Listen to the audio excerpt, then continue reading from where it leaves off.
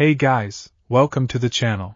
As you see in the thumbnail, what if Naruto saved by Rangiku from death, and Harem with all Bleach girls part 1. Before I start, please do support for more awesome content, and subscribe my channel and like this video. Go support and follow the Naruto 6023 for writing that awesome fanfic, and also make sure to comment on this story.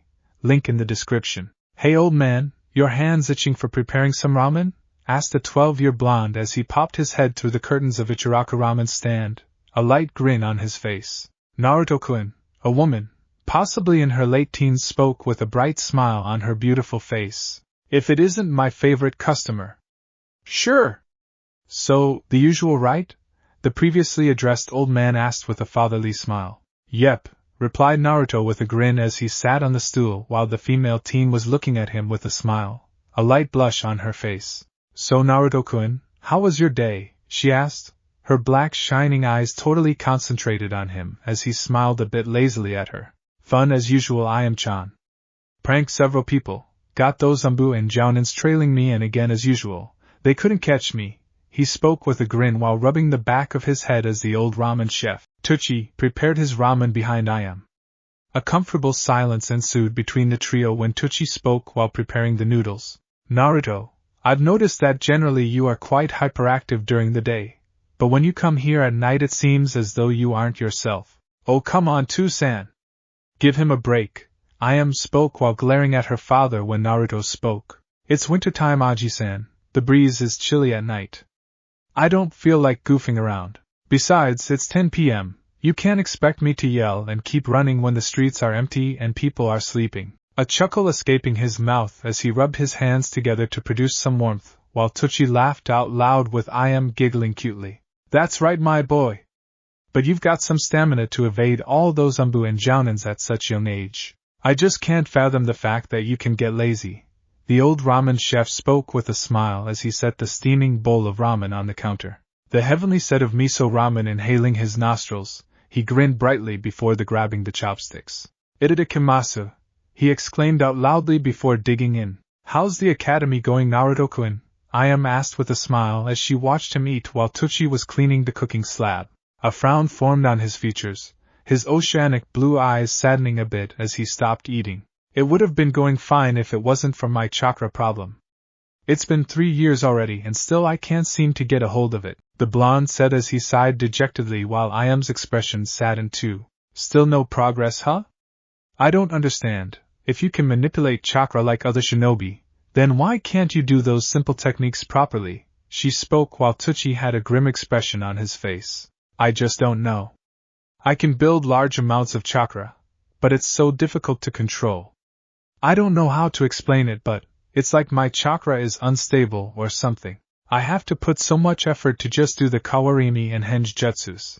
But the bunshin one seems out of reach. He spoke as the frown on Tucci's face deepened while Ayam stared at him with soft eyes. But don't you worry. I'll find a way around this and become Hokage one day. After all, I got to have something special in me to outrun those Jounins when I'm so young, he exclaimed with a goofy grin on his face, making Tucci and Ayam smile at him. Slurping up the soup, he spoke enthusiastically. Another bowl, Aji-san. Konoha, the Hokage monument, present time. The full moon shining brightly. It was winter time in Konoha as a cool breeze swept through the village. Almost all the civilians were sleeping right now with the Hokage and guard patrols full on alert. Suddenly though, just above the Yondaime Hokage's head, the thin air began wavering a bit as a slight disturbance took place. Swish! A non-uniform small rift suddenly opened, bright light emanating from it as gusts of wind started to flow around the rift, which was getting larger. Thud! A person skidded across the surface of the Yondaime's head monument, who had dashed through the rift, which was now getting smaller. D-damn, voice feminine, she appeared to be panting as sweat poured down her face. Propping herself on her elbows, she took deep breaths before shakily standing up. Her form reflecting the moonlight, now revealed to be a blonde woman of stunning beauty. She had long wavy blonde hair, shining blue eyes, attractive lashes, a beauty mark just below the right side of her full pink luscious which were now curled down to form a frown. Her face was heart-shaped, her voluptuous, long slender arms and legs, while she had a curvaceous figure any woman would kill for.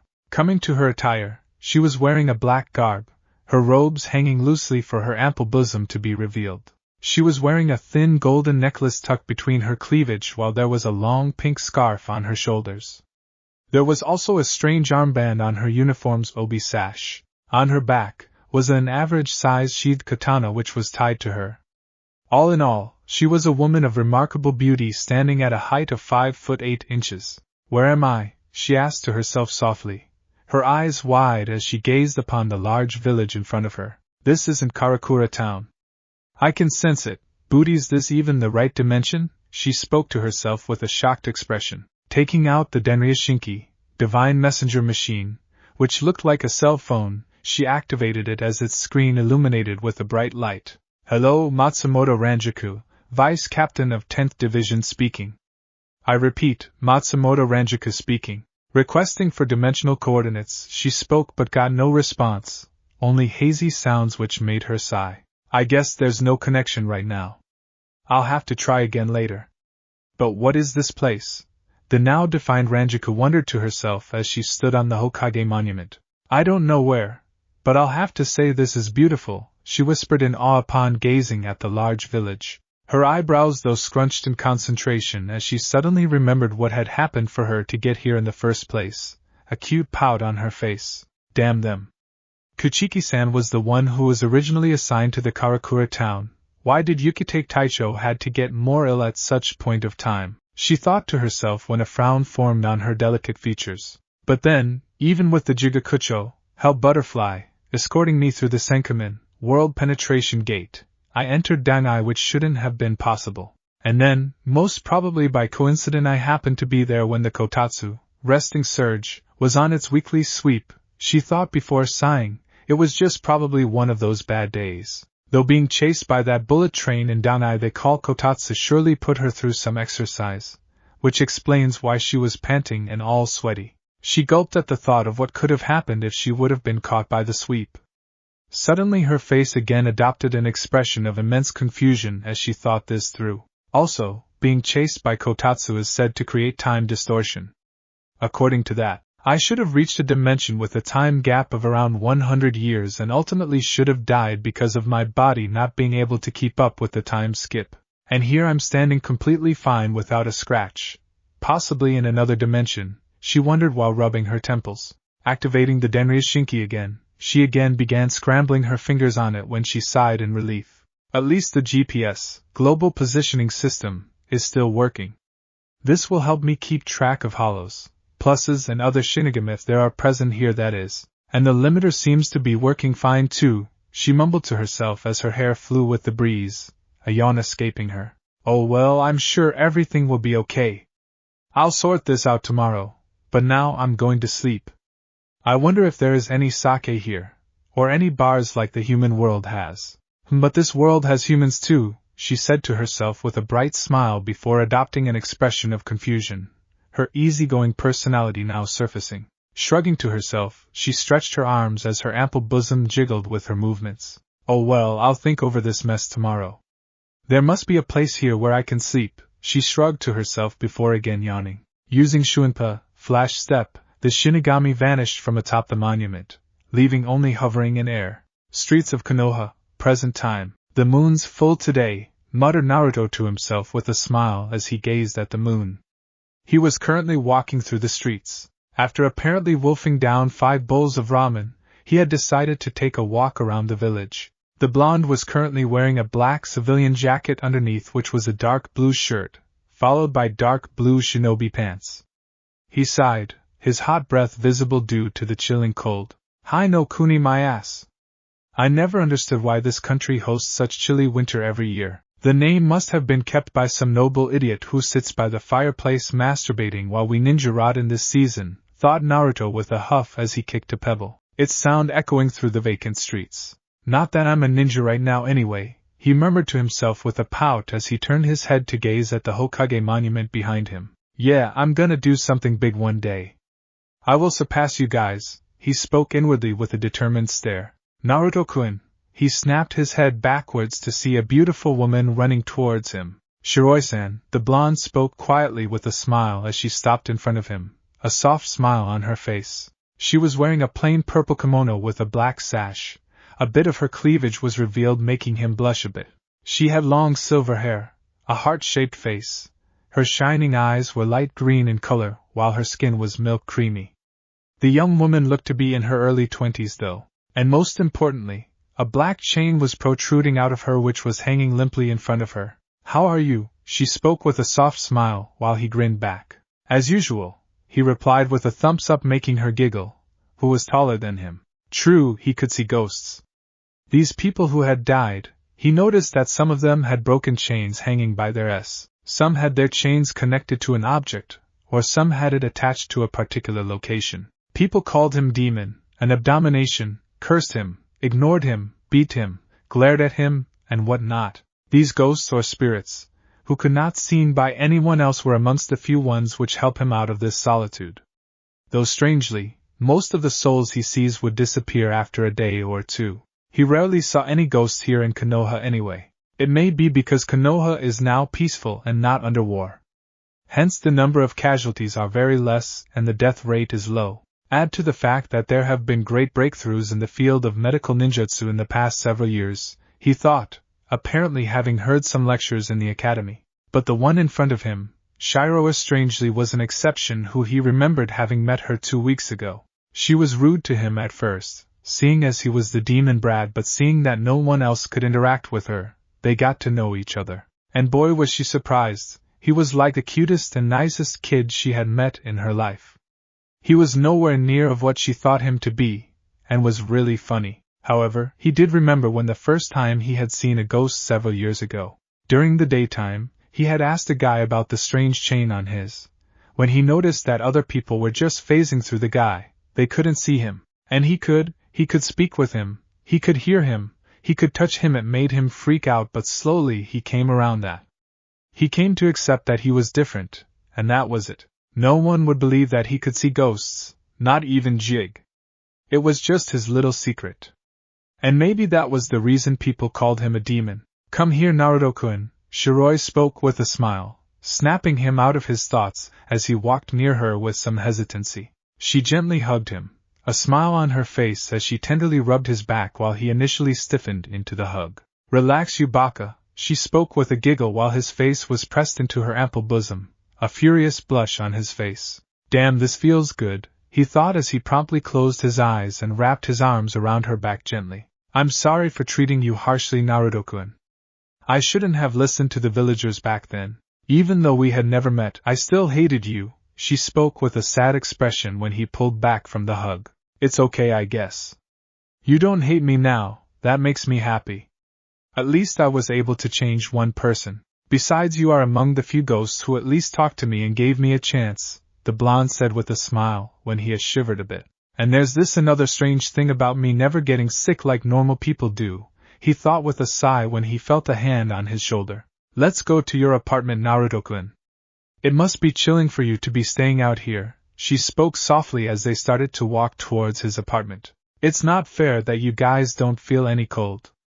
"I wish I could do that," he spoke with a pout, making her giggle at him as she ruffled his blonde hair affectionately. "It's strange that I seek comfort from ghosts, which were amongst the few things I was scared from, instead of the living a life," he exclaimed inwardly in exasperation as they walked through the secluded streets. Konoha, Naruto's apartment, 15 minutes later. Click. Opening the door with a click after unlocking it, Naruto and Shiroi entered the apartment. "Ah, home sweet home," he exclaimed with a grin as he discarded his jacket while Shiroi looked around his apartment with amusement on her face. "It's pretty cozy and clean, unlike the last time," she spoke with a smile when he huffed. "Well, a certain someone found it appealing to threaten me into cleaning the apartment," he said in annoyance upon walking past the corridor, connecting to the door, to enter the drawing room where Shiroi was standing. "Make yourself comfortable, Shiroi-san. I'll be back in a minute," he spoke as he went towards the bedroom when he heard her stern voice. "Naruto-kun, how many times have I asked you not to call me that?" she asked with a light glare, making him rub the back of his head in embarrassment. "Oh right, Gomen Shiroi-chan," Naruto spoke with a smile, making her nod in satisfaction. Opening the door to his bedroom, he thought he heard some light sounds. Shrugging, he switched on the lights before walking towards the bathroom as he began to sing quietly to himself. Uzumaki was kung fu fighting.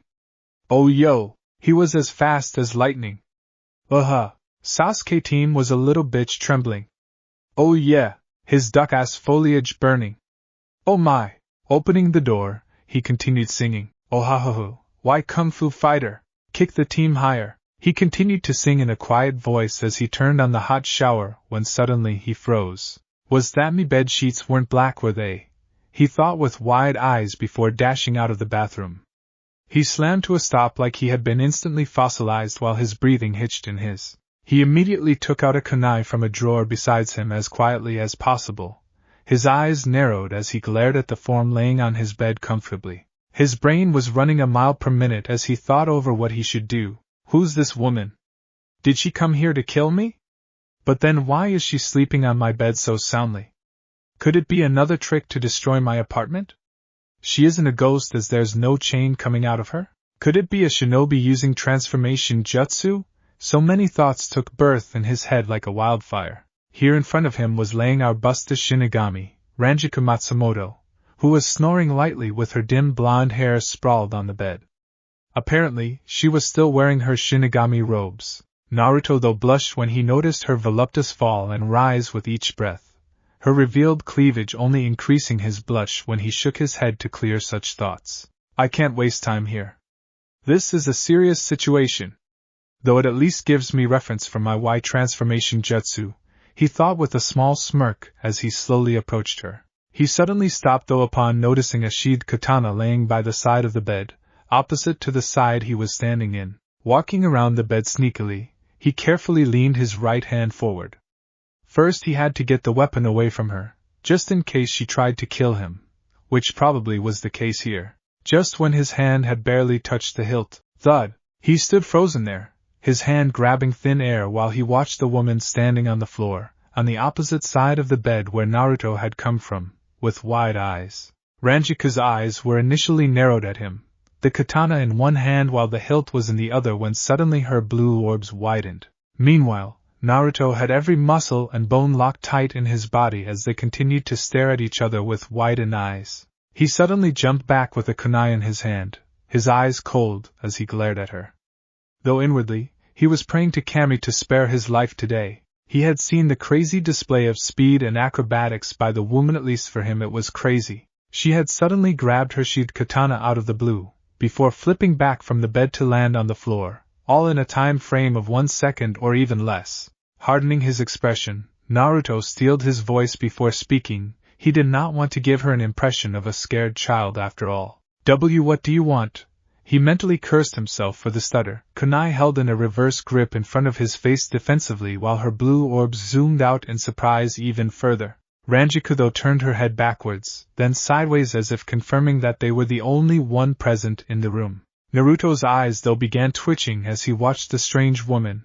He thought she was here to kill him or something and not observe the architecture of his apartment. Her widened eyes then finally again settled on him, making the blonde visibly stiffen as they continued to stare into each other's eyes. You can see me?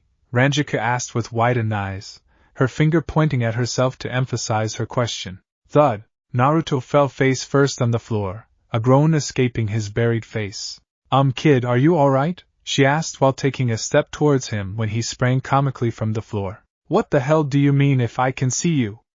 Do you think I am blind?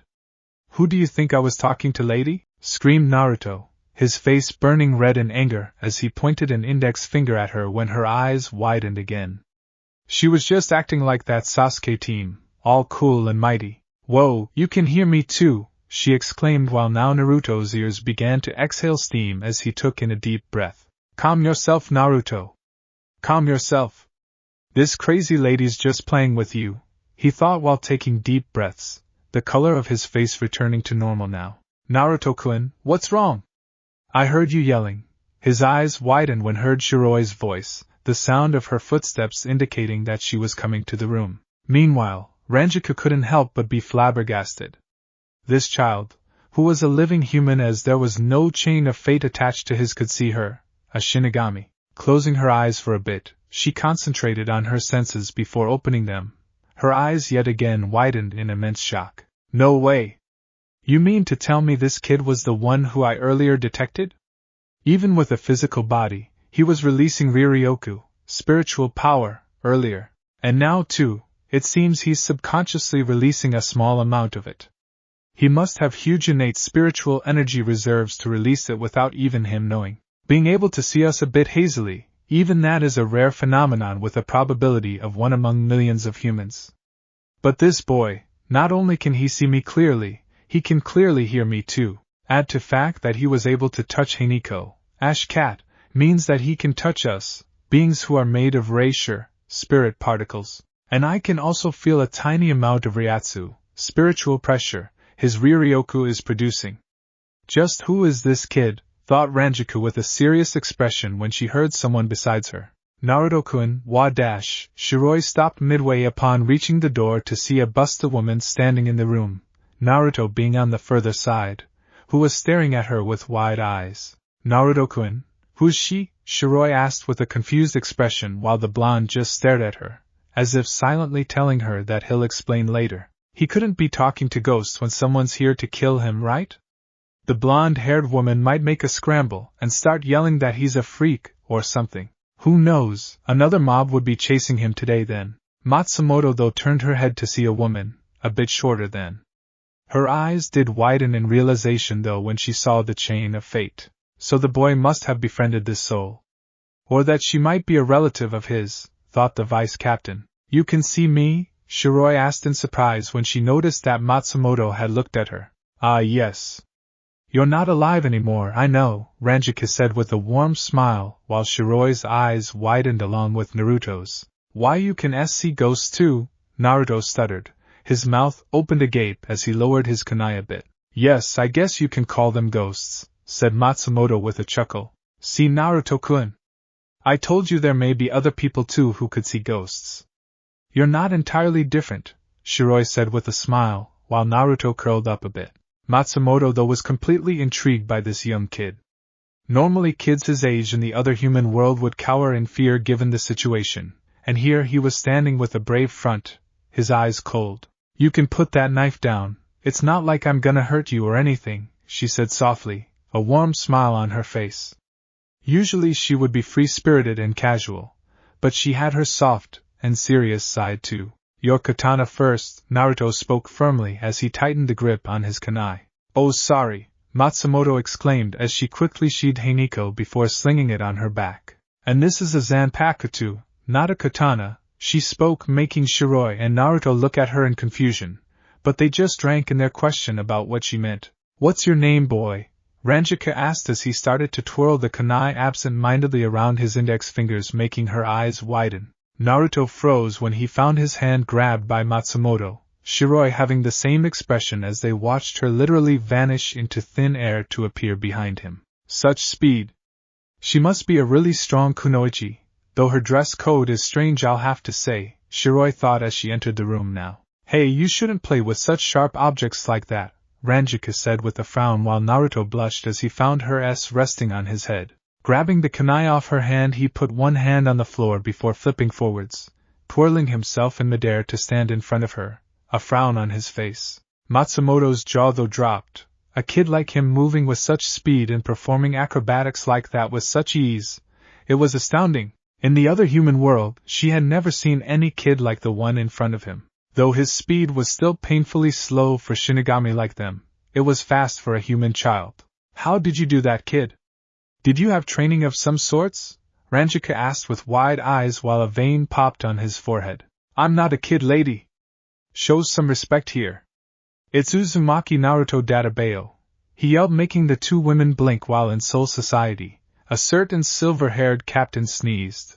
Matsumoto giggled to herself in amusement, while Shiroi too started giggling making Naruto pout as he crossed his arms childishly. He's a cutie, the blonde Shinigami thought with a smile. Ah sorry Naruto. My name is Matsumoto Rangiku, she responded making Naruto nod as he put the kunai back in the drawer. And for the record, that was a kunai and not a sword, he spoke making the blonde Shinigami blink in confusion. What's a kunai? She asked making Naruto pinch the bridge of his nose in what seemed to be frustration and annoyance while Shiroi too was looking at her weirdly. Which world are you even living in, Rangiku-san? Asked the whiskered blonde sarcastically when she replied innocently. Well, at least not from this world, inwardly amused to play the innocent act while he just ignored her and sat on the edge of his bed, facing her with a serious expression on his face. All right, enough of this. Since this is my apartment, I think I have the right to ask you that. Why were you sleeping on my bed? He asked with a serious expression, making Shiroi's eyes go wide in immense surprise while a light blush lit Ranjiku's cheeks as she smiled embarrassingly. Damn, I have to admit, this woman's really beautiful. But she doesn't hate me, or could it be that it's just a mask so that she could get through me? I don't know, but I have to be extremely careful, he thought with a light blush. Since you possess so much spiritual energy, I guess it would be better if you knew about the concepts of afterlife. She spoke seriously, making his eyes widen along with Shiroi's. You mean what happens after a person dies?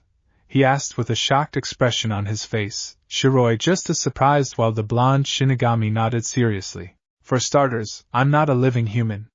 You see a dash. Then do you mean to say that you're a ghost just like Shiroi-chan? But you don't have any chain attached to your, he said, his cheeks becoming heated a bit at the mention of her. Ranjiku's eyes though started twitching. He hadn't even let her finish. No, I'm not a ghost like Shiroi-san. In a sense I am, but not a normal one.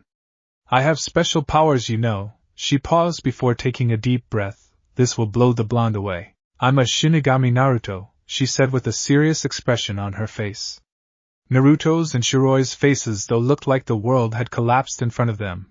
Pin dropped silence in the apartment. I know it's dash. She suddenly emitted a tiny amount of her Riryoku upon noticing that Naruto was again about to interrupt her. What? He was barely able to choke out when he found himself struggling to stand, his knees buckling. What is this feeling? It's as if the gravity suddenly increased. I can't even breathe properly. It's like the air itself has become heavier, he thought. His eyes widened while his breathing came in short pants, sweat trickling down his face. Turning his head back slowly, his eyes further widened upon noticing that Shiroi was on the floor, panting as she struggled to even lift herself with her elbows. Rangiku though immediately lowered her Riryoku. Naruto and Shiroi now felt like a heavy burden had been lifted off their shoulders, beads of sweat trickling down their foreheads while Shiroi panted heavily. What was that? The blonde asked with a hint of anger in his voice, his breathing much more in control before he ran back to help Shiroi. That was for interrupting me, Naruto. Don't do that until I'm finished. The burden, pressure you can say, which you now felt was the result of me releasing my spiritual energy. That pressure is called Ryatsu, she spoke while he gently helped Shiroi to stand up. Are you okay, Shiroi-chan? He asked with concern in his oceanic eyes as she slowly stood up. I'm fine, Naruto-kun. Arigato, she said with a smile as they wiped their foreheads. We Shinigami come from another dimension, a place called Soul Society. One of our main duties is to send the people to afterlife, that is Soul Society, or what you can say heaven. Seeing that Rangiku had paused, he asked her with a grim expression. This Shinigami part, he didn't understand a bit, nor did he find it possible or logical. Though there was one thing which piqued his interest: spiritual energy. You said you released spiritual energy, right? She nodded seriously. But what about physical energy? Chakra is a combination of spiritual and physical energy in equal amounts. Then do you mean to say that you just released raw spiritual energy? He again asked with wide eyes while the female Shinigami in front of him blinked in confusion. Chakra, you say?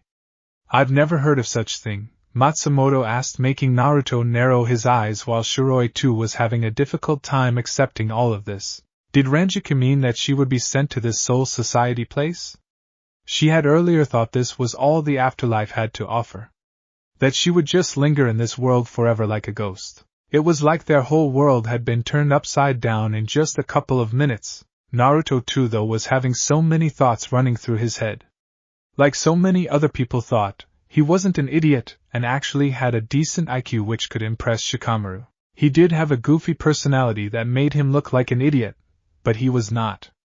And the academy teachers sabotaging his exams didn't help his reputation too. The way she has been talking until now, it all points to the crazy fact that she indeed has come from another world, or dimension of sorts. I mean, who wouldn't know of chakra and kunai in this world? Even civilians know of the basics of the techniques ninja use. And that Ryatsu thing she pulled earlier, it wasn't chakra, so that flushes out the possibility of her being a shinobi, and a civilian definitely can't do that. Then could she really be a shinigami? But in the books we read in Academy had shown the shinigami as a vicious monster of sorts, large teeth, a knife in its mouth. The one in front of me though is a woman, a beautiful one at that, he thought, his mind working at its full capacity as he tried to process these facts, beyond the boundaries of logic. Matsumoto though patiently waited for them to speak. It was a huge thing, she knew. But considering the boy's spiritual energy reserves, he would be prone to attacks by dangerous hollows, and he should know about them or at least how to control his Riryoku. Just when she was about to speak, the Denryu Shinki began to beep, drawing the attention of two other occupants. Naruto and Shiroi watched in fascination as Rangiku took out a strange device before her eyes widened upon checking it or something. It's a hollow. Its location though, her thoughts trailed as she suddenly opened the window behind her. Jerking her head out, her eyes widened to considerable proportions when she saw a black rip, specifically a garganta, open in the sky above Naruto's apartment. Getting back inside, she ignored the confused looks of Naruto and Shiroi and activated the GPS on Denryu Shinki. There are no other pluses except the one in front of me within a mile radius from here. How did a hollow even come here? They shouldn't know the way to this dimension from Hueco Mundo. I myself ended up here accidentally. I sense no other spiritual energy sources in this town which could quench a hollow's thirst. Then could it be that? Her eyes widened in realization as she stared at Naruto and Shiroi. Naruto's and Shiroi's breathing though suddenly hitched in their S when they heard a scream, a howl they didn't know. But they could practically feel the negative emotions, anguish, pain in the voice. What's this? Shiroi asked as she looked above where the scream seemed to be coming from. I have to take them away from such a densely populated area. There, I can take care of it, Rangiku thought to herself before she suddenly appeared in a blur in front of the duo. Hey, Naruto exclaimed when Rangiku effortlessly lifted him to sling him over her shoulder. What are you doing? Shiroi asked with an embarrassed blush when she found herself on the Shinigami's other shoulder. Without responding, Matsumoto used Shunpa to exit his apartment, while the hollow now had completely emerged out of the garganta.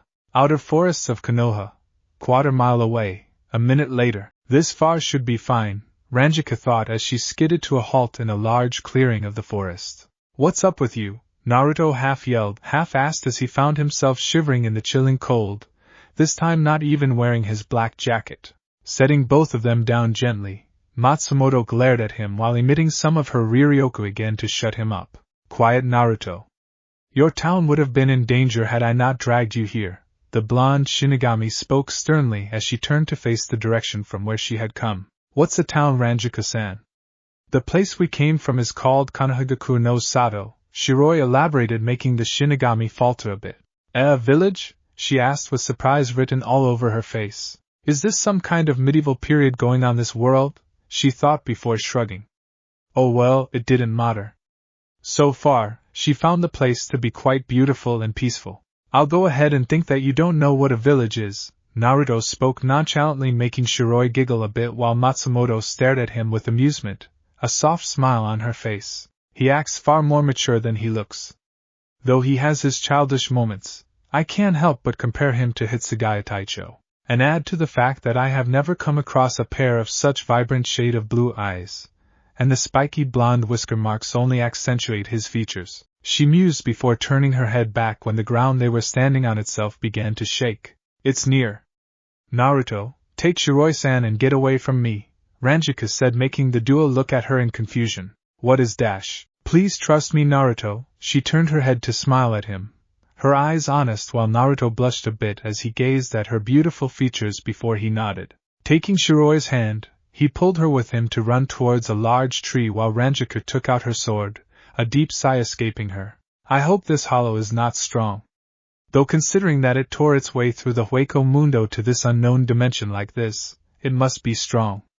It must have detected the Riryoku Naruto was releasing, and with the limiter sealing off 80% of my Riryoku, I can't use Shike, but I should be able to handle it. Without further orders from Tsuruyaidai, I can't release the limiter. Who knows, those old geezers at Central 46 might find out about this and arrest me or something, she thought while pulling out her Zanpakuto from the sheath, the shaking now getting more violent. Naruto and Shiroi though could again hear that howl-like painful scream, What is going on here? Why can't my life be peaceful for once? He thought as the duo were standing behind the tree, sneakily looking around it. Naruto, what's happening? Asked Shiroi. Her eyes were wide while her hands were trembling. Grasping her shaking hand gently, he squeezed it, making the attractive woman look at him. Don't worry, Shiroi-chan. I'm just as shaken in this as you are. We'll sort this out together, and I wouldn't let anything happen to you. He spoke in a determined tone while she smiled a bit hesitantly at him as she squeezed his hand back. His eyes widened a bit when he felt that pressure again, though it was less this time, maybe because they were at some distance away from the Shinigami. Focusing back, he turned his head back when his whole world froze in shock, a look of horror on his face as he stared at the creature in front of Rangiku. What is that thing? Is it some kind of summon? The whiskered blonde wondered in astonishment as they saw the giant hollow, its size almost 4 times as that of Matsumoto. It had a large white mask on its face, for limbs in addition of 8 extra large tentacles sprouting from its back. Ah, I can practically taste that delicious Riryoku in air.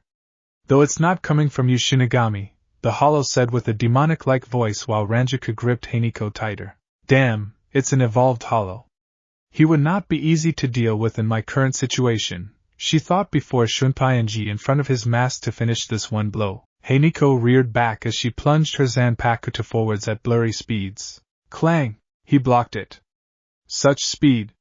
This is definitely not a normal one, Rangiku thought with wide eyes, as prior to its huge size the creature had moved its clawed limb at surprising speeds to block her Zanpakuto. Raising her spiritual energy, Haniko began to pierce its claw, making the hollow howl in pain. Wham! Rangiku-san! Naruto yelled involuntarily as he saw her get hit by one of its tentacles, making her fly back as she skidded to a halt just beside the tree Naruto and Shiroi were standing behind. Stay here, Shiroi-chan! He exclaimed before dashing from behind the tree towards the Shinigami. Are you alright? Naruto asked while Rangiku stood up slowly, holding her gut where the tentacle had slammed into. Get back, Naruto! She hissed angrily while suddenly standing in front of him. I'll kill you for that, Shinigami! And the next is you, brat! Naruto watched with wide eyes, their forms now shadowed as the hollow was now standing in front of them. Roar! It roared before its large clawed hand lunged towards them. Clang! Get back, Naruto! Rangiku said through gritted teeth as Haniko grinded against the large claw. I'm already using the 20% Riryoku here. All of my abilities are severely limited. A hollow this strong is very rare in the other human world, she thought as she was now on her knees while Naruto took some stumbling steps back. His eyes widened in horror as he clenched his fists. And no! I can't leave you here! You'll die, he yelled, his voice stuttering a bit as bit his thumb. Come on, Naruto! You can't stand like a coward! She's among the very few persons who have treated me nicely, and she's fighting to save me and Shiroi-chan. I can't run like a pussy, he thought as he quickly took out a kunai, an extra one he always kept for defense. Run, Naruto! Rangiku yelled, beads of sweat pouring down her face. She was already tired due to using her Riryoku in escaping from Dumai. Naruto-kun no! Shiroi yelled from behind the tree, drawing the attention of Hollow while Naruto dashed towards Rangiku, who was now on her knees. The female Shinigami's eyes widened though when the blonde jumped over her. Squelch! Roar! The Hollow screamed in pain when Naruto had pierced the flesh of its arm with the kunai. This kid, Rangiku thought in amazement as she had quickly grabbed Naruto and jumped back. Bonk! Oh, what did I tell you about running away? Rangiku asked with a glare, who strangely was panting a bit while he was holding his head, an annoyed expression on his face. Quite a colorful way to say thank you, woman, he grumbled, making her blush in embarrassment when suddenly she fell to her knees as she held her stomach where the Hollow's tentacle had hit her, piercing her flesh a bit. It must be a special ability of this Hollow. I can feel my mid-region going numb, she thought. Rangiku-san, what happened? Are you alright? He asked frantically as he patted her back gently. I'm getting low on Riryoku. Naruto has plenty of it, but a human can't harness spiritual energy properly in physical form. What if she thought, her eyes narrowed as she considered her options. They suddenly snapped their heads when they heard a feminine scream. Shiroi-chan! Naruto yelled with wide eyes while the Hollow was holding the white-haired woman in its remaining large hand. You dare cut me, you little brat! I'm gonna devour you all, starting with this one, it stated with a booming voice, his tone angry while Ranjiku's eyes widened when she sensed its spiritual energy increasing. Shit! Naruto exclaimed as he prepared to run to her aid. Wait, Naruto! She grabbed his hand, stopping him as he looked back at her angrily. I have to save her, he growled, making her eyes narrow. And you'll just get killed if you engage that hollow right now, she spoke sternly. Well, what choice do we have then? He exclaimed as he looked back at the hollow who was about to devour Shiroi. Heido no Senjuchi, Shikaho. Way of Destruction 31, Red Fire Cannon. Naruto's eyes widened when he saw the Shinigami release a red type of ball of energy from the palm of her hand which slammed onto the hollow's other arm. It howled in pain as he dropped Shiroi to the ground. What the he dash? He was suddenly pulled by his shirt to face the dire serious expression of Rangiku. Now listen carefully here, Uzumaki Naruto. I'm going to transfer some of my Shinigami powers to you. It will be temporary, and with your abundance of spiritual energy, you should be able to take it down. Do you agree? She spoke while he gulped audibly before a look of determination replaced his nervous expression. Looking back to see Shiroi laying on the ground unconscious, his eyes became fierce as he turned his head back. Do it, he spoke seriously, and besides it was only temporarily. Releasing him, she stood up before pointing her Zanpakuto at his, making his eyes widened. What are you doing? He asked in horror and nervous as SAS. He stumbled back a bit.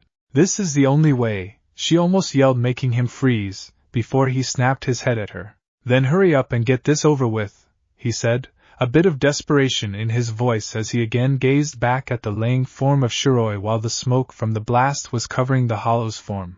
Ag! His head turned back. Naruto suddenly screamed in pain when he felt his being pierced.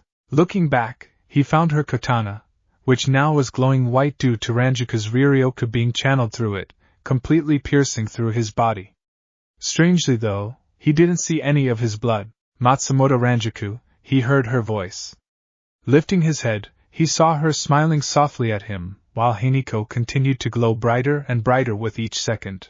As if his mouth opening on its own, he muttered, Uzumaki Naruto, the white glow now beginning to cover their forms. Boom! A ground-shattering explosion of white light shook the cores of the forest. Wild gusts of wind making the trees rustle violently while the hollow stared in surprise. The smoke now cleared as his 8 tentacles waved behind him. What is this, Ryatsu?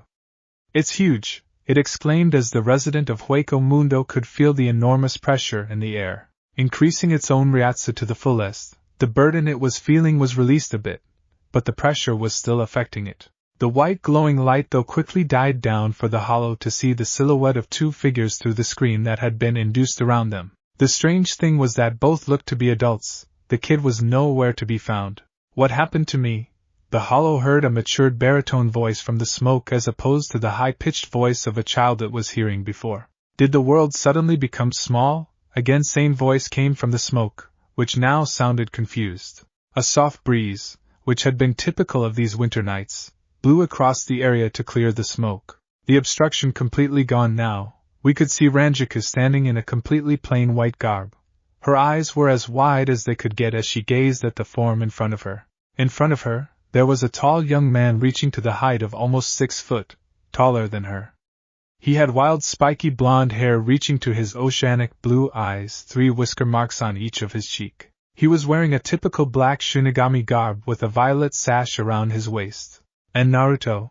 Matsumoto asked with a stutter, shock practically dripping from every syllable, while she had an expression of extreme disbelief written all over her face. He was also casually holding a huge Zanpakuto, its size that of a Zanbato, over his shoulder while its sheath was tied to his back. This feels amazing, the blonde-haired figure thought as he clenched his other hand into a fist. The Shinigami though looked to be quite young, like he was in his late teens. Naruto, is that you? She again asked, not having an idea of what was going on. Turning his head back, she saw his face as a blush lit her cheeks upon gazing at his handsome face while he had a smirk on his face. Yeah, Uzumaki Naruto. Who's the kid now, Rangiku-san? This feels amazing, the blonde-haired figure thought as he clenched his other hand into a fist. The Shinigami though looked to be quite young, like he was in his late teens. And Naruto? Is that you? Matsumoto again asked, not having an idea of what was going on. Turning his head back, she saw his face as a blush lit her cheeks upon gazing at his handsome face while he had a smirk on his face. Yeah, Uzumaki Naruto. Who's the kid now, Rangiku-san? He spoke, a grin threatening to split his face as her blush grew darker and amused expression turned serious though when he noticed a body laying beside Matsumoto, his body to be exact. I guess I died temporarily, he thought, strangely not feeling as freaked out as a normal human or whatever would feel while gazing at his dead body. Rangiku, though, was completely speechless. Of all the combined terror caused by Hueco Mundo and Hell, she couldn't fathom the fact how the blonde kid wearing an orange jumpsuit transformed into a plain hot Shinigami. These clothes are extremely comfortable, Naruto muttered to himself while rubbing his hand over the fabric as he checked the Shinigami uniform. Who are you? And where's that kid? The tentacle hollow said in a booming voice, making Naruto raise his eyebrows while Rangiku was shocked into silence. That kid is Uzumaki Naruto, who is standing right in front of you. And he's going to become Hokage someday, remember that, Naruto spoke as he lifted Haniko to point it at the creature in front of him, his eyes fierce while the hollow took a step forward. Never mind. The only thing that matters to me is that your Riryoku tastes really delicious. I'll be sure to devour you, it growled, making the blonde narrow his eyes. Clenching the Zanpakuto tighter, he glanced at Shiroi before muttering, let's finish this. Digging his left foot a bit into the hard soil, he dashed towards the hollow, inducing some where he was standing while Matsumoto's eyes widened further. His speed! How can he be so fast? She thought while the hollow too was shaken now, considering that he couldn't even see the blonde. Where are you? Show yourself, Shinigami! The hollow yelled in rage as it turned its masked head repeatedly to find him. Up here, you weirdo! It turned completely in surprise to find Naruto standing on a branch of the tree behind it. And what was more astonishing was that he had Shiroi resting on his left shoulder. How? How did you get behind me so fast? Did you use Shunpa? No, it wasn't a Shunpa. It was pure speed, Matsumoto thought with an expression of utter unbelief on her face. How could he possess such speed? He couldn't have possibly trained his spiritual form, eh? What the hell is a Shunpa? Naruto asked with a tilted face while Hollow growled in anger, feeling as if the Shinigami was mocking him. RRRRWWWWARR. It gave a cry of rage before jumping towards Naruto, rearing his clawed limb while the fresh blonde Shinigami smirked. Too slow, even Chunins are faster than you. Come on! I daily outrun those Umbuin Jounins, he thought before easily jumping over the hollow as it destroyed the branch he was standing on. Squelch! RWARRR. It again roared, but this time in pain due to Naruto slicing several of his tentacles in his mid-flip. Take care of her, Rangiku-san, the blonde said as he gave Shiroi to the 10th Division Vice Captain, who currently could only nod dumbly while staring at him. Something wrong? He asked before turning towards the hollow, a light blush lighting his cheeks. Well, you do tend to get nervous when being stared at by a beautiful woman like her. And nothing, she stammered before realizing something. Why you have to slice its mask. Got it, he spoke with a nod before remembering something she did earlier, making him grin. I'll teach you how to aim properly. Look here, he said enthusiastically, making Rangiku tilt her head in confusion, while the hollow continued to howl in pain, all the while cursing the newly formed Shinigami. Pointing the left hand forwards, his palm facing the hollow, he spoke with a smirk. Fukudo no Senjuchi, Sukuho, he exclaimed. Silence, pure pin drop silence. Even the hollow had stopped screaming after hearing that. A breeze flew across the forest, blowing their hair and clothes while Naruto just blinked, his expression that of confusion. Huh! Why didn't that awesome red ball come out of my hand? I swear Rangiku-san did the same thing, the blonde pondered to himself, while Matsumoto had her mouth open like a fish. A furious blush formed on her face when she realized what he had just said. She may be open in front of other people, but come on, not this much. Hey Rangiku-san, why didn't it bonk, you baka, she yelled uncharacteristically after hitting him over the head, making him fall face first on the ground. Hey! What's wrong with you? The tall Naruto asked angrily as he jumped to his feet comically while she had a blush on her face. That was not how it's supposed to be done. It's not that simple, she exclaimed while rubbing her temples, trying to get rid of her embarrassment. This was so not her. How could a kid, well, technically he is a kid. Well, could a kid like him embarrass her? What? But that's the same thing you said and boom. You fired a red ball, didn't you? Naruto asked innocently, making her blush again as she pondered on what he had said. No. It's not that simple. You have to use your spiritual energy. And I said way of destruction 31, red fire cannon, while you said way of F-31 dash, oh Kami. She groaned while his mouth opened in an O in realization, a blush forming on his face too. Oh, he exclaimed with a furious blush before quickly turning around, his face resembling a tomato right now before it slowly turned serious. Time to finish this, he muttered while the hollow came back to his senses. It would seem he too was somehow affected by Naruto's personal incantation, though not the way the blonde wanted it to be. Again dashing towards it, Naruto easily dodged its claw swipes and tentacles before. Crunch! Haniko pierced through its mask, making the hollow scream in pain as its body began to glow. Naruto landed on the ground before shielding his eyes as the hollow dispersed into a bright flash of light. Well, that was simple, he mumbled to himself before putting the huge Zanpakuto back in its sheath. Walking back, he stopped in front of Rangiku, gazing at his body before glancing at Shiroi. What now? What has happened to me? He asked before turning his head towards her. I'll explain everything, Naruto. First get back in your body. You're still releasing way too much Riryoku, she spoke, making him nod as he went with his instinct, and just went back into his body. Ugh, there it was again, the young voice of a 12-year-old. Opening his eyes groggily, the first thing he noticed was how beautiful the moon looked today. The second thing he noticed how beautiful the blonde woman sitting beside him was. Third thing he noticed was how beautiful the white-haired woman was whose head was currently laying on Ranjiku's lap. But the fourth which he noticed and didn't found beautiful was that he was freezing like an iceberg. Gyh! He exclaimed before jumping to his feet quickly, his arms wrapped around his while his whole body seemed to be trembling. CC Koddd. The whiskered blonde stuttered, goosebumps on his skin as he tried to get some warmth somehow. His eyebrows though twitched when he heard Matsumoto giggling. It's your fault, he exclaimed while pointing his index finger at her, making her giggle louder, as he just settled for glaring at her. He couldn't even yell properly right now. He had to admit though, her voice and laughter was melody to his ears, but not as melodious as to make him ignore his chilling body. Hey, it's not my fault. You were the one who left his body out here in the cold, she spoke while suppressing her laughter. Damn, you are funny, Naruto. Don't know though if you do so deliberately, or is it just your antics, she mused, not able to control her laughter at seeing that cute irritated expression on his face as he continued to tremble. Okay.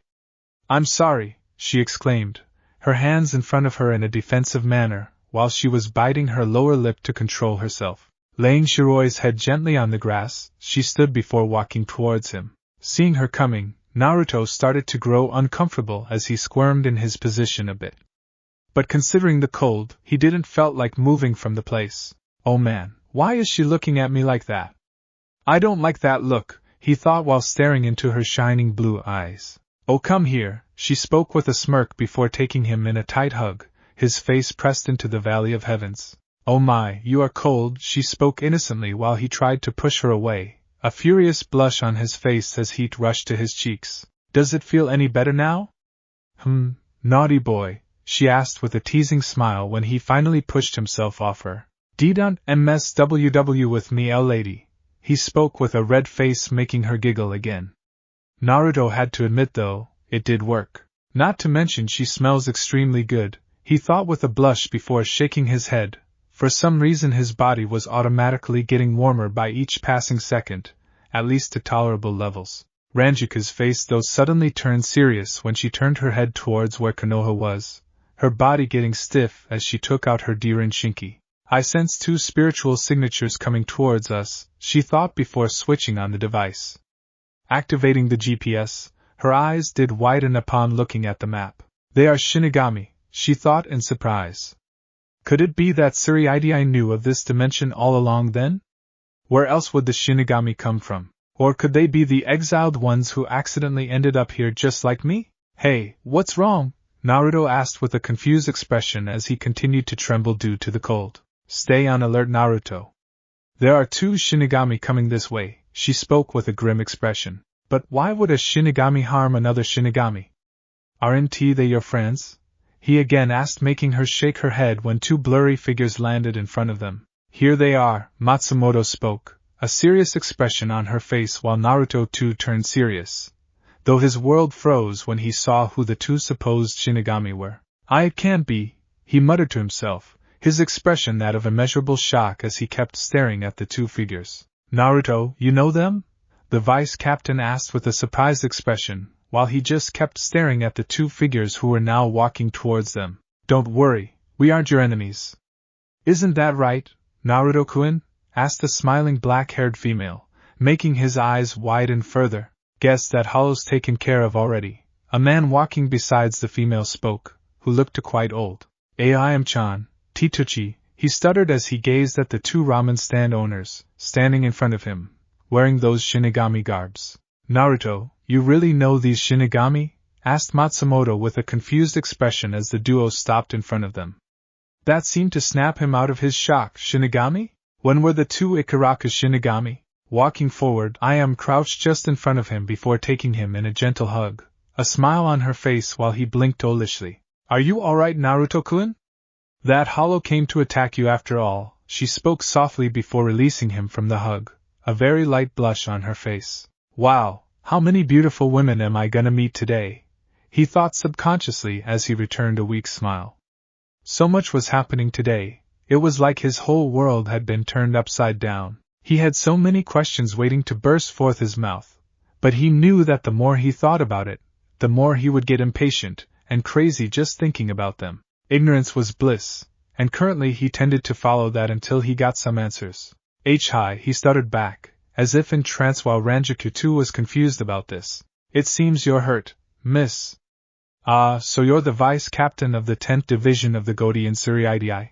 Tucci spoke with a smile while noticing her lieutenant batch in his mid-speech. It is though strange that I can't feel any ryatsu from her, not even a little bit.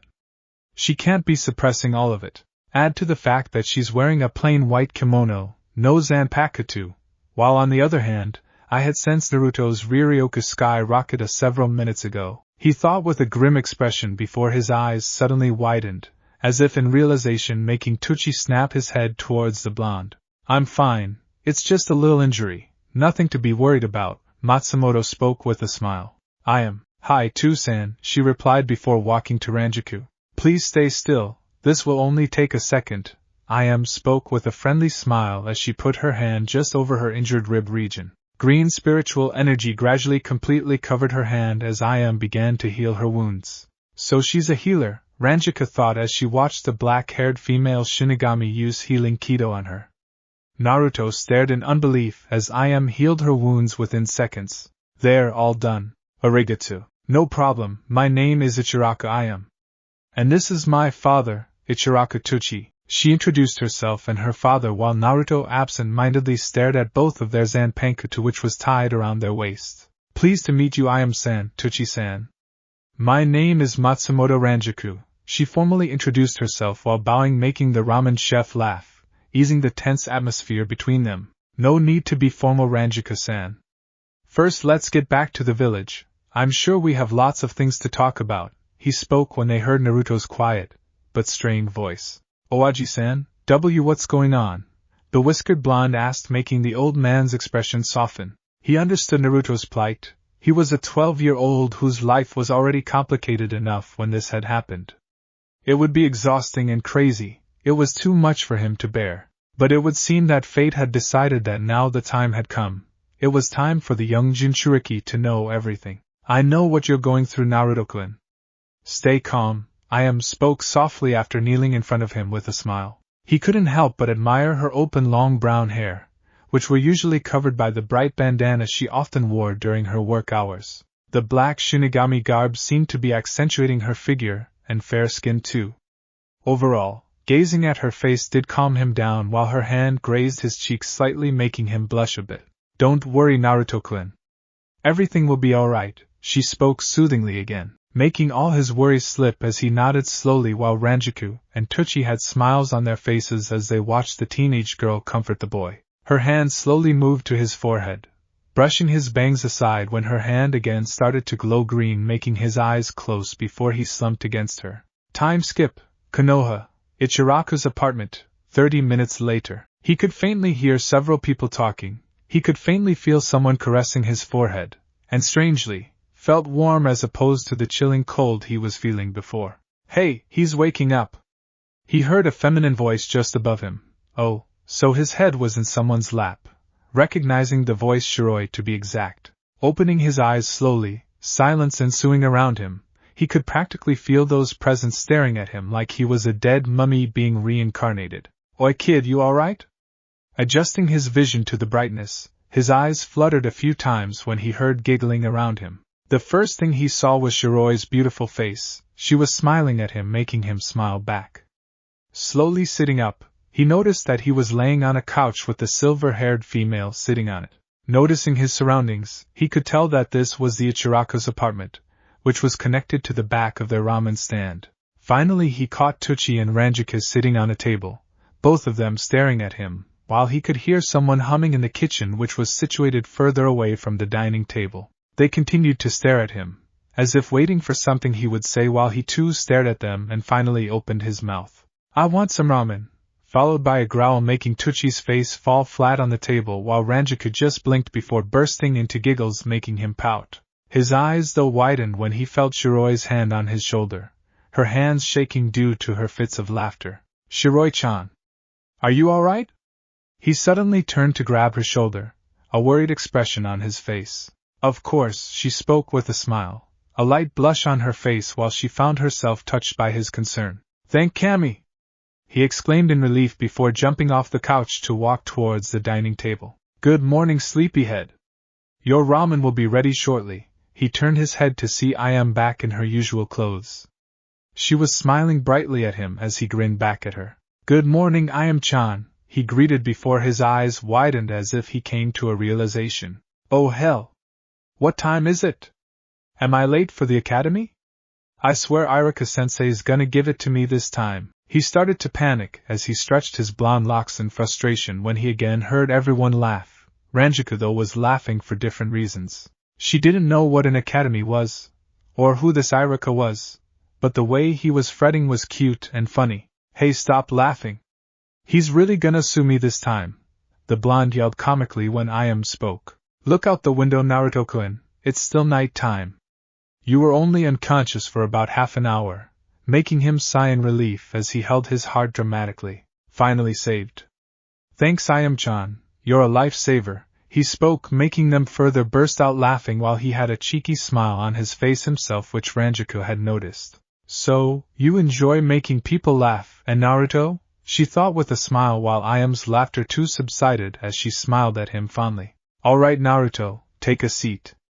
This is gonna be a long night, it would be better anyway if you skipped the academy tomorrow. Tucci spoke seriously, making the blonde nod as he took a seat. Naruto, I know you have many questions right now. But it would be better if you just listened what we explained to you. The ramen chef spoke before he nodded towards Rangiku, who nodded back. Before we start, is there any sake here? She asked cheerfully, making everyone blink. Hey! You can't drink while I'm here, have some manners, Naruto said, making her pout at him before she huffed at him. Don't worry Rangiku-san, I'm sure we can arrange something later. But let's first finish the important things, any? The old man spoke with a chuckle, making her nod enthusiastically while Ayam and Shiroi's sweat dropped. She's just the same with sake as Naruto's with ramen. For the next half an hour, the 10th Division Vice Captain explained about the Shinigami, hollows, pluses and other things. She didn't go into detail, but just even outlining the basics took time, seeing as Naruto didn't held himself back one bit in asking questions. Oh. So you mean to say that basically you guys, he trailed before pointing at Rangiku, Tucci and Ayam, were once just simple ghosts like Shiroi-chan there. Then because of high spiritual energy, you entered the academy for training in the arts of Shinigami just like we enter a ninja academy. And then you come into our world, through this weird gate called Senkamin, and perform soul burials on ghosts such as Shiroi-chan, making them enter either heaven, soul society as you call it, or hell depending on their deeds. Aside from that, you fight these masked creatures called hollows, which are formed through different ways, or enter the human world via Garganta, which is basically a kind of a pitch-black rip in midair, but are basically the evil forms of normal souls. Am I right so far? All of them stared at him dumbfounded, and they could only nod dumbly as he continued further. And let's come to this heaven called Soul Society. It's divided into two parts, the Rukongai and Tsuruidai. Rukongai consists of normal souls you guys call Ryoka and generally don't feel any hunger. However, there are some who feel hungry as they have large amounts of spiritual energy and unconsciously use it, and that's where Shinigami come from. And there's this Tsuruidai, which is the military section of Soul Society. It's divided into 13 different squads, each squad having a captain and a vice-captain. The head of all these captains is called the Captain Commander, who is in charge of the first squad and is the strongest being in Soul Society, just like our Hokage. Also, there's this head body called Central 46, which has jurisdiction over the 13 squads and handles Soul Society's daily matters. Amen, he finished with a deep breath while clapping his hands dramatically. So, how was that? He asked with a grin. Guys? Did I say something wrong? He questioned with a confused expression, while silence had filled the apartment. That's what we are wondering. How could you not say something wrong? Tochi said with a stunned expression. Wow, he's a genius or something to retain all that after I had told him only once, Rangiku thought, while Tochi and Shiroi had other reasons to be stunned.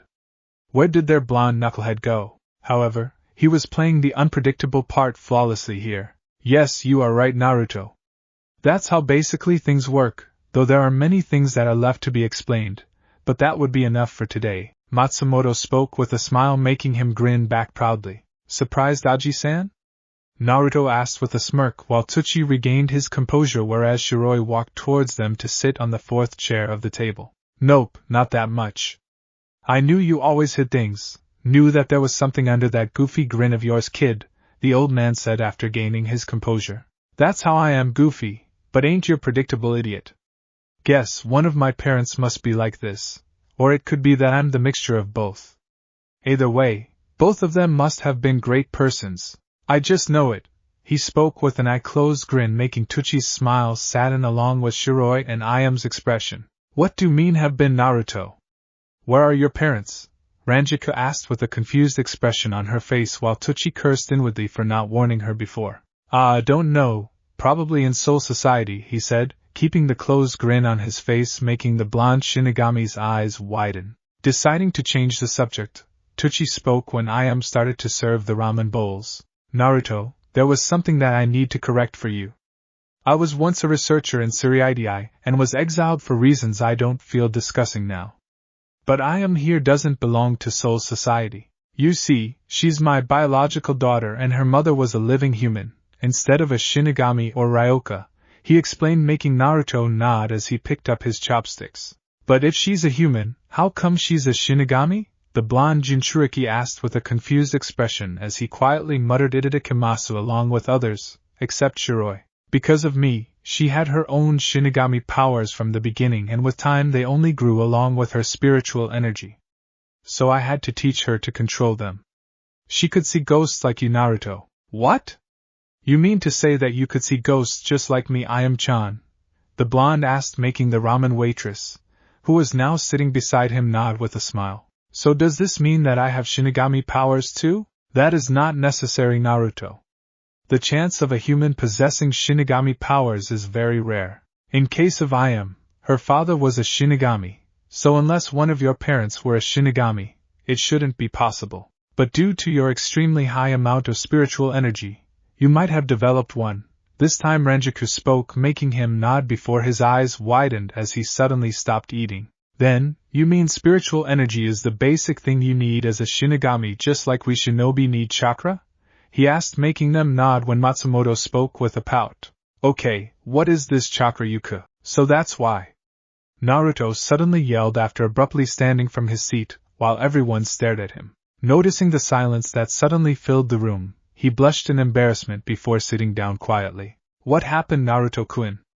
Iam asked with a confused expression, while the whiskered blonde had a frown etched on his face. It's about my problem. Chakra is a type of energy that we shinobi form by combining our physical and spiritual energy in balanced amounts.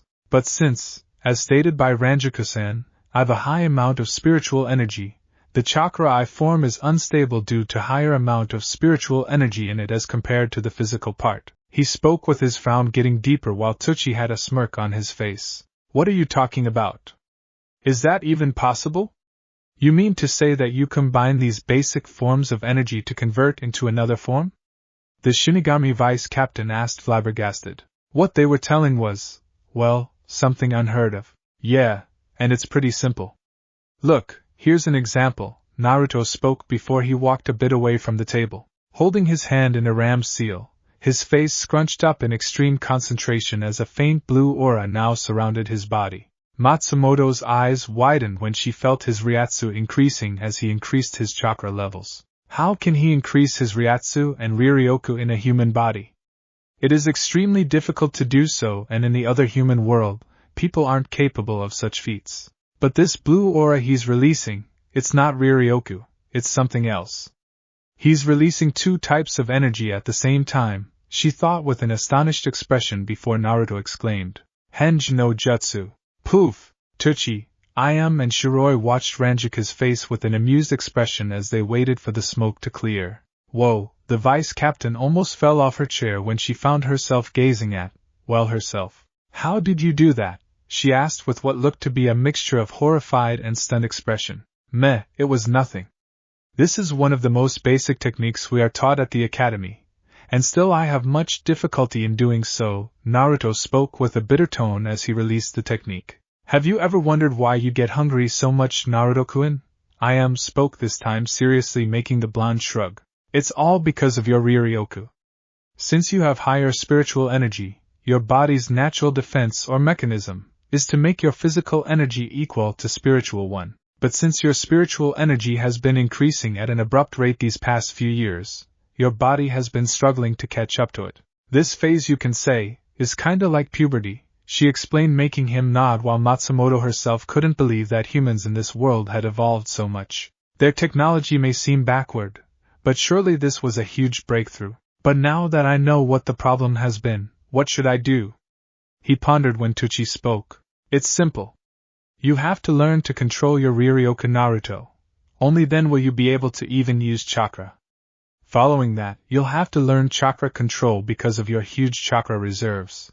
I know it's tough, Naruto. It's really tough, but that's the way it is. Tucci spoke in a sympathetic tone while Naruto just nodded with a down look. Don't worry, Naruto. I'll help you in controlling your spiritual energy.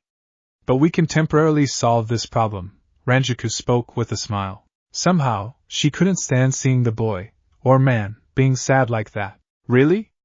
There's a way to bypass this? No, I'm not saying that you wouldn't have to train in controlling your Riryoku, but there's something called a limiter seal that can solve your problem. Right, Tucci-san? You're correct. A limiter seal would be a perfect solution in general for this.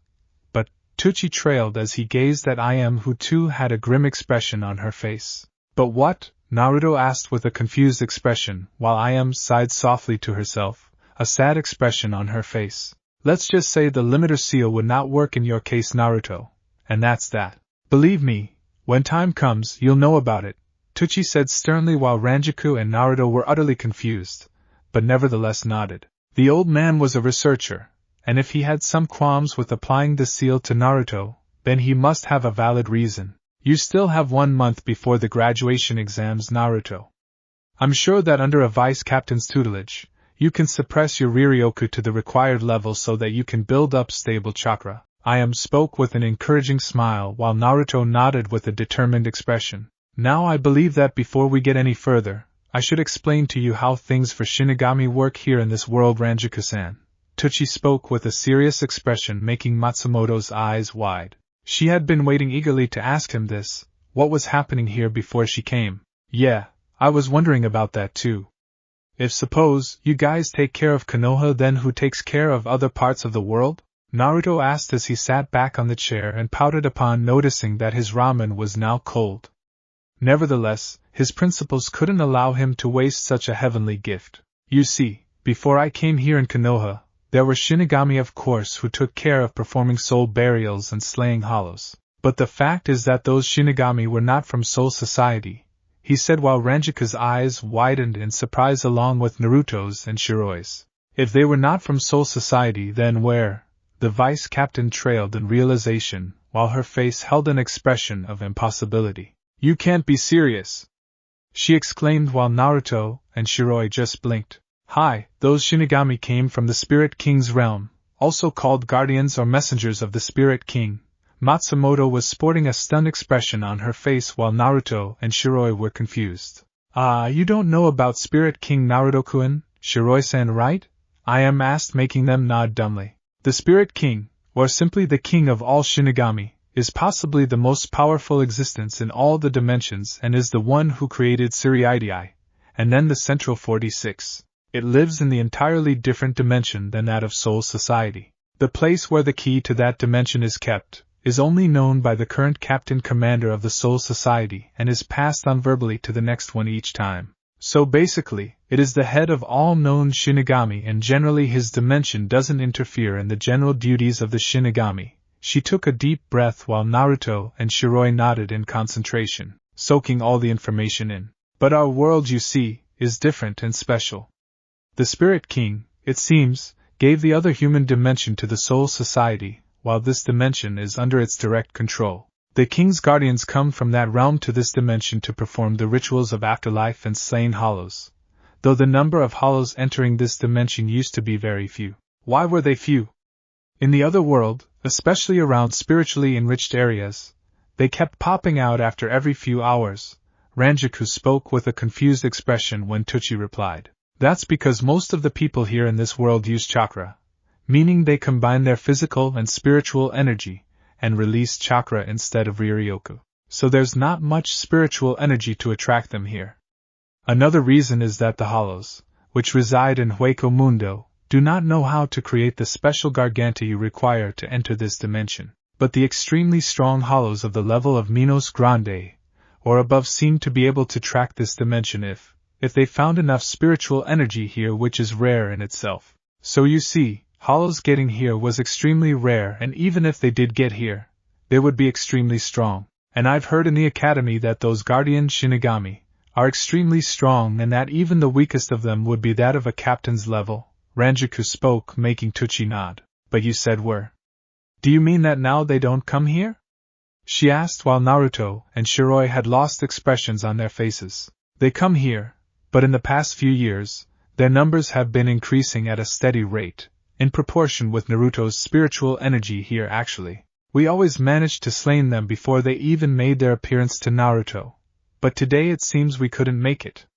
Now, the weaker hollows are entering this dimension using that special garganta.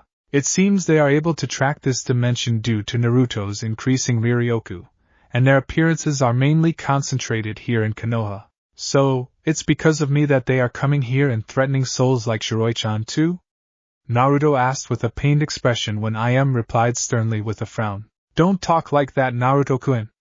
It's not under your control, and besides, even with your increasing Riryoku, it shouldn't be possible for them to use the special garganta so quickly. I bet that there's an external source that's affecting the Hueco Mundo. The hollow that attacked you today, if you had noticed, Rangiku-san, that garganta was like dark bluish-black in color, Tucci said, making her nod as she had seen that from the window of Naruto's apartment. And another reason that I forgot to tell you guys about why hollows rarely came in this dimension was because the Spirit King's guardians did their work swiftly and professionally. They didn't interact with the souls like us normal Shinigami have the liberty to do, so they perform soul burials as quickly as they can, not giving time for the Riryoku of the souls to increase and in the process attract some hollows. The old man finished, making her nod. So these guardian Shinigami must be strong, Shiroi questioned, making the old Ichiraku nod. Hi, they are extremely strong, are usually cold and avoid being involved with anyone. They are very strict in following their rules and principles, it seems. I did met one, and they are like your typical Umbu who talk very less and keep themselves to their own business. Their uniform consists of the same Shinigami garb, but a black hood as an extension being the difference. So they work in the shadows, are very fast and always have those hoods covering their faces. Then I presume that you're in charge of this town, Tuchi-san? The Vice Captain Shinigami questioned. Hi, I've been doing the Shinigami duties for a long time. The previous one was a Shinigami guardian, who after seeing me perform a soul burial one day confronted me. He passed on his duties and returned to the Spirit King's realm. And Ayam-chan here has been working with me for a few years now, Tuchi replied with a smile, while Naruto could honestly say that he was sitting amongst some top-class weirdos here. Yuppie, I'm getting a headache here. What the fuck are we even talking about? Is this even possible? I mean, you were just an old man cooking ramen for me with a chef hat on, and Ayam-chan was a beautiful waitress who always greeted me with a smile. And you mean to say that you two are some monster-slaying superheroes? He yelled after standing from his seat, slamming his hand on the table. Oh, calm down, Naruto. I'm sure you'll forget everything with a cup of sake, Rangiku said with a bright smile, making the blonde's eyebrows twitch before he pointed his index finger towards her. And let's not just forget about you, miss. You're the root of all this. Hadn't you dropped from Kami knows where into the bedroom of my apartment, I wouldn't have gotten into this mess and instead would have been dreaming about ramen. And now I'm a Shinigami. And if that's not more, I turn into some kind of adult. There, he said, all flushed out. Everybody stared at him quietly as the blonde Jinchuriki now regained his breath. Why, you mean to say you're a Shinigami now, Naruto-kun? Ayam asked in immense surprise while Shiroi had her eyes widened. Now Naruto. I'm sure we'll settle this somehow. Besides, I did said it was temporary. However, the fact that you took all of my powers makes the process longer, Matsumoto said while laughing nervously, rubbing the back of her head while Tuchi sighed deeply. So my suspicions were true. You did give your powers to Naruto. But this may be a blessing in disguise of a curse, Naruto-kun. He spoke with a smile, making the Jinchuriki's eyes widened. How come? In your Shinigami form, you can train better to control your spiritual energy, Rangiku replied with a smirk, making him nod when his smile brightened. Hey! Since normal humans can't see Shinigami, I can just use my Shinigami form to whack shinobi's ass whenever I need to. This way I can beat even Kage-level ninja, he said enthusiastically. No! Tuchi interrupted his celebrations abruptly with a serious expression, making Rangiku and him blink in confusion. Why not?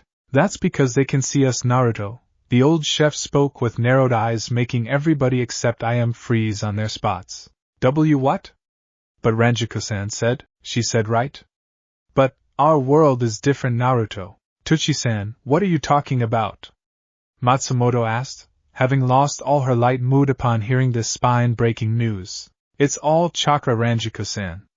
Everybody possesses chakra, and everybody has spiritual and physical energy in equal amounts. Civilians here in this world are like your normal humans you see in the other dimension, and just like them, can't see spiritual beings. However, there are people here called shinobi who exceed the limitations of a normal human. They train their physical bodies to gain physical energy and increase their spiritual energy through meditation, studying and experience, thus in turn increasing their overall chakra reserves. But how does this explain things here? Naruto asked while Tuchi's eyebrows twitched in irritation. I was getting to that, Naruto.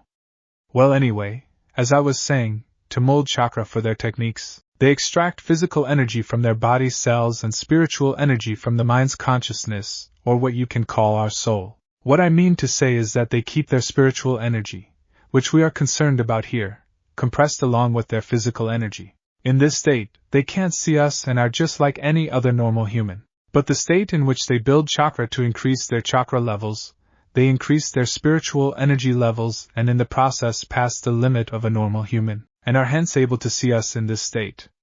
Civilians and normal humans in the other dimension do release some spiritual energy involuntarily constantly, even if it's very minuscule. Heck, even nature does so. You, Naruto, however, just release a far too higher Riryoku involuntarily, resulting in you always being able to see us. Shinobi have learned to suppress their physical and spiritual energy, meaning their chakra basically, and in that state, I repeat that they cannot see spiritual beings. They do this mainly to not give away their positions to chakra sensors and so as to not waste their chakra as well as stamina. He finished only to sweat drop upon gazing at the lost faces of Naruto and Shiroi while Rangiku had understood most part of it. Ayam, though, was having a hard time not to burst out laughing at the scene. Tusan, just conclude your explanation in one line and they'll understand, just like you did with me, the ramen waitress spoke while biting her lower lip to control herself. In nutshell, when shinobi increase their chakra levels, they'll be able to see us. Also, they can relieve themselves under a heavy ryatsu by increasing their chakra levels since it comprises of spiritual energy. Also, that would be enough, Tusan. I think they understand now, Ayam said while pinching her cheek, barely holding herself from laughing as she gazed at Naruto's and Shiroi's face. Why yes. Oh, of course. I now understand Databeo, he said while nodding frantically. Why yeah, we understand Tuchi-san, really. Shiroi spoke with a forced smile with both of them having one single thought. Well fuck. What did he say anyway? Then what if these shinobi saw you Shinigami or the Guardians?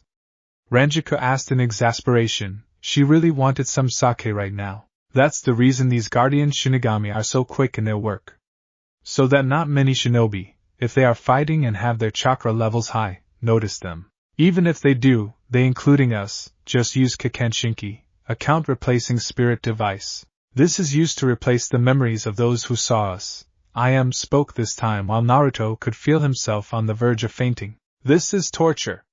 So many things, I just wanna sleep, he thought while Shiroi too wasn't doing much better. Naruto, I want to see your Shinigami form, Tuchi spoke with a serious expression while the blonde was just lost in his own thoughts.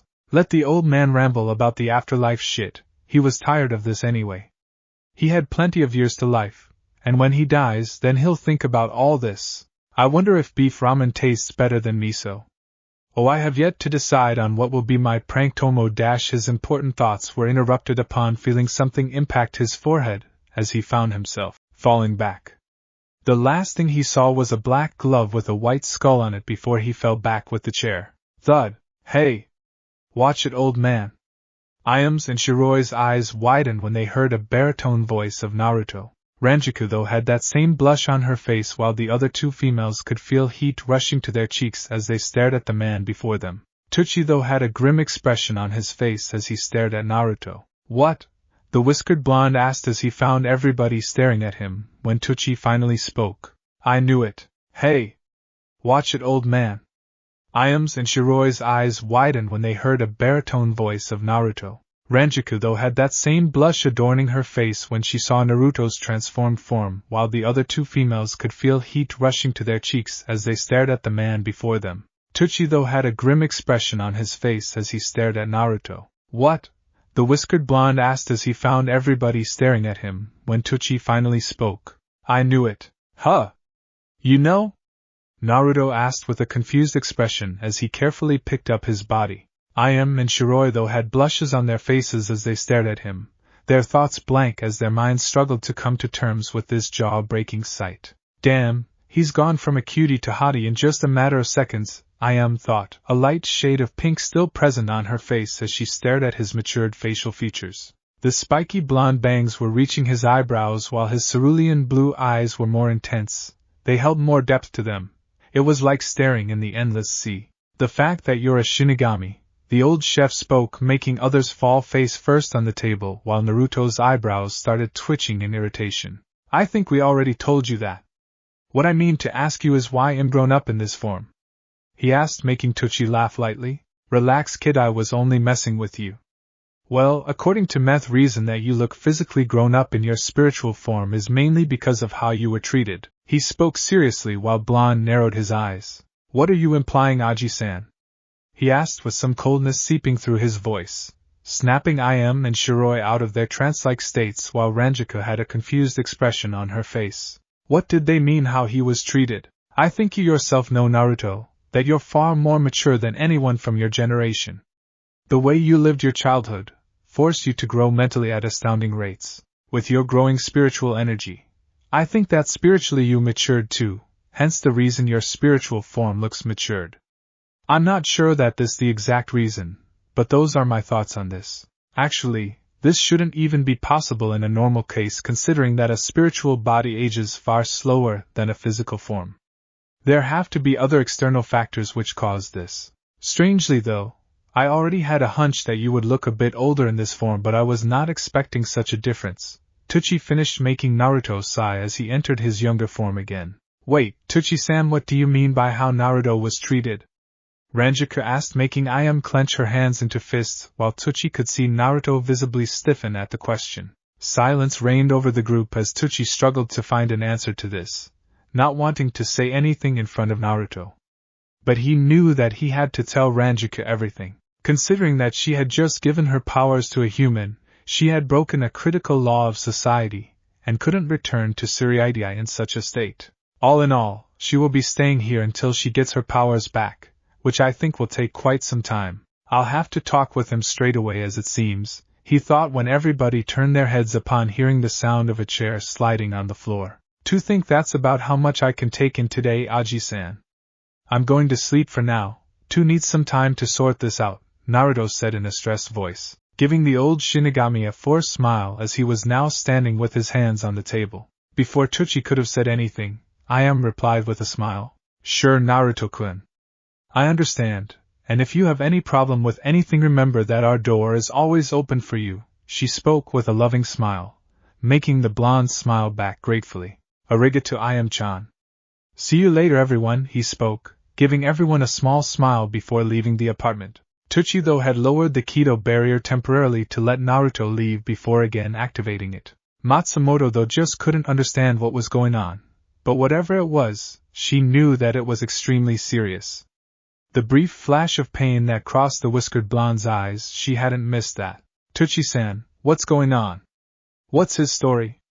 The vice captain asked with a serious expression on her face, breaking the tense silence that had coated over the group.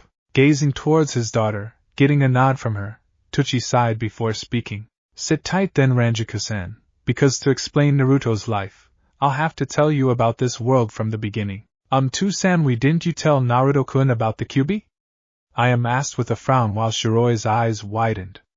How could they talk of such a monster so freely? Didn't you see his face, Ayam-chan? He's struggling to come with terms of what we told him right now. How do you think me now telling him about such a big fact would have impacted him? It's not just something you can tell him so easily, it's a huge burden that the boy had to carry for all his childhood. He has already got a big responsibility on his shoulders, considering that he's a Shinigami now. Just let him get comfortable with this first, Eni. The seal's still perfectly intact, and there's no harm to delay the inevitable a bit this time. What is this Kyuubi he's talking about? The blonde Shinigami thought when she realized another thing. There's one other thing that I've been wanting to ask you, Teuchi-san. Why haven't you performed the soul burial on Shiroi-san here yet? She asked, making Shiroi lower her head when Ayam spoke. Shiroi-chan here was one of the very few souls who even interacted with Naruto, so we thought of letting her stay a bit longer. She still has a plenty of her chain of fate left, making Matsumoto confuse all the more. What did they mean of the few souls who interacted with Naruto? Didn't he have friends and other relatives to spend his time with? Seeing her lost expression, Teuchi decided to intervene. First, let me explain everything, Rangiku-san. I'm sure that you'll be able to connect the dots later, he spoke while rubbing his temples. This is gonna be a long night. Time skip, Konoha, Naruto's apartment, the following morning, 11 a.m., Ak. Damn this sun! One Naruto Uzumaki cursed as he shifted in his position, turning his face away from the window through which the sunrays were glaring at him. Seeing as winter season was going now, usually the weather was cloudy with the sun showing its face for short amounts of time at random intervals. His eyes closed for a few minutes now. The blonde begrudgingly finally gave up returning to the land of dreams. Strangely though, he could feel something soft on his as he slowly opened his eyes to stare at the ceiling in grogginess for a few seconds. Ugh, he groaned, covering his eyes with his right elbow to block the offending sunlight. His eyes traveling down, his mind suddenly froze when he saw what was the soft thing on his. Okay, it was just someone's arm, nothing to panic about. His heart beating faster, he turned his head to the right for his eyes to get wide in shock. There just beside him, a few inches away from him, was laying, what the Rangiku-san? He thought, years of experience from his hardships preventing him from screaming right then in panic. Just to the left of him, Matsumoto was snoring slightly. Her blonde locks sprawled over her face while she had her right arm slung over his. Both of them were laying under a blanket while Naruto was sweating like crazy, an anxious expression on his face as he gulped nervously, a light blush on his face. He couldn't help but gaze at her peaceful facial features, his face that of awe at how beautiful she was. His eyes, though, widened a bit upon noticing liquid stains on her cheeks. Was she crying? He thought with a confused expression when she moaned something. Taiko no more work, I watch, she trailed, her words now incoherent, while Naruto couldn't help but smile at the cute expression on her face. Strangely though, she was now wearing a violet kimono, which was still revealing her ample cleavage much to his nervousness. Grabbing a hold of her forearm, he slightly lifted it as he began to worm his way out of her hold. She moaned in what seemed to be irritation, her eyebrows scrunched up when she pulled him to herself. Oh Kami, Naruto prayed as he found his body pressed to hers tightly, her hot breath tingling his ears while Naruto had a furious blush on his face. Why me? He whined mentally while crying anime tears. He had to admit though, the warmth she was expelling in this chilling cold was comfortable and a welcome factor for his body. Seeing that it was better if he laid there for a bit longer, his expression grew serious as he remembered the events that had taken place the previous night. Yeah, I am a Shinigami. What now, huh? It seems first I'll have to train to control my spiritual energy to at least be able to use my chakra properly. And then, my shinobi career would start. His curled down in a bitter expression. Fate does seem to enjoy pushing me deeper into the mud pit, it seems. I guess it's better that I just accept I can never be normal like everyone else and should just move on, he thought, his eyes turning into that of determined one. He didn't know what was going on with him before, but now that he could see the bridge, he'll surely cross it, no matter the amount of difficulties. I'd never imagined that afterlife would be so confusing.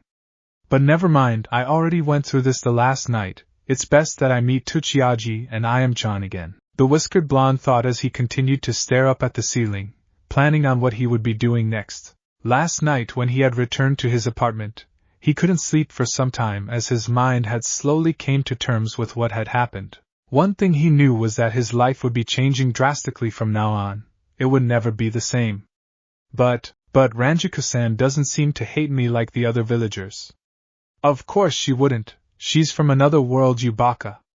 But does that mean that she'll hate me later on just like others? I really hope not. She almost sacrificed her life yesterday to save me and Shiroi-chan. I don't know, but the way she's been treating me, she even offered to train me in controlling my spiritual energy. Nobody has ever done that, and she has known me for only a day. I can't help but feel this sort of strange connection with her. Maybe it's because she gave me her Shinigami abilities. His thoughts though came to a stop when he heard a moan coming from beside him. His body stiffened when he felt her move a bit, his eyes widening in panic as he struggled to think. Oh my God! What should I do? She'll just think I'm some kind of a pervert. Well, it's her fault to start with.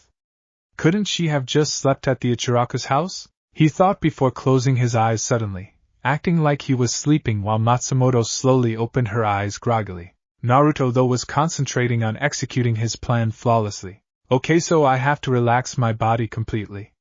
My facial features should be totally relaxed while my breathing rate should be completely even and calm, he thought frenziedly, doing the actions commensurate to his thoughts as he began to breathe slowly, his body now completely relaxed while he accumulated on making his heart beats slow down to normal. Now it would seem more realistic if I had some light snoring. Heiichi would never know what dash. I know you're awake, Naruto. Fuck. He inwardly cursed upon hearing Ranjiku's sing-song voice, her loud voice hitting his eardrums like a barrage of kunai while he couldn't help but find it melodic as tight the spot B he was currently in. Fortunately for him though, he was able to keep a straight face while Matsumoto still had her arm draped over his, a pout on her face as she stared at his face. Suddenly her curled into a playful smirk as she slowly sat up, her hand on his when she straightaway began to tickle him in a tigerish way. Afgahahahahaha. He suddenly burst out laughing, after apparently holding it in for a few seconds, as she applied more force to his stomach's sides. He wiggled frantically under her clutches as he continued to laugh and plead her to stop. H-hi-ha-ha. Stop, ha-ha-ha, thud, ow, and he finally fell off the bedside on his butt, panting as he held his stomach while Rangiku peered over the edge with her head resting on her crossed forearms, a smile on her face as she watched him. Last night, Tucci had explained almost everything about the shinobi world to her, from the era of the Rakuta Sennin to the great shinobi wars, and then finally, the devastating news of the burden that the blonde laying in front of her had to carry every day. The old chef had gone into detail of Naruto's life, and that how he was treated. Rangiku Matsumoto was an honest woman, and she could easily say that she liked the boy. He held this strange kind of magnetism that attracted her towards him, and not to mention his hot spiritual form, she thought with a giggle. She was shaken to her core that a 12-year boy, who had to bear so much in his life, could just laugh like that. And last night, he had just stood in front of that hollow like it was nothing to protect her and to protect Shiroi. She had came to his apartment in the morning, around 4 or 5, and couldn't help but shed tears for the blonde orphan who had to bear so much. His eyes, just look at them, containing so much pain, yet they are bright and so full of exuberance for life. You truly are different from everybody else, Naruto, she thought with a smile while staring at him. Oh hey Naruto, she waved her hand, her melodious voice cheerful, while Naruto just lay there, his eyebrows twitching dangerously as he glared at her. Oh hey Rangiku-san. Now may I ask you, apartment again? Again? His voice calm as he continued to lay there while Matsumoto put a finger under her chin, adopting a thinking pose. Ah, Tucci-san asked me to watch over you, seeing as you just gained Shinigami powers and that I had nowhere else to live. Oh, he also asked me to bring you over to their house when you were awake. Besides, I like your apartment. It's cozy and possesses this warm sense of home. She spoke with a smile, while his cheeks lit in a light blush. Embarrassed because of the compliment, which he was clearly not used to, even if it was a thing that was related to him. But why did you have to sleep besides me? You could have just woken me and I would have slept on the couch. And how did you know in the first place that I was only acting and not sleeping? He yelled comically, suddenly standing up as he pointed an accusing finger at her. I could sense your Riryoka fluctuating a bit, so I knew you were wide awake. And well, you looked so cute while sleeping. I just couldn't wake you up. She spoke childishly with a pout while Naruto's face intensified in a furious blush as he took a startled step backwards. Don't mess with me, lady, he yelled, clearly being shocked by her bluntness. Why? I'm not messing with you. I was just telling you the truth. Besides, your body is really warm, the vice captain spoke with a wink, a smile on her face while the blush on Naruto's face got darker as he furiously shook his head to get control of himself. Matsumoto though stared at him in amusement, a smile on her face as she watched his antics. Shut up. Don't try anything funny, I'm just a kid. But yesterday you said you weren't a kid, she retorted instantly with an evangelistic smile, instantaneously shutting him up as he endeavored to come up with a reply. Ag. I need to go to the bathroom, he exclaimed in frustration before dashing towards the bathroom. Thud. He closed the door with some force while she could hear him muttering behind the door. She suddenly broke into fits of giggles, not being able to contain it, and when suddenly the door opened. What I meant to say was that I'm not a kid. I'm an adult, but not adult enough for adult activities or talk. Wham! He again closed the door quickly while Rangiku started laughing harder, much to his ire, tears leaking from her eyes as she took deep breaths to calm herself. Things just can't get boring around you, and Naruto? Meanwhile, Soul Society, Tsuruidai, Captain's Meeting Chamber. Alright, let's start this meeting. I've mainly called for this meeting to discuss Matsumoto Ranjiku's disappearance a week ago, Yamamoto spoke in a loud, hoarse voice, with one silver-haired captain stiffing up a bit at the mention of his lieutenant. So, still no sign of her, Yamaji? Kiraku spoke in his lazy tone as he tilted his straw hat over his eyes. Unfortunately, no. However, the patrol corps of the Amatsukido are still searching the Dangai. According to Inaba Kagoroza of the Shinigami Research Development Institute, who specializes in observing the traffic within Dangai, the coordinates of Matsumoto Ranjiku's location indicates that she was there before her disappearance a week ago, the captain commander said with narrowed eyes when Aizen spoke. I don't want to be the one to break this news, but it could be possible that she came in contact with the Kotetsu, which was sweeping through the Dangai at the same time when she was found to be there. Toshiro's eyes widened at hearing that. Everybody knew that if that had happened, it is a possibility, but regardless, we have to keep searching for her. The fact that she had a Jigakucho, and that she still entered the Dangai is a mystery in itself. It shouldn't be possible, This seems suspicious and I suspect this is someone's doing, Genryosai said in a serious tone while Hitsugaya had a frown on his face. Do not take this matter lightly. She is a lieutenant of Suriidii, and as such this is not a small matter which we can just overlook. The 2nd Division headquarters would continue to investigate into this matter while Kachiki Rukia, who was originally assigned to the Karakura town, would carry out the mission. Seeing as Yukitake Taicho's condition is now stable, he continued with Soifan nodding while Yukitake just nodded. But are you sure that this incident wouldn't take place again, so Taicho? Byakuya asked in a monotone voice, his face expressionless. You don't have to worry about that, Kachiki Taicho. The 12th Division has already performed several tests, and has declared the passageway from the Senkamen to the human world as stable. Kuratsuchi spoke with that scary grin on his face while Byakuya just continued to stare at the captain commander, ignoring his fellow captain. He's right, Kachiki Taicho. You can rest assured, the same thing wouldn't happen to Kachiki Rukia, the oldest captain said with a nod while Hitsugaya had his fists clenched tightly. Matsumoto, I don't believe that you're dead. This seems too fishy to just be any accident. I just hope you're fine right now, wherever you are. Time skip, Konoha, Ichiraku's apartment, 1 hour later. Tuchi-san, they're here. I am, who was dressed in her usual dress, exclaimed as she entered with Naruto and Rangiku through the back of their ramen stand. Eh? I am-chan, why are you calling him Tuchi-san? And you keep calling me Naruto-san too, Naruto asked with a confused expression, making Ayam smirk, while Rangiku giggled, making him look at her with a frown. Because she's not Ayam Naruto-kun. He snapped his head forwards to see Ayam exit the kitchen, wearing the Shinigami garb, making his eyes widen in shock. What's going on here? Relax, kid, the one you were talking to is what we call an artificial soul. Tuchi, who was wearing a Shinigami garb, spoke. Besides him, stood another Tuchi who was dressed in his chef uniform.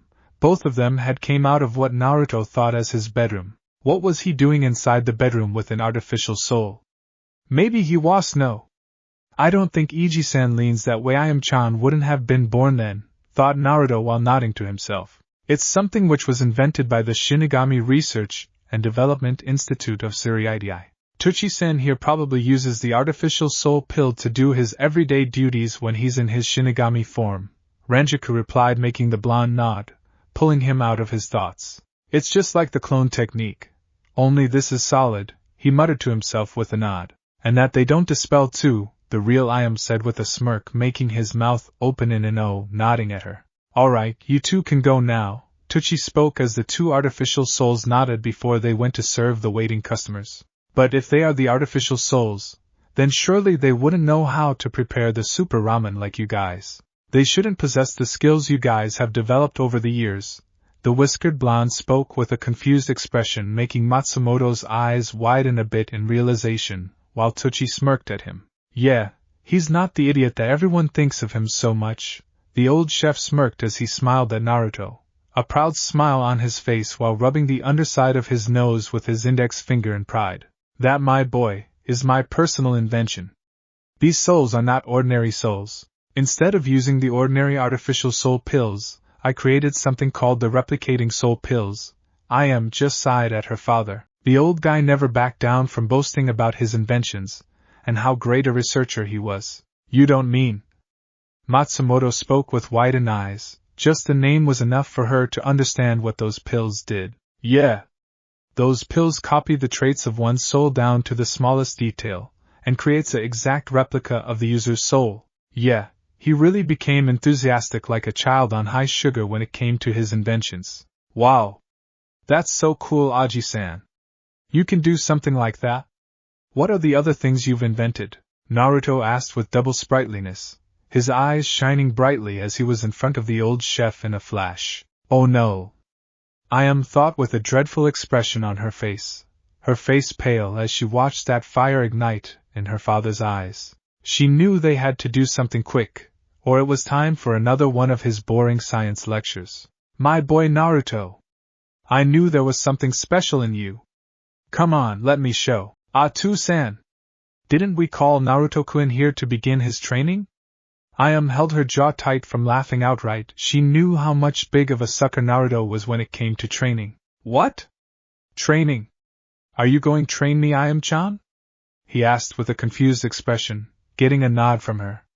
Tucci though was currently glaring at Ayam for terminating his moment with Naruto. You still have 1 month before your academy graduation exams. I think you can do it this time if you train hard enough this month. Rangiku spoke with a smile, making his eyes wide as he snapped his head towards her. Why you think I can do it? He asked, unable to keep the astonishment from his voice. It was probably the first time in his life that someone was believing in him, and what more, it was a person whom he had just met a day ago. Of course. You totally wiped the floor with that hollow yesterday. I believe you can do it. The vice-captain spoke with an exhortatory smile while Naruto couldn't help but smile at her involuntarily, his eyes warm and bright as he stared at her in awe. She believes in me, he thought, not believing his ears. So, you're up for it, Naruto? Tucci said with a smirk when the blonde turned his head towards him with incomparable determination reflecting off his face. Yeah, let's do this. Follow me then, soldier. Tucci spoke with a smile as he turned around and entered his bedroom with the others following him. Hey, what are we doing in your bedroom? He asked hesitatingly as he backed away a little too wary to go near the perverted old man, but trailed upon seeing Tucci remove a wooden tile from the floor to reveal the tip of a ladder. Dive down, kid! The old chef said before he jumped through the wide square hole. Go on, Naruto-kun. I think you would be surprised to see what's down there, Ayam said with a smirk, making both the blondes look at her in confusion. Shrugging to himself, Naruto went towards the hole before jumping down, sliding his hands over the ladder's side to keep his balance. Teach Yuppie, what in the world? He muttered to himself. His jaw dropped as he found himself standing in what seemed to be a large underground room. A huge room actually, much larger than an average training ground with random trees and bushes here and there. It was just like one of those large clearings in a forest. Wow, this is magnificent, Tucci-san. He turned his head back to see Rangiku having an impressed expression on her face, behind whom was standing Ayam. Yo, Naruto-kun! He snapped his forwards to see Shiroi sitting far away on the branch of a tree, waving at him. Hello there, Shiroi-chan. He replied back with a smile, glad to see her as they followed the retreating form of Tucci, who was walking towards the area where Shiroi was sitting. What are you doing here, Shiroi-chan? He asked, gazing upwards at her as they stood below her on the grassy field. To watch you train, of course, you silly, she replied with a giggle, making him smile at her. All right, Naruto, it's time to start. According to what Rangiku-san told me, your speed and spiritual form is really impressive. So I think it would be better if I saw you fight at least once, Tucci said with a serious expression on his face. But whom will I fight? There are no hollows here. He spoke with a confused expression. Me, Naruto-kun, Ayam said with a smirk, making him look at her with a raised eyebrow. But wouldn't you get hurt if I slash you or something? Mimi Zanbatsu could easily melt through that average-sized katana of yours, he said while Ayam's eyes started to twitch dangerously, whereas Naruto could faintly hear Rangiku grumbling about its Zanpakuto. Who do you take me for anyway, Naruto-kun? The female Ichiraku verbalized in a threatening low voice when Naruto felt his breathing being hitched in his. He suddenly felt heavy again, his shoulders slumping down as his breathing came in short pants. Rangiku though had her eyes widened as she stared at Ayam in surprise. Her Ryutsu is a vice-captain's level. I never imagined that Ayam-san would have such skill with Ryutsu so as to direct it at only one person, she thought while Ayam smirked at the panting form of Naruto, solely concentrating her Ryutsu on him. So, you still think I can get hurt, Naruto-kun? She spoke, still maintaining the flow before nodding towards her father. Nodding back, Tucci pulled out a black glove, having a white skull mark on it which he thrusted on Naruto's. Immediately an adult Naruto was pulled out, his body in a flash of blue strings of spiritual energy. Ayam kept the steady output of her Ryutsu, centering it only on Naruto while the adult blonde struggled to stand upright as he panted a bit. Alright, Rangiku-san, back away a bit, this may get nasty, Tucci said as the blonde female Shinigami immediately nodded before dashing towards him in a burst of speed, her form a blur. Whoa! Shiroi exclaimed in surprise when she found Matsumoto sitting beside her in a blink of an eye. Ahee, sorry Shiroi-chan. Didn't mean to scare you there. I was just testing this special jigai that Tucci-san had given me the last night, she said with an apologetic smile, while the silver-haired plus smiled back at her. It's no problem, Matsumoto-san. You just startled me. But I couldn't even see you. This body that Tsuchi-san gave you, it really is something. Yeah, I have to admit that he's really something. There are only 2 persons who could give him competition in this department, she replied as then both of them turned their heads towards where the trio of Shinigami were standing. Now Naruto, seeing as you are having trouble standing under Ayam-chan's Ryatsu, let me today show just how large your spiritual energy reserves are. Tsuchi spoke with a serious expression as he nodded towards Ayam, who further increased the spiritual pressure that was being forced on Naruto. Ag! The blonde exclaimed in surprise when he found himself on his knees, beads of sweat now streaming down his cheeks as he started to pant heavily. Now, to counter this pressure that you're feeling right now, you need to increase the output of your Riryoku. Close your eyes and try to concentrate. It is just like building chakranly easier this time. Considering your large reserves, it should be easy to grasp, the aged Shinigami said as Naruto just cursed this damn Ryatsu thing under his breath. Okay, calm down and focus, the blonde thought as he closed his eyes, searching for that something, that energy he felt flowing through him when he became a Shinigami. Look, Rangiku said, her eyes showing her curiosity as she watched Naruto's spiky bangs started to hover a bit. He's doing it! I can feel it, he's increasing the output rate of his Riryoku. I've never seen someone grasp his spiritual reserves so soon. Even the strongest of the prodigies in the Shino Academy weren't able to do this so soon, the blonde lieutenant thought with an stunned expression on her face.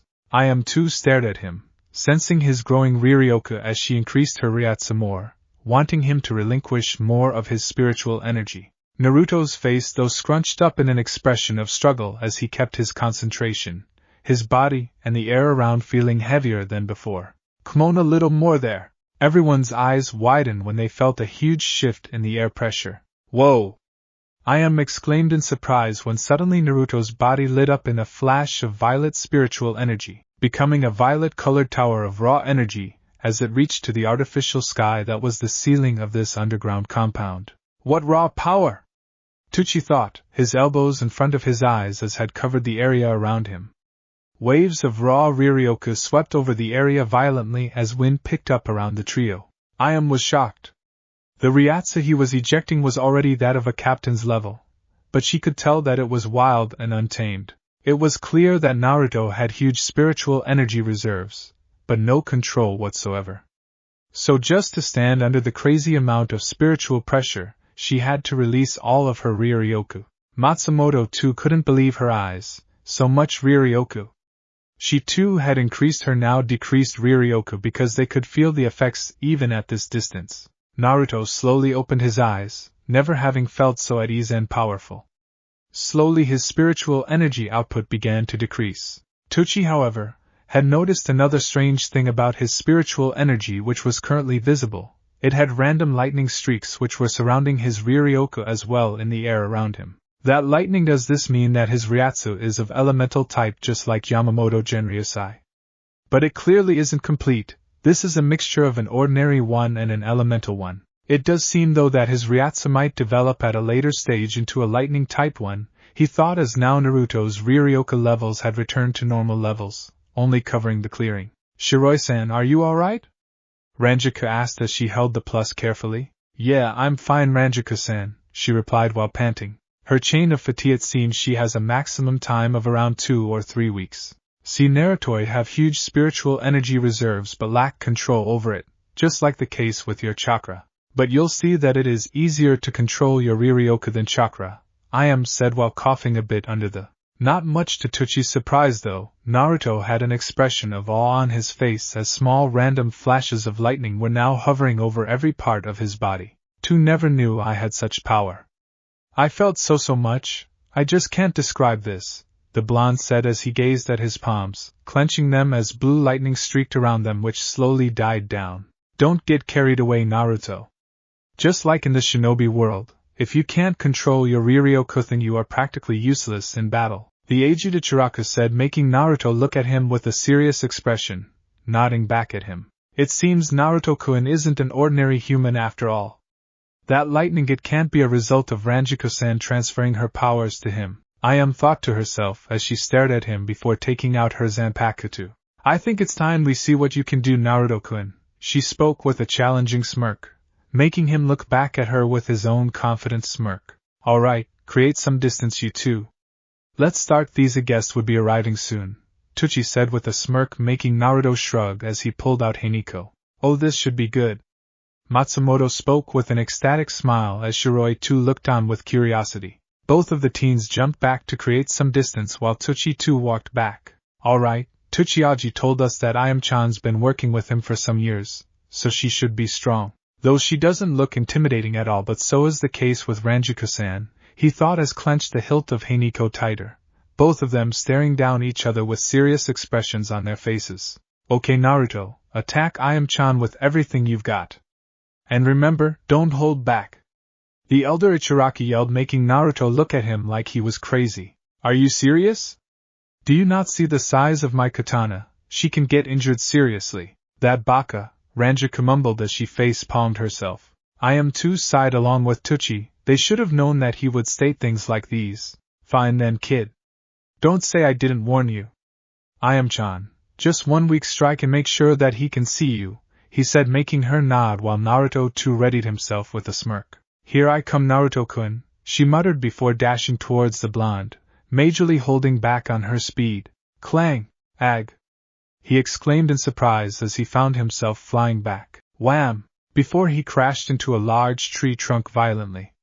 Apparently, he had horizontally blocked her blurry slash, which held some mind-boggling force behind it. You think I hit him a little hard? Ayam asked with some concern in her brown orbs when Tucci just shook his head. No, his training has started as of today. He'll be enduring much more stronger hits than this, he replied as Naruto slowly stood up, a hand on his strained back as he gritted his teeth in pain. That was a weak strike, he exclaimed with surprise written all over his face. Yes, now do you see you don't need to hold back, Naruto-kun. Now come at me, she said with a come-on motion with her left hand. Gripping Hiniko tighter, the whiskered blonde nodded before he bolted towards her at full speed. Impressive, both Ikiraku's thought simultaneously upon witnessing his speed. Rearing his Zanpakuto back, he lunged towards her at blurry speeds before going for a downward slash, putting as much force behind the attack as he could. Cling! His eyes widened to massive proportions. He stared at her astonishment, as she had easily blocked his strike with her katana, only one hand gripping the hilt. I do hope you're not holding back, Naruto-kun.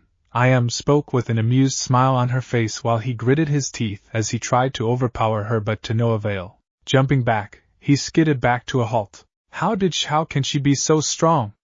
Naruto thought with a thunderstruck expression. Wow, did you look at that?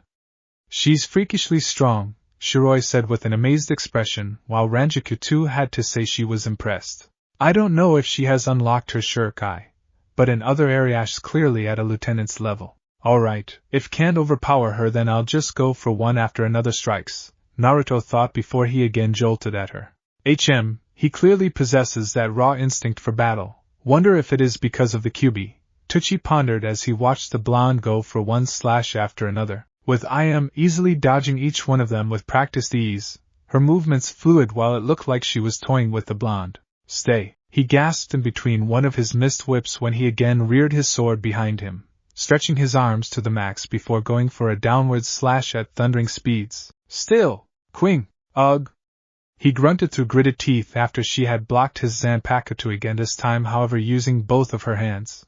Impressive, Naruto-kun's strength behind your attacks has been continuously increasing from the beginning. I wonder what's your limit, she spoke calmly with a smirk as both of their Zanpakuto gridded against each other, sparks being produced along with minute screeching sounds. How can you be so strong? He asked, his face hunkered up in struggle as he again tried to overpower her.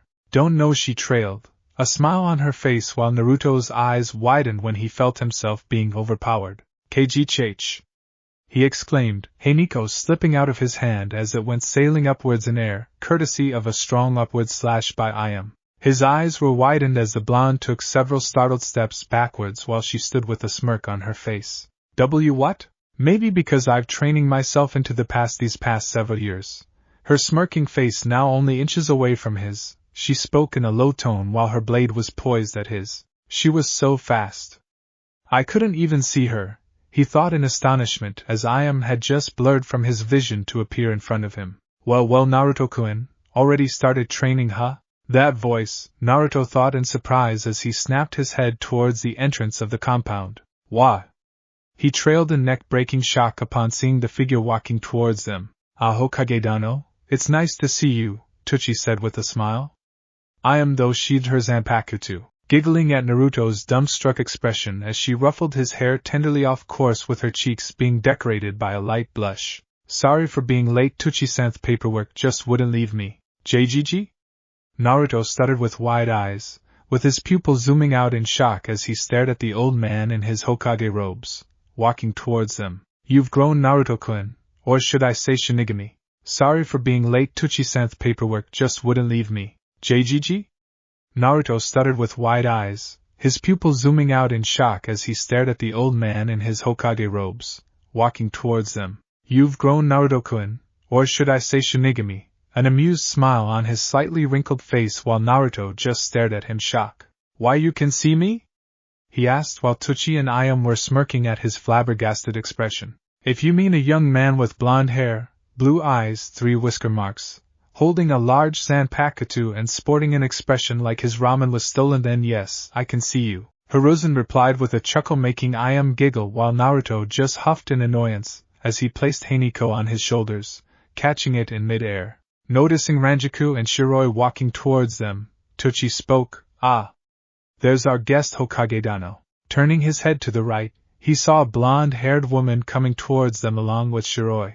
Immediately his eyes traveled down to her revealed cleavage, getting glued to the sight as a perverted grin spread across his face. Now that's what we call a golden Ika, nut woman, he thought when somewhere another white-haired pervert sneezed. Naruto's eyes began to twitch as he watched the old pervert shamelessly ogle Matsumoto. Your nose is bleeding, you old geezer, he muttered with a scowl present on his face while Ayam too frowned at their Hokage. Reaching the group, Rangiku was not so surprised to find the old guy staring at her. Rangiku-san, this is the Sandaime Hokage of our village that I told you about last night. Tsuchi deliberately spoke loudly, trying to get him out of his trance but to no avail. Getting fed up with his staring at her like that, she spoke with a forced smile. These do not talk. My mouth is up, Hyoriji-san. And finally he snapped his head to face her, an expression of horror on his face that such a beautiful and developed lady had called him Aji-san. Oh, Aji-san? He muttered in disbelief when he heard muffled laughter behind him.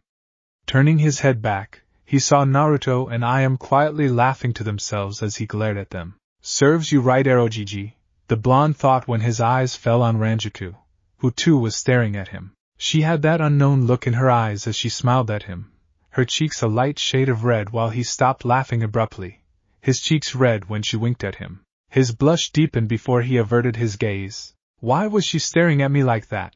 He thought in nervousness, an odd unknown sense of giddiness filling his form. Meanwhile Hiruzen though smirked when Naruto stopped laughing abruptly, thinking he had intimidated the boy with his glare. Heh, I still haven't lost it, he mused with a proud smile on his face when his expression immediately turned to don't fuck with me Hokage look. I apologize for my rudeness Rangiku-san, he expressed seriously with a bow. It's okay Hokage-sama, she uttered awkwardly with a smile when Sarutobi gave her his grandfatherly smile. His eyes though then settled on the silver-haired woman standing beside Rangiku, his expression now melancholic. Shiroi-san, he addressed softly, making the said woman look at him. I'm sorry that you had to die at such a young age. It really is unfortunate. Shiroi smiled sadly at him, her eyes pained when she replied, It's all right Hokage-sama. I guess this was as far as I was supposed to live. But dying isn't bad too, I think. There's another world to explore, you know. It would be a matter of time before I go to Soul Society. Naruto though lowered his head in sadness at hearing that fact. She was the first true friend he had made in his life. And he knew that she would leave just like other souls one day. But it really pained him to not be able to see her again. Hiruzen though was smiling at the optimistic woman in front of him. She was ready to move on, and he hoped to a better place. Matsumoto, however, had put a comfortable hand on her shoulders, giving her an encouraging smile, making the silver-haired plus return the gesture. Deciding to change the subject, Tsuchi said, So Hokage Dano, I hope no one saw the hollow or felt the disturbance caused by it when it landed on Naruto's apartment. Actually, there were a few Chunin, who were on patrol duty last night, heard the ruckus caused by it. They had checked the area to find nothing but some shops and apartments damaged. They had immediately reported to me. But that's taken care of. I just stated that it was a fire accident. Unfortunately though, some people were injured this time but they're not seriously wounded, he replied with a serious expression, making the old Shinigami nod with clenched fists. They couldn't afford to be late the next time. This time people were wounded. Next time they could die. About those Chunins, were they suspicious that something else may be the cause of this? I am questioned, making the Hokage turn to her. Yeah, I have a hunch that they suspect this of not just any ordinary accident. They told me that as they got closer to the location, they felt a bit heavy and a foul presence in the air, he uttered, making her nod grimly while Naruto just listened to them intently. Probably due to the hollow's lingering Ryatsu in that area, Matsumoto deduced, making them nod when Naruto intervened. Then does that mean that Tsuchiyaji and Ayam-chan usually take care of those hollows while you handle the after effects and any damage so that civilians and shinobi of our village don't get suspicious? This time, it was Hiruzen's turn to get surprised. Well yes, that's what I usually do aside from governing the village, that is. Clearly his tone held an impressed edge to it. He hadn't expected the boy to pick up so quickly, but well, Tsuchi had told him early this morning when they had met in his office. And the question I'm dying to ask, how do you know about the Shinigami and all? Naruto asked in anticipation as he awaited his reply when Tsuchi answered. I told him, making Matsumoto's eyes widen. But that's against the codes of a Shinigami. You can't tell a human about us. She verbalized in surprise while her eyes, which usually were jovial and carefree, were sharp. How can they be so careless? But I'm a human too, Naruto spoke in confusion, making her look at him, her eyes getting softer. You're an exception, Naruto. You beforehand were unconsciously releasing a high amount of Riryoku in your physical body. I had to tell you everything because eventually the hollows would target you, just like yesterday, and so that you should at least know what's happening around you. He nodded in understanding, but the light scowl on his face indicated that he was troubled by something. Rangiku-san, Tsuchi began, gaining her attention before he continued, things for us Shinigami here work differently. The Shinigami from Squad 0, who serve the Spirit King as you know, are assigned to different geographical areas in this world just like the other human world. As I stated before, there was a guardian Shinigami responsible for Konoha too until I came. But you see, guardian Shinigami work differently than us. Since most of the Shinigami in Squad 0 were previously captains of their respective squads in Godai 13, you should know that there were some researchers who were promoted to be a part of Squad 0 too. Hence, since the Spirit King's realm possesses these captain-level researchers, they have some mind-blowing technology too. One of their inventions is the Kaiki Sushinki, a count-removal spirit device. It is much more effective than the Kikenshinki and focuses on removing specific memories instead of just influencing them like the Kikenshinki does. He spoke seriously when Naruto intervened. But why don't they just simply use this Kikenshinki instead of this Kaisuel, whatever you said earlier? He said with a frown, an irritated expression on his face, while Shiroi and Rangiku were giggling at him quietly. Kikenshinki, Naruto, is a device which is usually limited to a user's imagination. If a person here sees a Shinigami or a hollow, Kikenshinki influences their memories based on their imagination. However, it does not work in every person's case. If the victim is a spiritually aware one, most likely that of an elite Jounin and Kage's level, then the Kikenshinki sometimes fail to influence their memories. To avoid such cases, those guardian Shinigami use the Kaiki Sushinki to just remove those fragments of memories. Moreover, it can be used on a widespread scale instead of just one person, he finished while Matsumoto had to say, this device was really something. But still, this does not explain my question, she uttered with a frown while Naruto just concentrated on absorbing as much information as he could. Ah yes. You see, there is this one problem for me, who currently is in charge of Konoha as a Shinigami. I don't have the Kaiki Sushinki.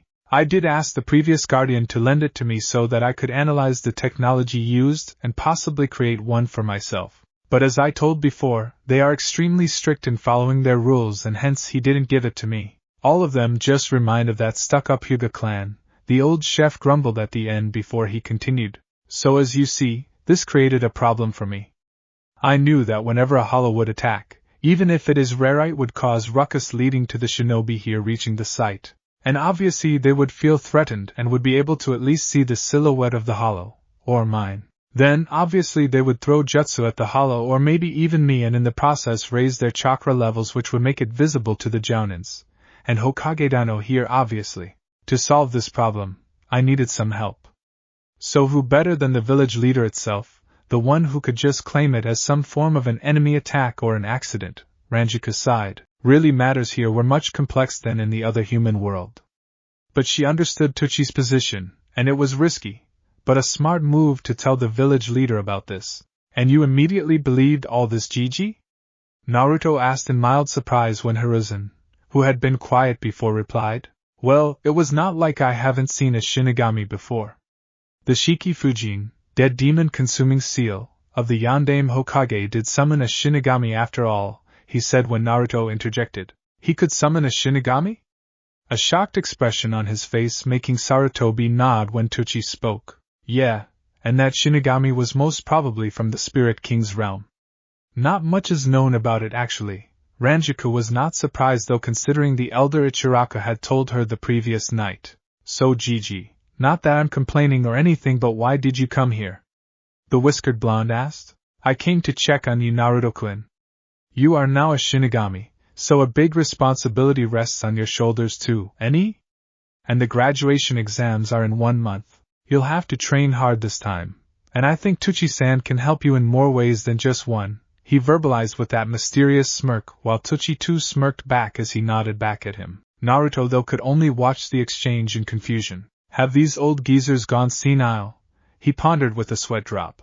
So Tuchi-san, I guess unofficially you work for the Spirit King, right? Rangiku asked while Shiroi yawned. She was getting bored. Who said it was unofficial, Rangiku-san? I'm an official substitute Shinigami of the King's realm, the ramen chef spoke with a smirk, making their jaws drop before he pulled out something. Here look, this is my badge. It was black in color having a pentagonal shape, a white skull in the front which was drenched in yellow flames. Naruto's eyes though twinkled as he stared at it dreamily while Tuchi's smirk widened at his expression. That is so cool, Aji-san! He exclaimed excitedly. Certainly looks colorful than the one we gave to Kugo Jinjo, Matsumoto thought as she stared at the batch. Then does that mean Ayam-san too is a substitute Shinigami? Shiroi asked this time making Naruto look at Ayam curiously, who blushed lightly under his piercing gaze. No, you can say I just work under Tusan, she uttered while squirming a bit under his gaze as he smiled at her. Then Aji-san, can I work under you too? I too want to kill those hollows and protect Konoha like you guys do. He spoke with big watery eyes, an eager expression on his face making Ayam, Rangiku and Shiroi giggle at him. You can but not right now, he said with a smirk. But why? I'm already a Shinigami, he exclaimed with a childish frown making the old chef shake his head in exasperation when Hiruzen answered with a chuckle. You have to get strong enough, Naruto-kun. Right now you may possess a high level of Riryoku but you don't know how to control it, and use it in battle effectively. In simple words, you need to train just like Ayam-chan did, while the blonde just frowned in thought. But I totally kicked that hollow's ass yesterday. He couldn't even see me, HN. That hollow was a pretty weak one, Naruto, much weaker than the ones that usually come. That's why I'm worried right now. A hollow that weak shouldn't have known how to use the special Garganta. There really must be something going on in Hueco Mundo. Tuchi pondered loudly as he sported a thoughtful expression on his face. That was a weak one? I think I can take on stronger ones too, he spoke with a serious expression, clenching his fists while Matsumoto couldn't help but admire his confidence and determination. Hiruzen though just pinched the bridge of his nose, he knew Naruto would be stubborn in these types of matters. Fine then. Seeing as how stubborn you are being here, next time a hollow pops out, you take it on and see for yourself, Tuchi said with a sigh making Naruto grin brightly. You wouldn't be disappointed, Databeo, he exclaimed making them chuckle when suddenly beeping sounds broke the silence. Both Rangiku and Tuchi took something out, revealing it to be Denrya Shinki while the latter had his eyes widened in shock. A hollow so soon? It just appeared yesterday. This has never happened before, he thought in shock before turning his eyes towards Naruto. Is it a hollow too, San? Ayam questioned with a grim expression making the old chef nod while Hiruzen too had a surprised expression on his face. Both Tuchi and stared at each other, as if silently conveying a message to each other when the Hokage suddenly vanished in a puff of smoke. Hey, what's happening? Why did Gigi left? And what's with this weird sound? And you said hollows rarely appear here, Naruto asked, staring at Rangiku as she fiddled with the strange machine. I didn't know. But I guess you can test sooner how strong you are. Go with Naruto, Tsuchi said with a smirk as he gave the Denryashinki to her, making her nod. I'm going too, Matsumoto said with a serious expression, making Tsuchi nod. Naruto-kun! Hey, wait up! Yelled when the elder Ichiraka turned his head to see the blonde already running towards the exit. Hurry up, chan! We gotta get to that hollow! He yelled over his shoulder, as he climbed the ladder in just a few steps. Though just shook her head. He's really reckless, isn't he, Rangiku-san? Turning her head, her eyes widened to find the blonde Shinigami missing there. Naruto! Wait for me! I'm coming too! Matsumoto yelled, now out of the arena while Iam's sweat dropped. Well, aren't those two similar, Iam? Tsuchi said while chuckling, turning his head to find no one but Shiroi, his eyes now twitching in annoyance. I think she too has already left, Shiroi spoke with a nervous smile, while Tsuchi's expression grew serious. This is getting serious. Never has it happened before that two hollows have attacked one after another. I really wonder. Just when Rangiku-san arrived tomorrow, a hollow had immediately appeared over Naruto's apartment. And now, just after Naruto became a Shinigami, another hollow appears the next day. This can't be just a mere coincidence. And this hollow is strong, I can sense its Ryatsu even from here. I wonder if I should gana. Should be easily able to take it out, and it would be a good experience for the kid too. He inwardly cussed over the matter, trying to unveil the mystery surrounding these recent events. Konoha, rooftops. Hey, Naruto, wait up. Turning his head back, he saw Rangiku catching up as she jumped through the rooftops with amazing agility and speed. I can sense its Ryatsu this time, Rangiku-san. It's just a little far away, Naruto spoke as they continued to hop at blurry speeds. Landing down, they found themselves at the entrance of a large district. This is the Uchiha clan district, Naruto muttered as Rangiku gazed at the traditional style architecture of the buildings when they suddenly felt the air itself getting her. Such foul and powerful Ryatsu. This is a much stronger one than yesterday, she thought as both of them dashed through the entrance, running past all the buildings. Just ahead of us, she spoke when they heard that familiar howl followed by a sound Matsumoto wasn't familiar with. Katan, Gakaku no Jutsu. Fire release, great fireball technique. Naruto's eyes widened when he heard that voice. Suddenly increasing his speed, he turned a corner to stumble upon the scene of a black-haired woman spiting a large fireball from her mouth, in front of her a giant hollow. Mikoto-san, he thought in alarm upon seeing her engaging a hollow, the fireball colliding with its stomach with some of it escaping through the hole in the middle. It screamed in pain as the fire melted some of its skin. You damn human! I was planning on leaving you, but now I'll devour you too, it yelled in its shrill booming voice while Mikoto, who was wearing civilian clothes, stood there with a kunai, a serious expression on her face. Whoa! That woman just spitted fire from her mouth! Rangiku exclaimed in surprise. Sure, she had a brief explanation of what shinobi were capable of, but actually seeing it was something else. Naruto though cursed inwardly as he watched the hollow trudge towards the female Uchiha. Damn it! She can see the hollow. This means she'll be able to see me too. But I'm an adult in this form, surely she wouldn't be able to recognize me. Aji-sen said that the memory replacement device in some cases might not work, but I'll have to take care of it, and just hope that Gigi would be able to come with an explanation for Mikoto-san. He thought as he pulled out Heiniko, making Rangiku turn towards him. I'm gonna take it on Rangiku-san. You stay here, he said with a grim expression before dashing towards Mikoto at blundering speeds, making strands of hair of Rangiku flow wildly. Yeah, he's really reckless, she muttered to herself with a childish sigh when suddenly Iam appeared beside her via Shunpa. Her eyes immediately widened when she saw the retreating form of Naruto. Ah, Iam-san! You came just at the right time, Matsumoto said cheerfully as she patted the young Shinigami's back, making her eyes twitch. How could you let him just barge in like that? She yelled comically, making Rangiku smile sheepishly. Meanwhile, Mikoto stared at the huge strange creature in front of her with her Sharingan. She tightened her grip on the kunai as it dashed towards her at amazing speeds for its size. It was just another ordinary day for her. After Sasuke, who usually ignored her, went to the academy, she began to do her usual chores in between some training when she had felt this strange type-on pressure on her, followed by a foul aura.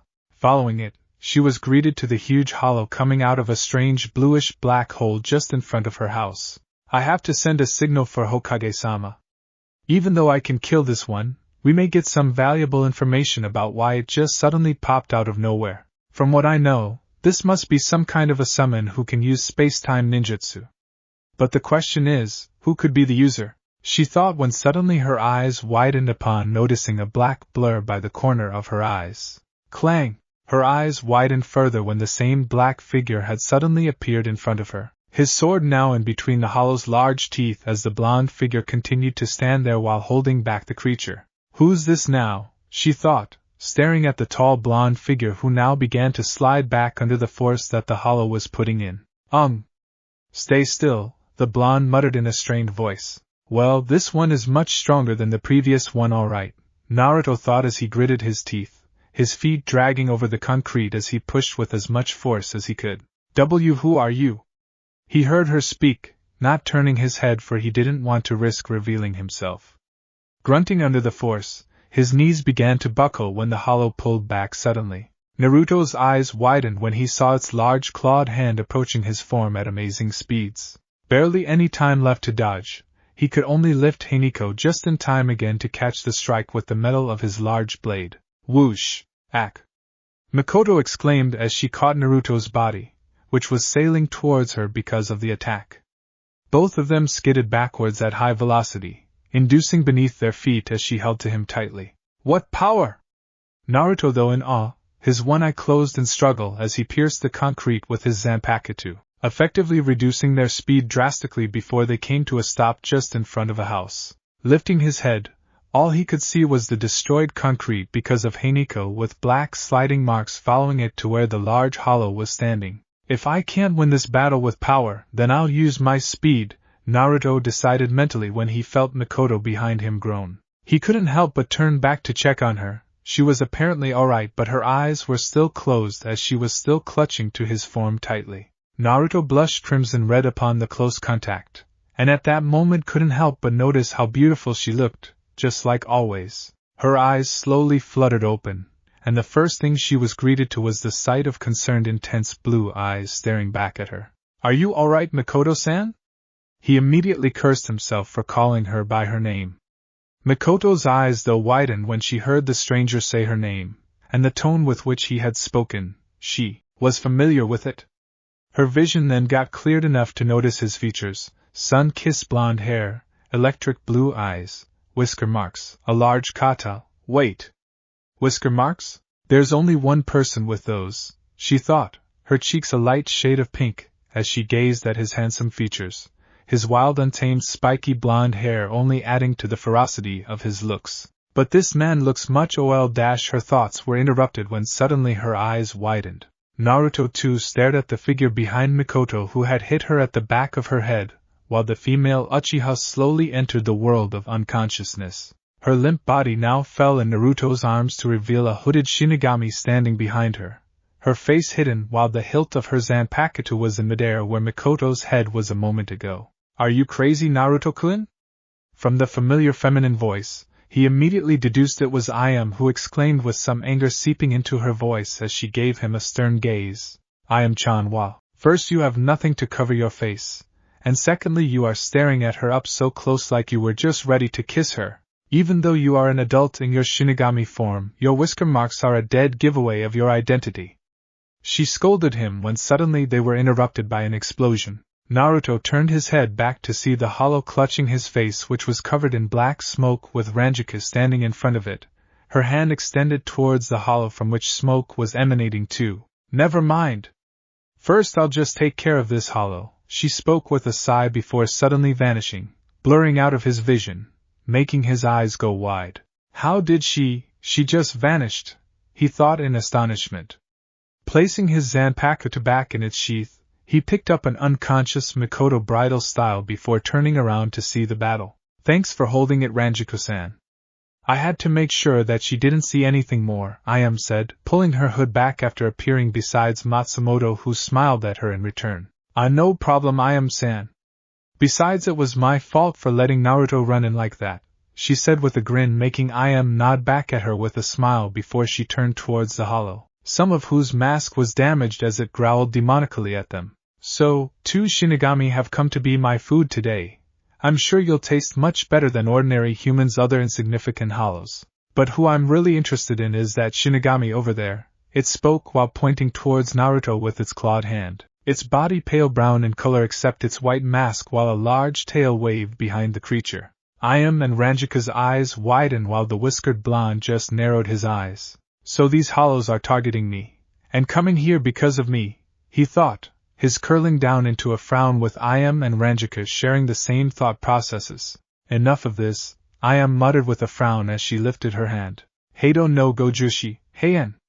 Way of Destruction 54, Nullific Flames. Matsumoto's eyes widened to saucers upon hearing her when suddenly fired a powerful blast of purple spiritual energy from her right palm, lighting the area in a purple glow while gusts of wind dashed around them. It reached the stunned hollow in a matter of milliseconds. Boom! A large ear-deafening explosion took place, making everyone there shield their eyes, covering the area in smoke, while Naruto had an expression of amazement on his face. Why, you can use Aisho Haki, incantation abandonment? Rangiku stuttered in shock. This was a skill only skilled practitioners of Kido possessed in Tsuruidai, and she had used such a level of destructive spell effectively. And what was more shocking was that the power in her attack was still astounding. Abandoning incantation is said to drastically reduce the strength of a Kido spell. She really is something else.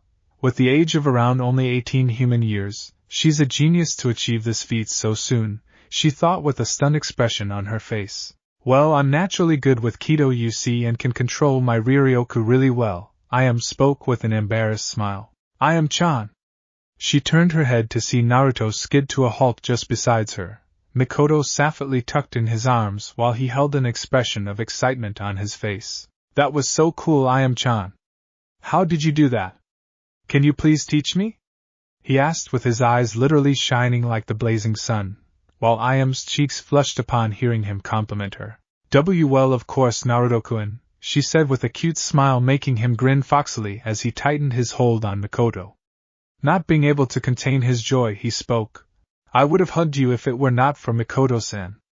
But this should do it, he exclaimed cheerfully before leaning in, making Iam's eyes widen as his made contact with her left cheek. She stood there frozen for a few seconds before her face erupted into a furious blush. He kissed me, she thought, her heart pounding against her as a smile slowly crept onto her.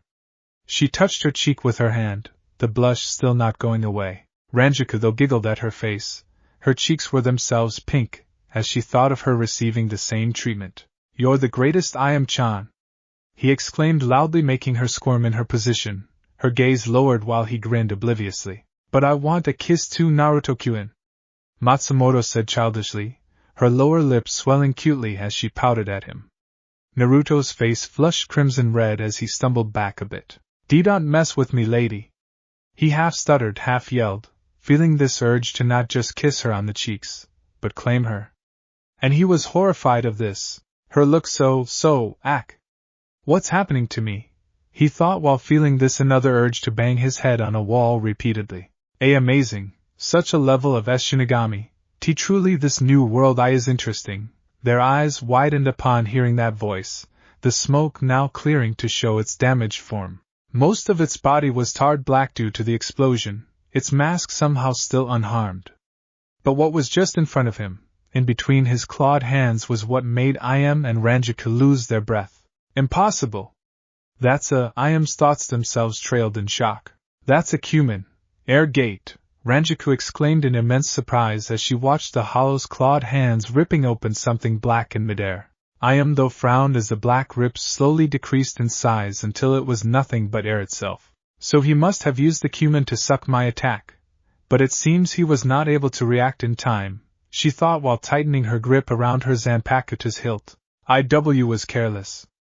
I should have known that this world would possess much stronger opponents. They did warn us after all. it said, clearly in pain and exhausted due to the wounds inflicted by the explosion as the black-bluish garganta slowly opened behind him, making Ayam's eyes widen. Is another one coming? She thought before readying herself. See, consider yourself lucky this time, Shinigami.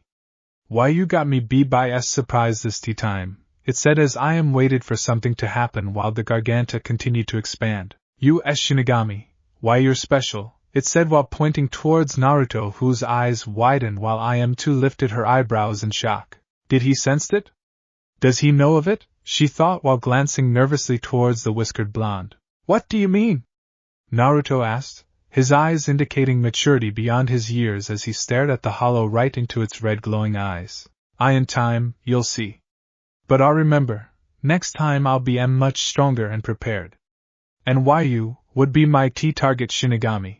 I hoped why you're stronger too. All of their eyes widened upon hearing it direct its declaration towards Naruto, who though sensed this strange feeling overcoming him, the challenge, the of a battle, the feeling of never backing down.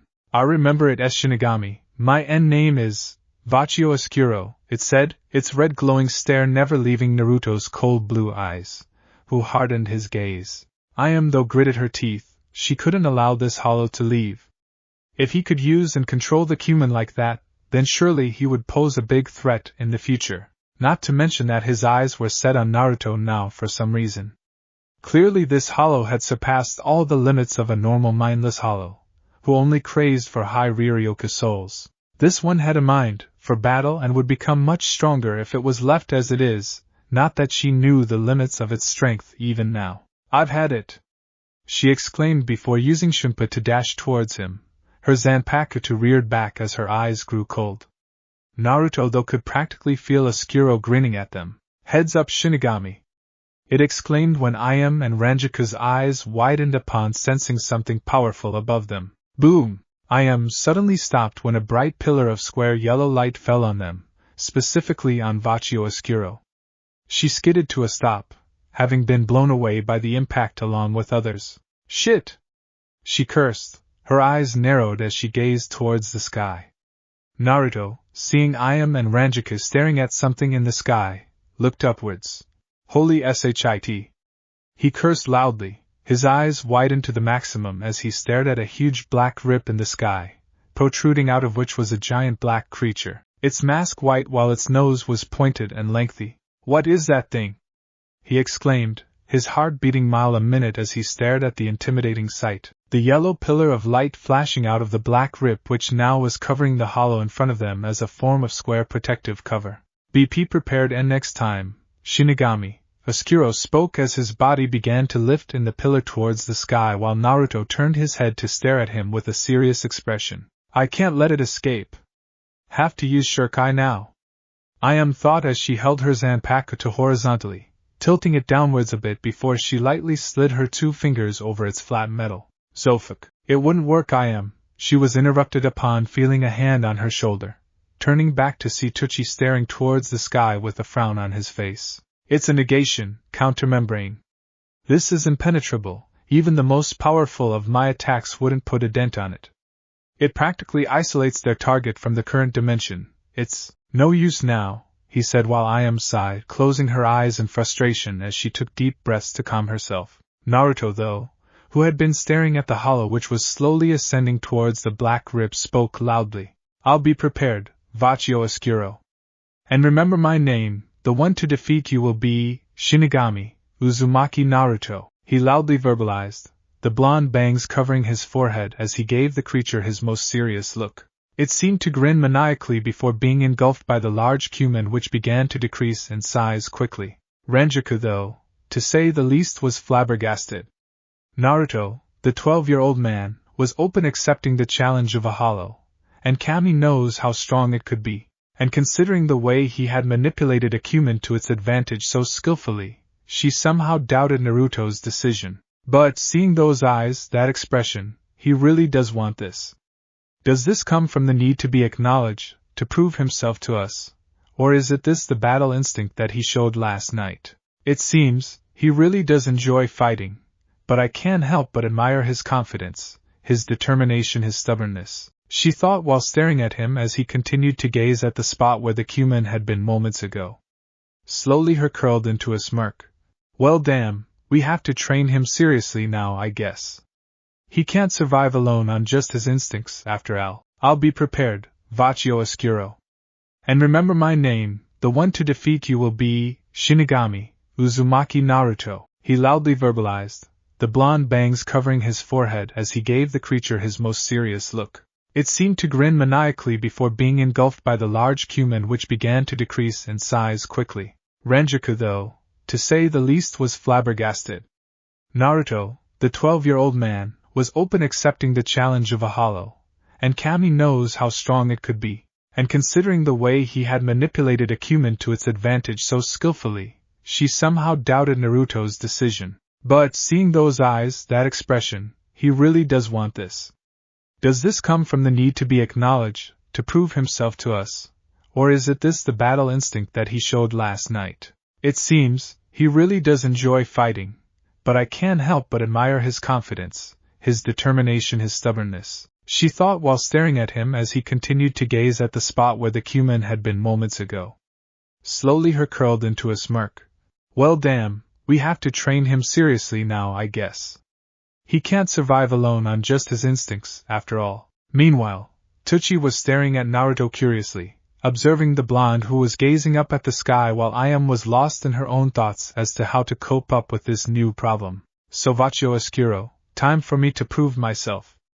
I'll prove to everyone that I'm not a dead last, a loser, and I'm definitely passing the graduation exams this time. Most of all, I wouldn't let any hollow harm those precious to me, or my village. He mentally nodded to himself. This time things would be different. Naruto! Turning his head, he noticed Tucci standing beside Ayam. He started walking towards them, his curling down when he noticed Ayam staring at him with a frown on her face. Aji-san, I think we should send Mikoto-san to the hospital, he said while gazing at the Uchiha matriarch in his arms, strangely enjoying the warmth she was emanating. No need to do that, Naruto-kun, I'll take it from here. They turned their heads to see Hiruzen land in front of them in his battle gear. Gigi? What are you doing here? The whiskered blonde asked in surprise. He thought the Hokage would be busy taking care of the situation. I'm just a shadow clone, Naruto-kun. The real one is coming with a squad of Umbu and several other jounins. The hollow this time caused quite a ruckus. You guys should hurry and leave Mikoto-san here to me. I'll handle the rest. He spoke a bit urgently as Naruto nodded before quickly giving an unconscious Mikoto to him. Please be safe, Mikoto-san, he thought when he felt himself his forearm being grabbed. Turning back, he saw Tucci holding him while Ayam was holding Ranjiku's wrist before the group vanished in a shuinpa. Time skip, Konoha, Ichiraku's apartment, 5 minutes later. Naruto, are you insane? He looked at Ayam's face in confusion as she spoke through gritted teeth. Currently, they were in the drawing room with Naruto back in his body while Shiroi, Tucci and Rangiku were sitting on couches. What do you mean, Ayam-chan? He asked as her frown deepened while Tucci too held a serious expression on his face. Why were you thinking on accepting that Hollow's challenge? You do know that it has just been a day since you became a Shinigami, right? She hissed with narrowed eyes. Clearly she was unhappy about this whole thing. What are you trying to say? He asked with seriousness, seated on the opposite side of her. What I'm trying to say, Naruto, that you forget about fighting that hollow, she said, making his eyes widen. Why would you say that? He asked heatedly, making her glare back at him. Because it's for your own good. That hollow is very strong. I could sense its Riryoku reserves, and it was clearly holding back on us. We had the element of surprise and thus were able to catch it off guard. I wouldn't back down, he replied instantaneously in a monotone voice as he bore his stare into her brown orbs. Stopping acting like a child, Naruto! Ayam loudly exclaimed, standing suddenly as she glared at him, while Shiroi looked at the two with concern. Rangiku too kept quiet but was surprised with Ayam's outburst. Ayam, calm down, Tucci said in a grim voice as he kept staring at the wall in front of him when she snapped. Tu-san, how can you expect me to calm down? You yourself know how strong that hollow can become. It's already way above other normal hollows and I can tell its aminos, minus. It's no longer an ordinary hollow. You yourself saw the Jillian, lowest grade hollow. Rescue it through the negation. It only means one thing, that Vachio Oscuro is a special one. or else that Jillian wouldn't have come to aid him. And what's stopping us from predicting that the next time he shows himself, he's in a Juchas, intermediate grade hollow, class Minos. Only captain level ones are capable of facing those, her voice getting lower at the end as the full effect of what could be the consequences settled on them. And you, Naruto-kun? She turned her head, his eyes widening as he saw the concern in her deep brown orbs. You have been a Shinigami for 1 day only. I really don't like saying this, but you can't handle that Zanpakuto properly. Besides, your Shinigami powers are only temporary. Even if you do manage to get proficient in the art of Zanjutsu, still that Zanpakuto would return to Rangiku-san eventually. What will you do then? She asked loudly at the end while Naruto stared at the floor, his posture unmoving as Matsumoto too waited for his answer. She too knew that it was hopeless for Naruto to face that hollow. He just didn't have enough time to train himself as a Shinigami. Nor could he use Shurikai or Banki, and with that being said he couldn't hope to face Vachio Oscuro at a later time, when most probably he would be much stronger. So you mean to say, Naruto began as he broke the silence before continuing, that I should just concentrate on my ninja career. That's the reason you guys are training me for the month, right? So that I can form stable chakra, and for that you guys are training me in controlling my Riryoku. You're training me in Kenjutsu or Zanjutsu as you call it, to hone my reflexes and sharpen my skills in Taijutsu too, right? And me temporarily working as a Shinigami would gain me experience which would give me an edge when my shinobi career begins. Isn't that right, Aji-san? Matsumoto and Shiroi had their eyes widened in shock as they stared at the 12-year genius. He had deduced all that in 1 day. Naruto Ranjiku's thoughts trailed as she gazed at the boy in immense surprise, who right now was staring at Tucci with a dead serious expression on his face. Yes, was the only word the old chef mumbled as he looked to be deep in thought. Ayame walked towards him before bending down to his level, putting her hands on his shoulders as she gazed softly at him. We only want what's best for you, Naruto-kun, she spoke softly, offering him a loving smile as he stared at her. Standing up slowly, he walked over to a window, gazing at the children who were playing a game of tag. His eyes held sadness, pain as he stared at them, a look of determination overcoming those emotions in his oceanic blue eyes. Naruto-kun, Shiroi mumbled sadly as she had watched his reflection on the window, not liking those haunted eyes. If I'll lose my Shinigami powers, then so be it, he sighed before turning back to them, a blazing smirk on his face that sent chills down Rangiku, Shiroi and Ayame's spine. Then I'll simply face Oscuro as a shinobi. I have a high amount of Riryoku. I'll use that to my advantage and will learn Kido. I'll become the first being to simultaneously use ninjutsu and Kido. If I can't slice it with a Zanpakuto, then I'll just beat it to a bloody pulp with my own fists. But I wouldn't let it harm anyone in My village. If I want to be the Hokage, I'll have to protect my village a bit by being a shinobi or a Shinigami. I don't care. These spiritual energy reserves of mine are both a curse as well as a gift. So don't you try pulling me out of this, 'cause I'm as stuck in my decision as a stick up a Hyuga's ass. He spoke loudly at the end with narrowed eyes. Pin-drop silence followed his little speech as everyone except Tucci gazed at him with WTF expressions on their faces, making him blush a bit in embarrassment, as he found his eyebrows twitching. And just forget about using Kikenshinki or that Kaito whatever that is, on me. 'Cause I ain't forgetting anything, he finished with a HMFF as they continued to stare at him with an expression of total impossibility. What will you do if we refuse to train you, Naruto? All eyes turned to Tucci, shock clearly evident in them. To-san. How can you say? Silence, Ayame, he exclaimed loudly as he continued to stare into Naruto's wide eyes. How can you do this, Tucci-san? Rangiku exclaimed with a frown as she glared at him. I can and I will. Do remember that I'm the substitute Shinigami of Konoha, Rangiku-san. Naruto clearly isn't thinking with his head right now. Blind heroics will only get him killed. He spoke calmly while staring at the whiskered blonde whose eyes were narrowed at him. Ranjiku's frown deepened at this as she turned to gaze at Naruto, her heart clenching as she noticed the brief flash of pain cross his eyes before they were clouded by anger. Fine then. It wouldn't be the first time anyway. But do remember this, Aji-san, I still wouldn't chicken out of this. I will gain control of my Riryoku, and if Oscuro ever threatens Konoha, I wouldn't just stand like an idiot. And besides, Now that I do know how Ririoka feels, I can manipulate it in my human form too. He spoke with fiercely when everybody's eyebrows except Tuchi's lift in surprise. Oh, you can. Why not show us this glimpse of your Ririoka as you stand here in your body? He asked with a hidden smirk behind his folded hands.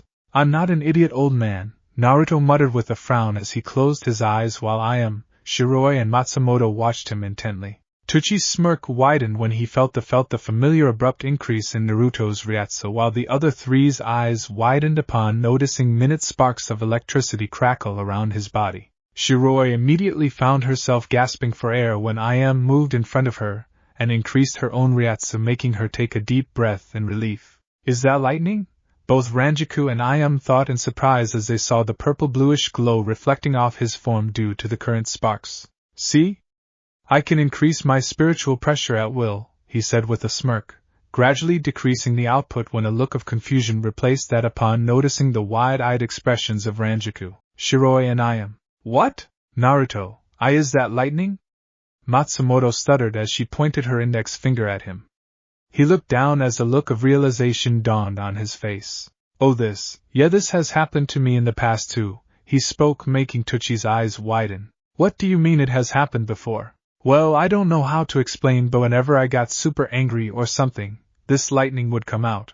And that night of the Uchiha massacre, you wouldn't believe how much lightning had come of my body to hit attack. That was the main reason I was able to save Mikoto-san, he said, his hand going over his as if he was remembering something while Tuchi just sighed. All right. Relax everyone, I was just kidding.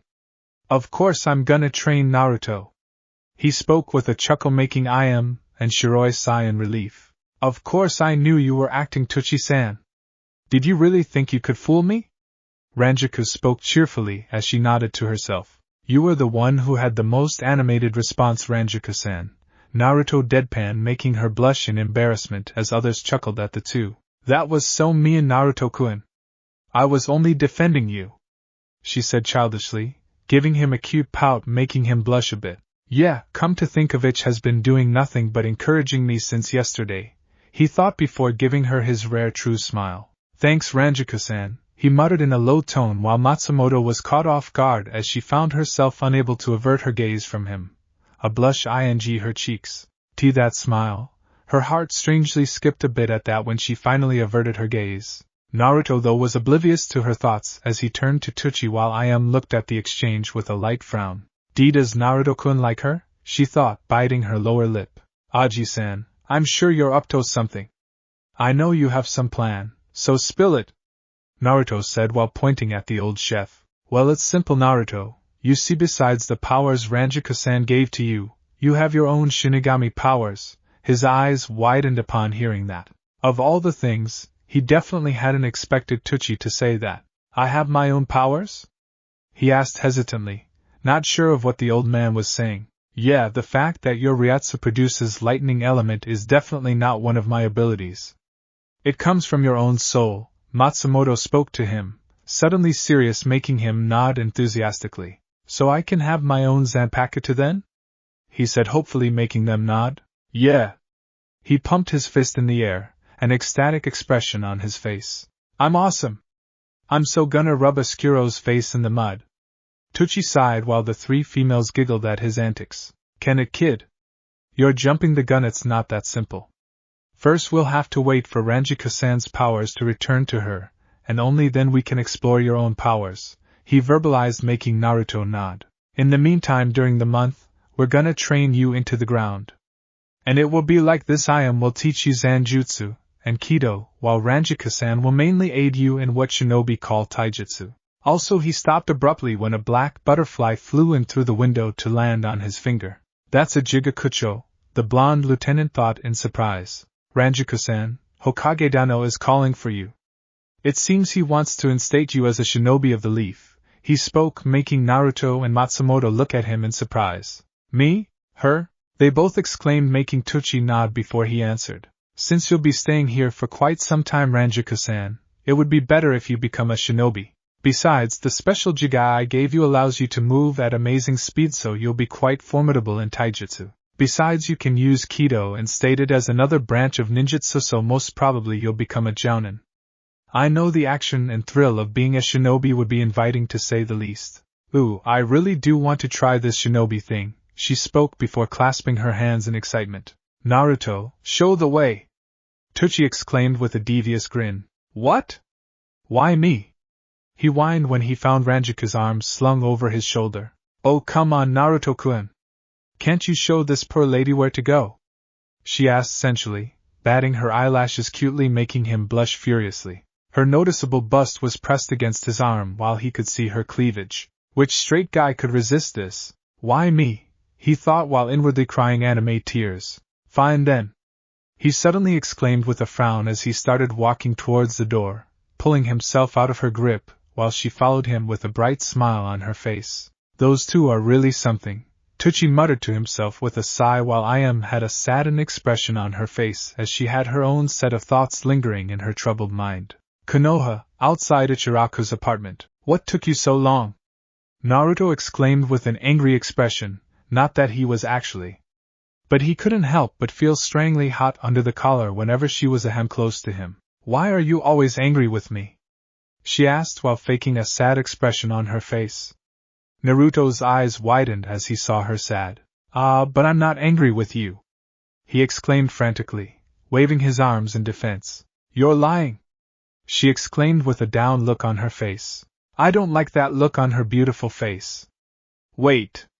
Beautiful? He thought in surprise, outwardly shaking his head to get rid of confusing thoughts. No, I'm not lying, this time he said calmly while Matsumoto could notice passerbys giving him cold looks while some neighbor shopkeepers were directly glaring at him, making her frown.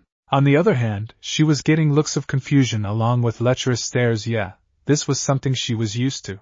It's just he started making her look at him before he continued. So much has happened since yesterday, and I'm still coming to terms with this. It's not like things were easy for me before, you know. I just want some time. She smiled softly at him before bending down while he gazed at his feet. I understand, Naruto. It must be tough for you, he snapped his head up upon noticing the complete change in her tone. It was sweet, melodic, comfortable to his ears and troubled mind. His heart almost came to a stop upon seeing her beautiful face up so close while she put her hands on his shoulders, her blue eyes soft as she smiled at him sweetly. And I admire your confidence, determination, and the way you have handled things so far. I believe that you can do it. So cheer up, she exclaimed cheerfully, grinning at him as she squeezed his shoulders while people around them in the streets were giving her shocked looks. What was she doing interacting with him? Didn't she know?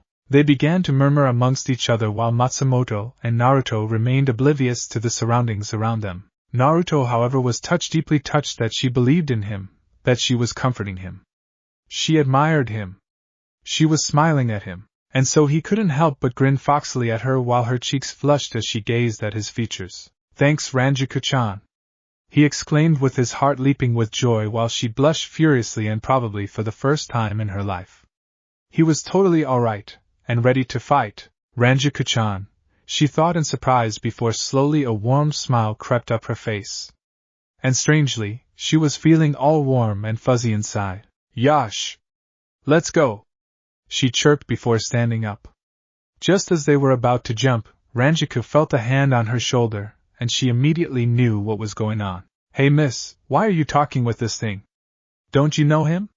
She turned around to notice a man, having a lecherous grin on his face while behind him were several others, all of their eyes glued to her cleavage, making her sigh. Probably a gang or something, she thought before giving the man an innocent smile, making him grin wider as he squeezed her shoulder. Naruto though was getting angry. What was their problem anyway? First they hate him for no apparent reason, and then they prevent anyone else from talking to him. And seeing that perverted grin on that man's face, he knew they were up to no good. Oh, but I find him very cute, kind, funny, and sweet young man. I don't see what's wrong with him, she said, smiling at them innocently while Naruto's cheeks turned into a bright shade of red. The man in front of her though scowled still haven't left her shoulder while the others behind him growled. They started to move towards Naruto when the one holding Rangiku signaled them to stop, so apparently he was the leader. Hey, what are you doing? The whiskered blonde said in a hushed voice as he nudged her in the ribs lightly. You said something, you trash. The leader growled as he turned his head towards Naruto, while Matsumoto gently pried his hand away from her shoulder, still smiling at him. Naruto though only narrowed his cold eyes. It would be a cold day in hell before he would be scared of some perverted idiots. You shouldn't associate yourself with such demons, miss. You should join us, we could give you a much better company, he verbalized with a suggestive smile while Rangiku could feel herself boiling with anger, still a forced smile on her face. I'm not a demon, Naruto growled as he glared at them while clenching his fists when he felt Matsumoto's hand on his shoulder making him look at her in confusion. Thanks for the offer, but I'll pass. Besides, Naruto-kun is much better in bed than any of you will ever be. She again spoke cheerfully. Jaws dropped, eyes bulged. Those who had heard her held comical stunned expressions on their faces. A mysterious gust swept by as Naruto stared at her open-mouthed, his face a classical tomato shade of red. Please yo Kami, please say that she didn't just say what I think I heard her say, the blonde thought when he heard the leader suddenly erupt into full-blown laughter. Ah-ha-ha-ha-ha. And nice one. Really? Ah-ha-ha-ha. You must be joking. Him? Come on, he's just an idiot who see. Wham! Thud! Everybody stared in yet another moment of shock. That pretty woman had just delivered a jaw-breaking uppercut to the apparent leader, and he had went flying with his broken teeth flying in different directions, making everyone else cringe. Naruto though stared at the unconscious man in shock. His jaw was probably dislocated now. Does anyone else have something to say? Matsumoto asked with a pissed-off expression on her face as she leaked out her ryatsu. The rest of the gang and other people cowered under the pressure they were feeling as they just shook their heads. Good, she said cheerfully, her demeanor taking a 180 turn before she turned to Naruto. Let's go, Naruto-kun, she spoke with a smile before taking the shocked blonde's hand. Giving one last glare to the cowering thugs behind her, they jumped towards the roof. Konoha, rooftops. You didn't have to do that, you know, he spoke as they began to jump through the rooftops towards the Hokage's tower. Yeah, right, and let them insult you. She spoke while rolling her eyes as his curled up in a light smile. But why do you care? It's been only a day since we've met after all, he muttered as the cool breeze rubbed their forms. Not all people all like those villagers, Naruto-kun. There are those who care for you, always remember that, she uttered with a smile, while he nodded. Arigato, Rangiku-chan. I'm really glad I met you, he verbalized with a warm smile, while she couldn't help but blush at hearing him call her with such closeness. Here we are. Both of them landed in front of the tower as he pointed her towards the entrance. She gazed at the building when he spoke. All right, you know where's my apartment, right? I have somewhere to go, so see you later, Rangiku-chan, he said with a mock salute, a grin on his face which soon vanished when he noticed her eyes shining with mischief. He began to take several steps backward, a forced smile on his face while she smirked at him. I think you deserve a reward, Naruto-kun, she spoke seductively, swaying her hips deliberately as she stalked him like a prey. Gotta run, he exclaimed with a blush before turning around to find her. There she trailed after grabbing his shoulders before bending down to kiss him on the cheeks. Naruto's whole world froze as he stood there, touching his cheeks as warmness flushed his entire system. She giggled at his awestruck expression before ruffling his blonde locks affectionately. See you later, Naruto-kun, Rangiku waved in front of his face as she started to walk towards the entrance while slowly a smile grazed Naruto's face. Later, Rangiku-chan, he whispered softly as he stared at her retreating form. She's definitely different than anyone I've ever seen. In just one day, I feel so close to her it's like we've known each other for a long time. I can't help but feel we're so alike. She's what they call an adult, so strong and a vice captain of Soul Society, yet she still remains so jovial, carefree and sometimes acts just like me, he pondered while the smile just refused to leave his face. Yesterday, he was irritated by her snide remarks, now he seemed to enjoy her company. Unknown to him though, Matsumoto too was having similar thoughts. Now let's see, a finger under his chin as he adopted a concentrated expression on his face. Oh right. I should check up on Mikoto-san, he exclaimed before taking off towards the hospital. Konoha's General Hospital, 15 minutes later. After transforming himself into a random civilian, Naruto had asked the receptionist of the room in which Mikoto was admitted earlier that day. Thank Kami that I can at least do the transformation technique, he thought with a sigh as he walked through the corridors, searching for her room. Let's see, it should be around the next corner, he muttered to himself, hinged into a middle-aged man as he turned around the corner to stop suddenly. Is that Sasuke-team? He thought, seeing the Uchiha enter the ward where Mikoto was currently in. Reaching the door, he stood outside while he could hear their voices due to his sharpened senses. What happened, Ka-san? He was Sasuke all right. Naruto could define that irritating monotone voice anywhere. What was wrong with that idiot? The least he could do was show some emotion, some concern for his mother. I'm fine, Sasuke-kun. It was just a small attack, he smiled upon hearing that voice. That was Mikoto-san, that sweet, melodic and cheerful voice. If it was just a small attack, how come you're here in the hospital?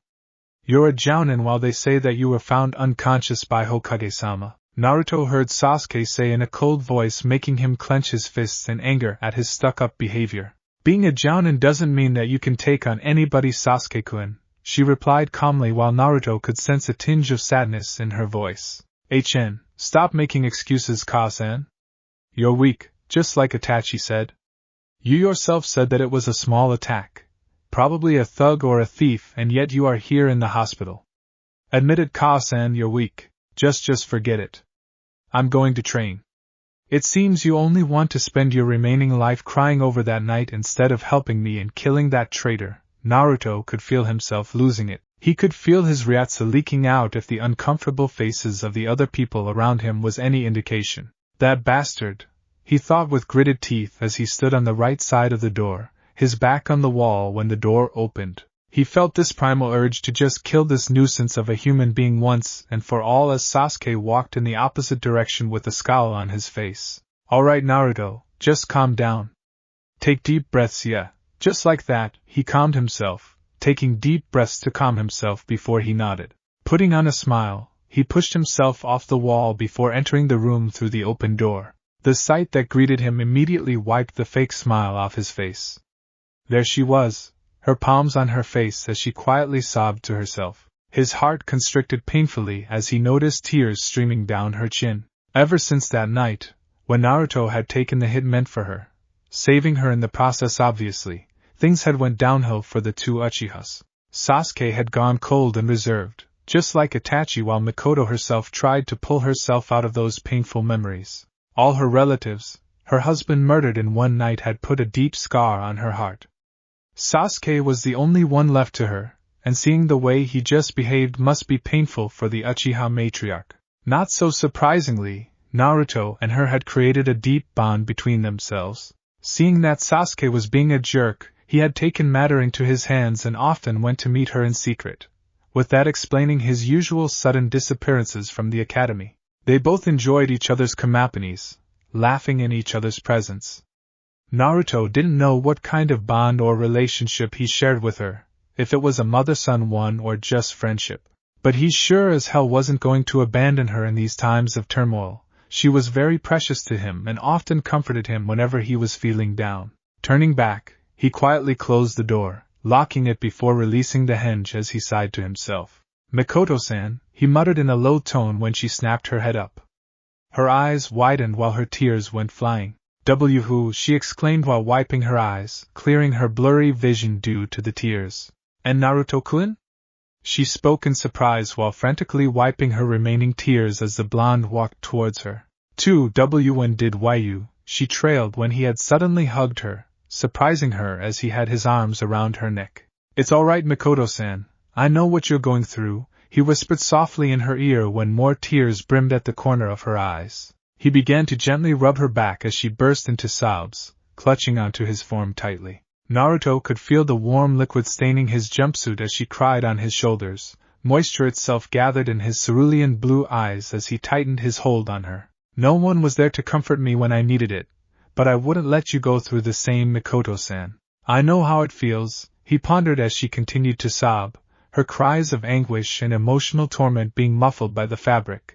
After several minutes, she calmed down slowly as both of them were lost in their own thoughts, reveling in each other's warmth. Are you okay, Mikoto-san? He asked a bit hesitantly, feeling that the hug was getting longer than it should be. Hi, Naruto-kun, she mumbled as he slowly leaned back, both of them feeling odd at the loss of comforting warmth. I'm feeling much better now, Naruto-kun. She spoke with a heart-melting smile, making Naruto blush a bit as he grinned back. So, how are you, Mikoto-san? He asked when her smile brightened at his question, while he couldn't help but frown mentally. And that jerk should have asked her this rather than calling her weak. I'm fine, thank you, Naruto-kun. She smiled sweetly at him. Mikoto still couldn't believe how mature the bueno, young man in front of her was. So many times he had comforted her, aided her, was such a nice soul. Whenever talking to him, she felt as if her equal adult was in front of her. He was so much opposite of Sasuke, so bright, so kind, considerate of others' feelings, and cute too. I wonder how he would look when he grows old, she thought with a light blush, when suddenly her eyes widened as a flashback invaded her mind. That face, she thought in alarm upon remembering that face. Blonde hair, those electric blue eyes, whisker marks, no way. And Naruto-kun, the one who saved me, was it you? She stuttered with wide eyes when Naruto somewhat stiffened at her question. And no, I was in the academy, remember? He said while laughing nervously, rubbing the back of his head while she narrowed her eyes. I think he's hiding something. And surely I wasn't seeing things, even if Hokage-sama told me. My Sharingan couldn't just fool me like that. Who else has whisker marks? And with the combination of blonde hair and blue eyes, she mused when Naruto decided to change the subject. Mikoto-san, when will you get out of here? I don't want to come here every day to meet you, he said with his nose crinkled up. Oh, those awful smell of medicines. She just giggled at his face. You couldn't help but adore this boy. I'll be released today, Naruto-kun. She spoke gently, making him sigh in relief. Hey, guess what? I've found a way to solve my chakra problem, he exclaimed with glee while her eyes shined with excitement. Really? How did you do that? Her eyes holding curiosity and mirth when the blonde smirked as he motioned her to come closer. It's a secret, he whispered in her ear with a grin, making her pout as he started laughing at her. From a third person's view, really it looked like as if the two were best friends. Sometimes Naruto would climb to her level and act maturely, while sometimes she would stoop to his level and act childishly. Thank you, Naruto-kun. Mikoto spoke with a warm smile as she ruffled his hair affectionately, making his heart skip a beat at seeing that smile. No problem, Mikoto-san. And I'll definitely pass the academy graduation exams this time. She nodded with a smile. Good luck, Naruto-kun, she exclaimed before leaning forward and kissing him on the cheek, making the whiskered blonde blush. Wow, 2 kisses in a day. I'm lucky. Damn you, old man, I'll get you for this someday. A raspy voice broke the silence in the empty apartment as Naruto tiredly opened the front door with a click. Dragging his feet to the living room, he flipped off his shinobi sandals carelessly before switching the lights on. His eyelids were heavy while his shoulders were slumped down when a growl echoed throughout the apartment, making him sigh. I'm hungry, damn you, Ayam-chan, he muttered while clutching his stomach before walking towards the kitchen as he started preparing instant ramen, all the while mumbling random curses to the Ichiraka family. I shouldn't have gone there in the first place. It was my first day. At least they could have gone easy on me, me whole body hurts, he groaned as he held his lower back. Earlier, after meeting Mikoto in the hospital, Naruto had gone back to the Ichirakas to have a bowl of ramen when they had dragged him to the underground training ground. He shuddered upon remembering that gleam in the old man's eyes when he had declared that his official training had begun. Oh, the horror! The blonde mentally whined as he waited for the ramen to get boiled, his least favorite part. They had begun with the simple training methods, push-ups, crutches, running laps around the area's perimeter. Considering his stamina, it would have been easier for the whiskered blonde, but his Ayam-chan, oh so sweet Ayam-chan, she had oh so gently wrapped those weight belts around his wrists and legs. They were basic training equipment, mind you, but still really heavy, and add to the fact that Tucci had pushed him to the point where he could practically hear his muscles crying in agony, all the while cursing him, fuck you shithead. After an almost inaudible vow of itadakimasu, he began to wolf down his ramen while thinking of ways to get back at the torturous duo. Ah! Nothing better than a stomach full of ramen, he exclaimed while patting his stomach when suddenly his door was knocked quite roughly, startling him. He was immediately on guard now. Damn it! I'm extremely exhausted now. I don't think I can handle any drunk idiot. Should I just leave? He thought while slowly taking backward steps towards the window behind him when again the door was knocked harshly. Naruto! Open the door! It's cold! A drunk female voice pierced the silence, making Naruto's eyes widened. Rangiku-san, he thought before hurriedly scurrying towards the door, the kunai still in his hands just in case it was some sort of trick. Opening the door cautiously, he ignored the cold breeze for the sight in front of him. "Whoa!" she exclaimed as Naruto watched her hand pass through thin air, where the door was supposed to be. His eyes widened as she began to fall towards him, being unbalanced because of her clearly she was drunk. Rang mph. His voice became muffled due to thud, her falling on him. Sorry, Naruto-kun. She spoke while giggling, unaware of the blonde's condition beneath her. Slowly lifting herself up, she heard a vocal sharp intake of breath. Gazing down, she noticed Naruto panting, his face flushed as he stared at her with widened eyes. "Oh. I'm sorry, did my s suffocate you?" She spoke sluggishly with a teary-eyed pout making his heart skip a beat. Her blonde locks were sprawled on his face while he stared into her hazy sky-blue eyes. "And no, I'm fine," he spoke after averting his gaze when she began to caress his whisker cheeks, making him blush a bright shade of red as he turned his head to stare at her in surprise. "Are you blushing?" She spoke with a smile, making him sputter incoherent words as he tried to get up, but it seemed Matsumoto seemed content laying on top of him. "Rangiku-san, we have to get up. You're gonna make the apartment cold," he verbalized while trying to gently push her by grabbing her shoulders. He grunted in exhaustion as his muscles were already at their limit. "As long as we are hot, it wouldn't matter," she spoke huskily while Naruto could feel his pants getting tighter. Damn it, he mentally sighed when an idea popped in his mind.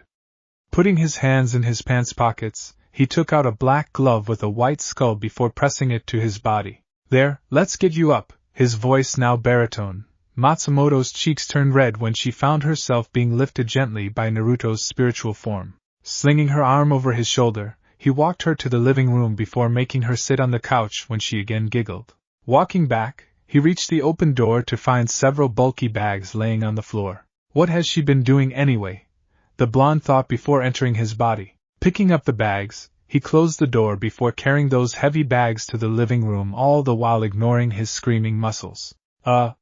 He grunted, releasing those bags before turning to glare menacingly at Rangiku, who was currently staring at him with a smile. "What's the meaning of this?" he asked heatedly with narrowed eyes. "Why did you go back in your body so soon? You look so hot in that." She pouted, making him blush. Shaking his head, Naruto walked towards her. "Rangiku-san, I'm serious. At this time, you were there out drunk, and alone. I thought you were at Aji-san's apartment. Do you know what could have happened out there?" She adopted a thinking pose with her index finger under her chin. One guy did try to rape me," she exclaimed with a grin like it didn't affect her in any way while Naruto's eyes widened at hearing that. "Shit! Then, Yamare, you alright?" he asked with concern reflecting in his oceanic blue eyes, making her heart flutter, which she just ignored in her drunken state. "Of course. I just punched that guy and then didn't get up. I shouldn't have hit him so hard." She again pouted, making him sigh as he chuckled to himself. No longer having the strength to stand, he just sat down cross-legged on the carpet, making her raise an eyebrow. Rubbing his right eye, he stared absent-mindedly through the window as Matsumoto too became uncharacteristically quiet. "So, what's in those bags?" he asked, too tired to check them himself. "Oh, our food supply," she chirped while doing animated gestures, making Naruto raise his eyebrows. "Food supply?" he asked with curiosity when she giggled before hiccuping, making him chuckle. "You can't live on ramen, Naruto-kun. You have to eat vegetables too, the green ones." His eyes widened as she smiled at him through half-lidded eyes. She did that for him? Why, you don't need to do that. I can live on ramen easily, and it contains vegetables too. And besides, you don't need to spend your money on me, he spoke as a frown appeared on her drunk expression. "And where did you get the money from anyway?" "Oh, the old pervert gave it to me," she replied before speaking again quickly. "And you have to eat those vegetables. It's for you that I bought so much. I mostly remain on D diet," she stated in between her hiccups as warmth flushed Naruto's body. She had used her money to buy something for him.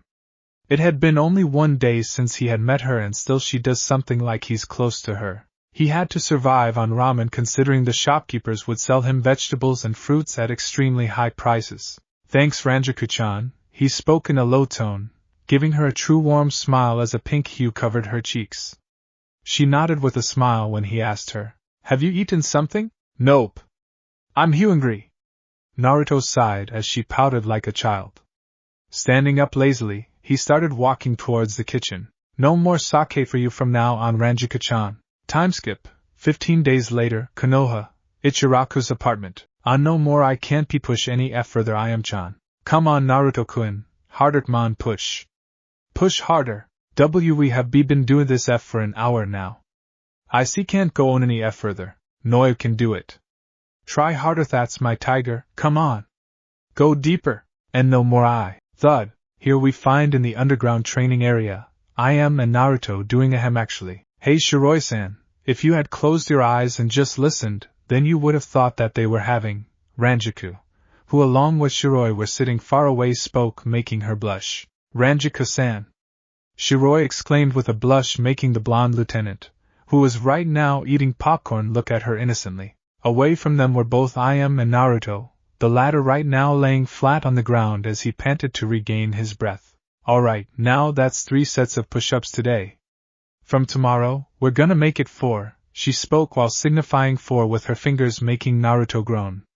He didn't even have the strength to argue with her. Slave driver, he mentally thought as slowly his breathing returned to normal. Stand up Naruto, now that we're done with the warm-up. Let's do the Zanjutsu part, any? She said with an innocent smile. What? I just finished doing 300 push-ups not minutes ago. He exclaimed, miraculously having the energy to jump comically and yell at her. Stop whining. Just use the Gokan Teko, Soul Apprehension Gauntlet, and get out of your body, she stated while taking out her own Zanpakuto, making his eyes widen. Hey hey, at least give me some few minutes, my shoulders are numb here. He exclaimed while waving his hands frantically as she took her stance. 10 seconds is all you've got to get ready, I am verbalized with a serious expression on his face as Naruto took several steps back, his arms slumped at his sides when he turned his head. Rangiku-chan, help me. Best of luck Naruto-kun. I know you can do it. His eyebrows twitched as she waved at him with a grin. The hell I can do it, Databeo. You've 5 seconds Naruto. And check your clock, damn it. He pointed with an accusing finger at Iam. 3. Alright, I'm doing it. 2. Where is it? I can't find it. 1. Oh my god! I left it back at the apartment. Sir, really? Iam asked while tilting her head. Of course not. I'm outta here. Her eyebrows twitched as Naruto yelled over his shoulder while running away from her. Get back here! She yelled before Shunpei to appear in front of him, making him skid to a halt. Sheesh, alright. I'm doing it. He grumbled before taking out the glove before pressing it to his. Yash! He exclaimed in his adult Shinigami form before taking out Hiniko, his body laying behind him. Not uttering another word, she dashed towards him before going for a slash at blurred speeds with inducing behind her. His eyes focused, he blocked her strike with his Zanpakuto, the sonorous sound of metal clashing reverberating throughout the arena as Naruto struggled under the force she was putting. Iam smirked as she saw his shoulders trembling under the pressure, which were already exhausted due to the earlier workout. Sparks flew around the clash swords as the blonde gritted his teeth, now on his knees. Damn it! He exclaimed, his one eye closed as Iam continued to increase the pressure. Letting go, he vanished in a blur just at the last second before her Zanpakuto sliced thin air. Oh, higher execution of Shunpa has improved, Iam spoke as several meters away from her was a crouched Naruto who was panting with beads of sweat dripping down the side of his face. Hiniko was stabbed into the dirt, supporting both of his shoulders by putting his hands on the tip of the hilt. Iam-chan, I really can't go on any further. My muscles are burning, I'm at my limit. This is too much. He spoke while panting when he rolled sideways quickly, leaving Hiniko with Iam's Zanpakuto passing through thin air, where his neck was a minute ago. That's the point of your training, you have to exceed your limitations both physically and mentally, she uttered while pointing her Zanpakuto at him with Hiniko besides her, stabbed into the ground. slowly standing up shakily. Ayam smirked when she felt him raising his Ryatsu. She then again dashed towards him, holding back some of her speed, but was taken for the loop when Naruto too bolted towards her at amazing speeds, considering his exhaustion. What is he planning? She thought, surprised that he would attack head-on without any Zanpakuto in hand. Rearing her weapon, she went for a thrust at the side of his midsection as Naruto drew closer. What the? She thought in surprise when the blonde had blurred out of her vision just when her Zanpakuto was inches away. Through the corner of her eyes, she noticed him shunping towards Haniko as a small smirk played across her. Grabbing the hilt, the blonde pulled at roughly his shoulder muscles, screaming in protest as Haniko was lifted from the dirt. His oceanic orbs though zoomed out in reflex when Ayam appeared in a blur in front of him with the cold metal of her Zanpakuto approaching his arm. Show! Thrust, he exclaimed with his palm pointed at her, making her skid back with impressive force. She snapped her head up, staring at his panting form in surprise. He was able to pull that off. I didn't expect him to master the art of incantation abandonment to this degree in Kido, even though he can only do this in only the first Heido spell, she thought with her expression changing from surprise to acceptance. Wow, that was good. Any Rangiku-san? Shiroi spoke with a smile as Matsumoto nodded beside her enthusiastically. Yep. I know he had talent, she said while eating dango, now making the silver-haired plus sweat drop. So you want to play in Kido, huh? Ayam verbalized with a devilish smirk, making Naruto sweat bullets in nervousness. Well, let's just stick to Zanjutsu any? He offered with a warm smile while scratching the back of his head.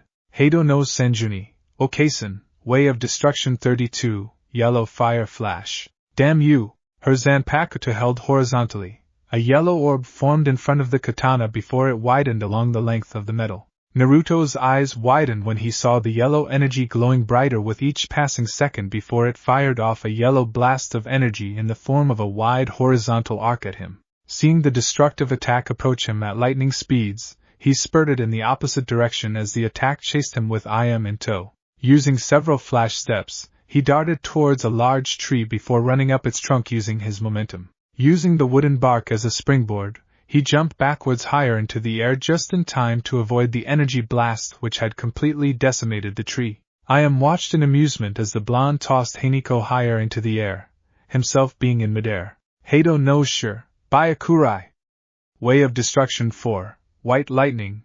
Her eyes widened in immense surprise when he pointed the index finger of his left hand in her direction to fire a concentrated white lightning bolt. Seeing his attack bolt towards her, he whispered, Bakudo no Yan, Hainawa, Way of Binding 4, Crawling Rope, before a rope of yellow spiritual energy extended from his right hand to wrap around Haniko's hilt, which currently was sailing above him in midair. Gazing down, he was not so surprised to see Ayam use Seiki, Repulsion, Bakudo to block the beam of white lightning. Take this!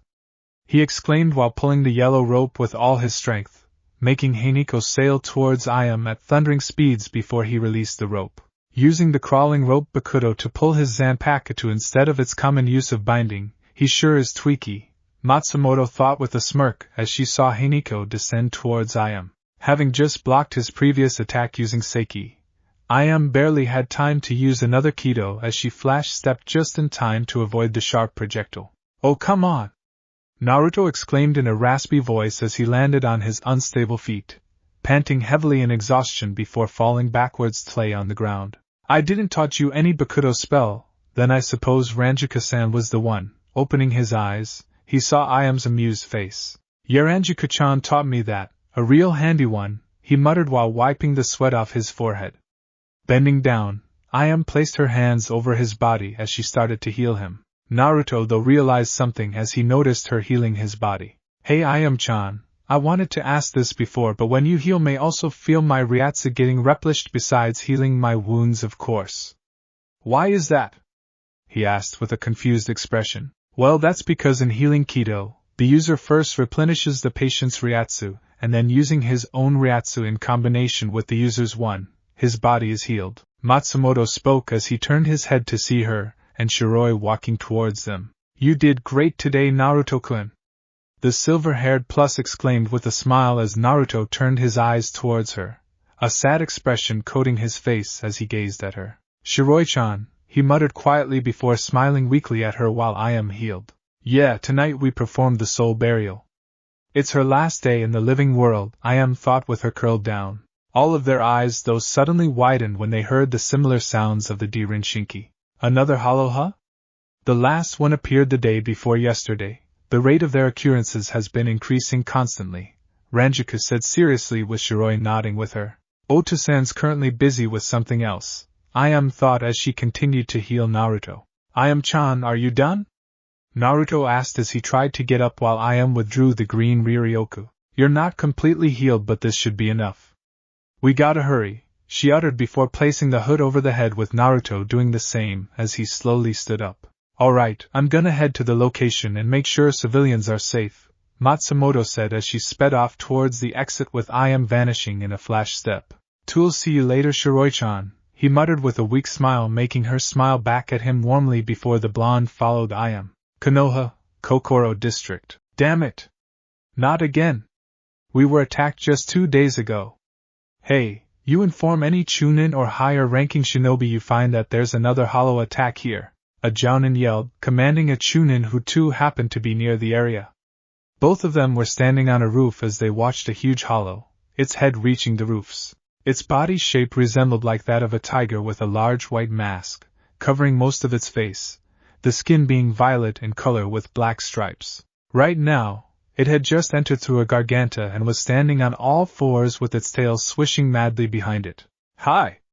The Chunin exclaimed before shining out of the area, the civilians now panicking as they rushed to find shelters from something invisible. Something they had been encountering at increased rates for the past half a month, something they couldn't see, but could feel its evil presence, the suffocating pressure in the air. I can only see the outline just like before.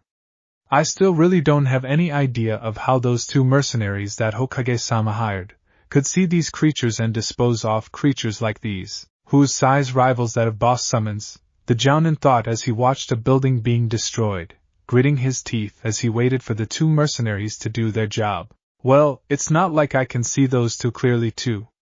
But this hollow summoning contract is something that any shinobi would be lucky to have, he muttered to himself before his eyes suddenly widened as he saw a small boy sitting in the middle of the streets, crying in fear while he could see the hollow slither in that direction, with random civilians running away from the rumble being caused by each step it took. Please help. Shit! He dashed at full velocity, diving forwards as he took the sobbing boy in his arms, dodging the large foot by mere inches. Roarer! The hollow howled, its anguished screams further mortifying the civilians as they sprinted in the opposite direction. Hey, you alright, kid? The Jounin asked as the boy kept sobbing in terror and fear, just shaking his head. Damn! What's taking those 2 so long? He thought in frustration as the hollow continued to slither through the streets, as if searching something. Alright you guys, make sure the civilians are safe and wait for those mercenaries, a silver-haired Jounin ordered, a group of Chunins behind him who nodded before surrounding the perimeter in which the hollow was moving. So, it's moving like an animal this time, unlike the last one which was comparatively smaller in size, and resembled more of a human, the silver-haired Jounin thought as he gazed at the moving hollow, which was visible comparatively clearer to him than other Jounins and Chunins. Kakashi-senpai, should we attack? The least we can do is at least hold the hollow down before they arrive.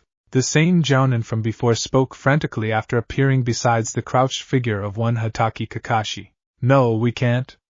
Hokage-sama has clearly specified that we are not to engage these creatures. Seeing as most of our military force can't see hollows clearly enough, he doesn't want any of us to lose our lives in vain. Also, he has stated to keep our chakra levels low as it attracts these creatures more, so attacking them means raising our chakra output. There's a reason he's hired those mercenaries. They are hollow hunters and it's their specialty, seeing as they too see to know the same invisibility technique, he spoke in a stern voice, now following the hollow's movements. Still, I've never heard of any hollow summoning contract. But Hokage-sama did said that Orochimaru had gotten this contract recently. It is possible that he would attack Konoha like this. Could it be that he's planning something big? It's clear that he wants to destroy Konoha, the copy ninja thought as they jumped through the roofs, the Chunins evacuating the streets as they waited for the hired ones to do their job. Still, he muttered before lifting his headband, revealing the famed Sharingan. This is one thing I still don't get it. Not feeling any chakra from the hollows is one thing, but not being able to see their chakra networks even with the Sharingan or Byakugan is another thing. This really has to be some sort of extremely high-level jutsu to even hide their chakra systems from the Digitsus. All of them though suddenly stopped in their tracks. The hollow too had suddenly halted to stand still in between the streets. Shinigami!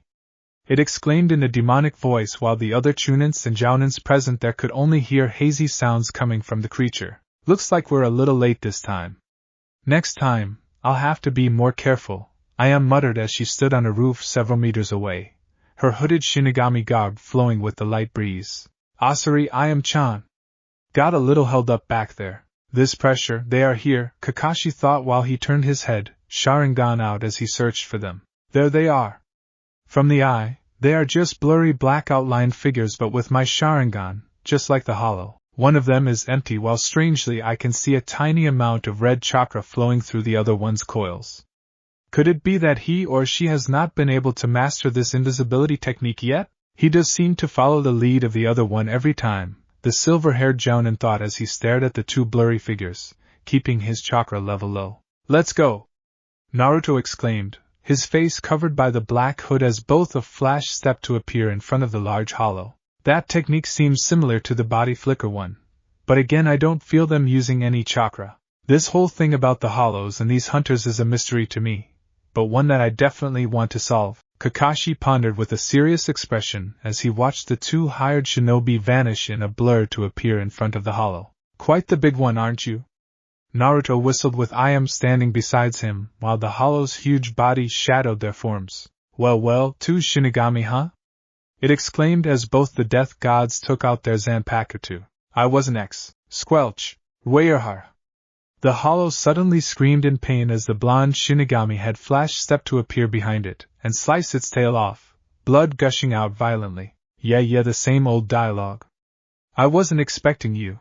I wasn't expecting that wa. Go eat a bowl of ramen and think of something new, you predictable noob. He spoke, making Ayam's sweat drop as the hollow growled menacingly. You bastard! It yelled as Naruto continued to stand there with a bored expression on his face, Haniko resting on his shoulders before he yet again shunped to appear in front of its face. Wham! Who's the predictable one now, Shinigami?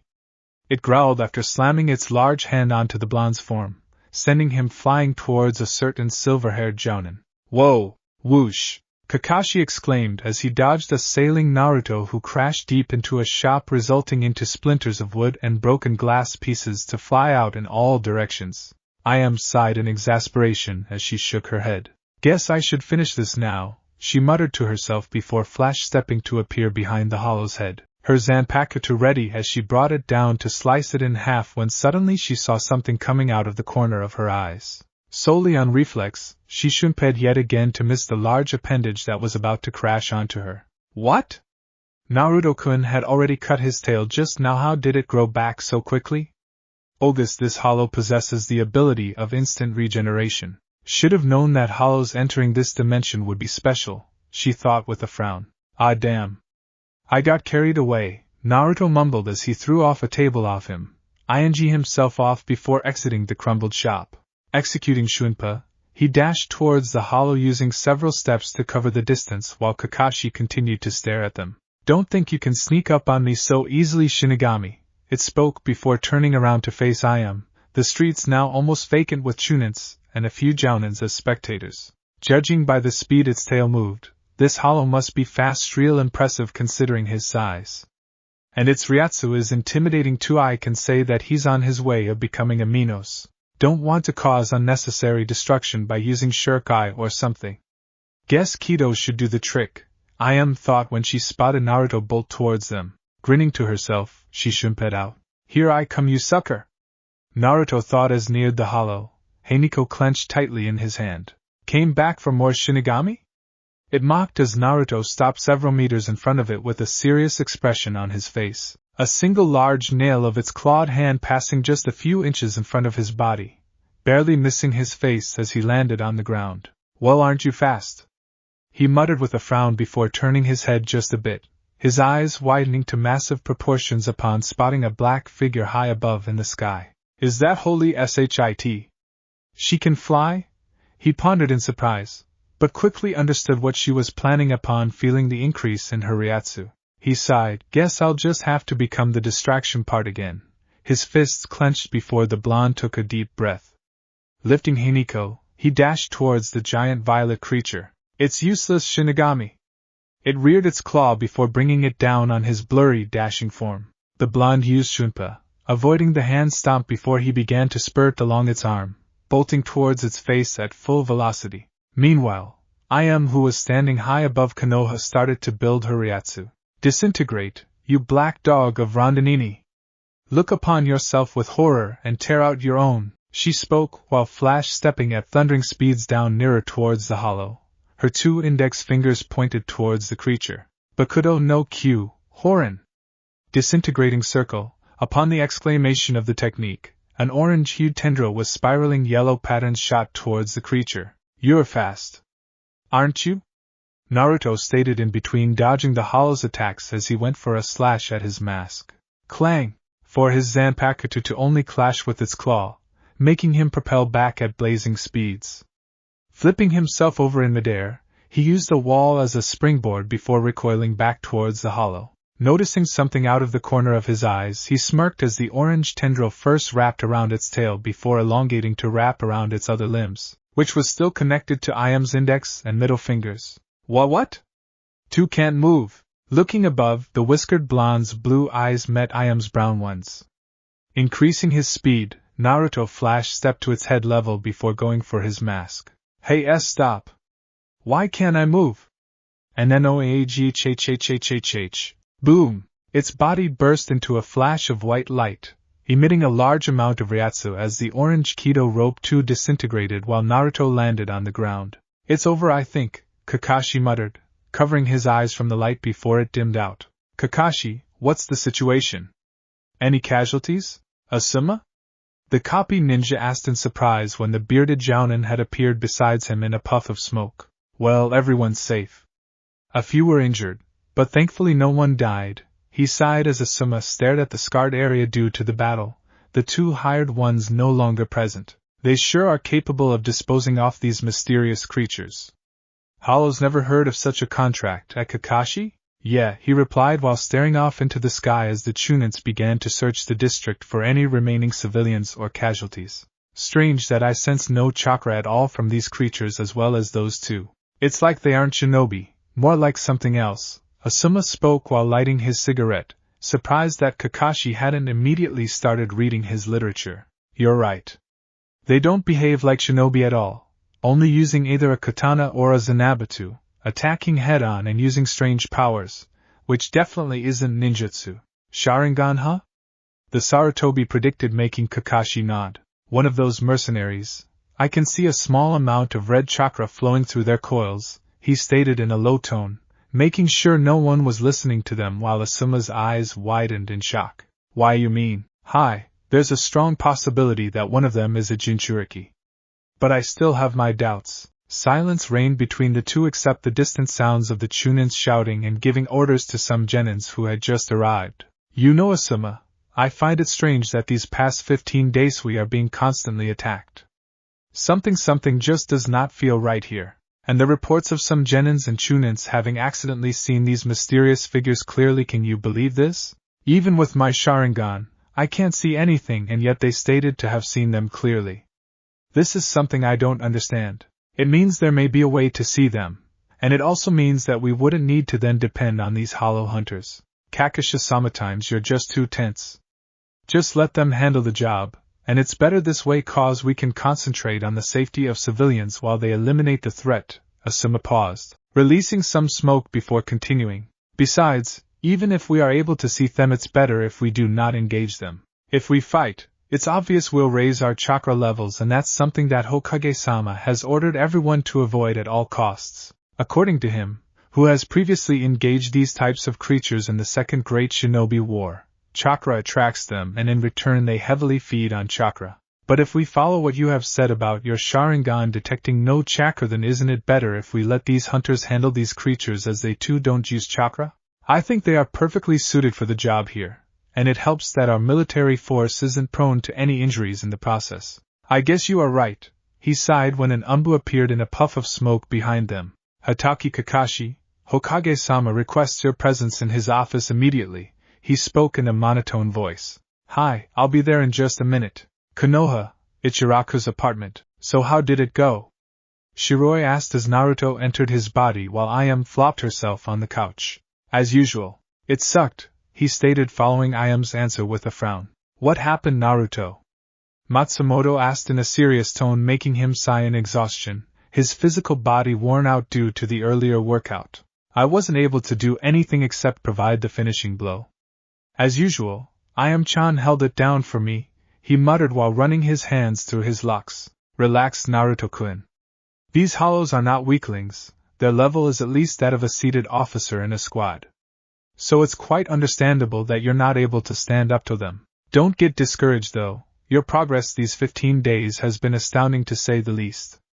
Honestly, I wasn't expecting you to come this far in such a short amount of time. Just keep training and the results would become more visible to you. But what about my shinobi career? My chakra is more stable than before, but still not to the point to perform ninjutsu. I still can't do the shadow clone technique, remember? He asked in bitter voice. You have high Riryoku reserves, Naruto. It's apparent that it would be a difficult task to control such large reserves. You have to be patient. I know you desperately want to graduate this time, but be patient. I'm sure you'll be able to form stable chakra by the end of month, she spoke with a smile, lifting him somewhat. Nodding silently, Naruto smiled a bit when he felt a hand on his shoulder. Believe in yourself, Naruto-kun, Shiroi said softly, making him smile warmly at the silver-haired beauty, which turned into a sadder one as he remembered their plans for tonight. I do believe in myself, Shiroi-chan.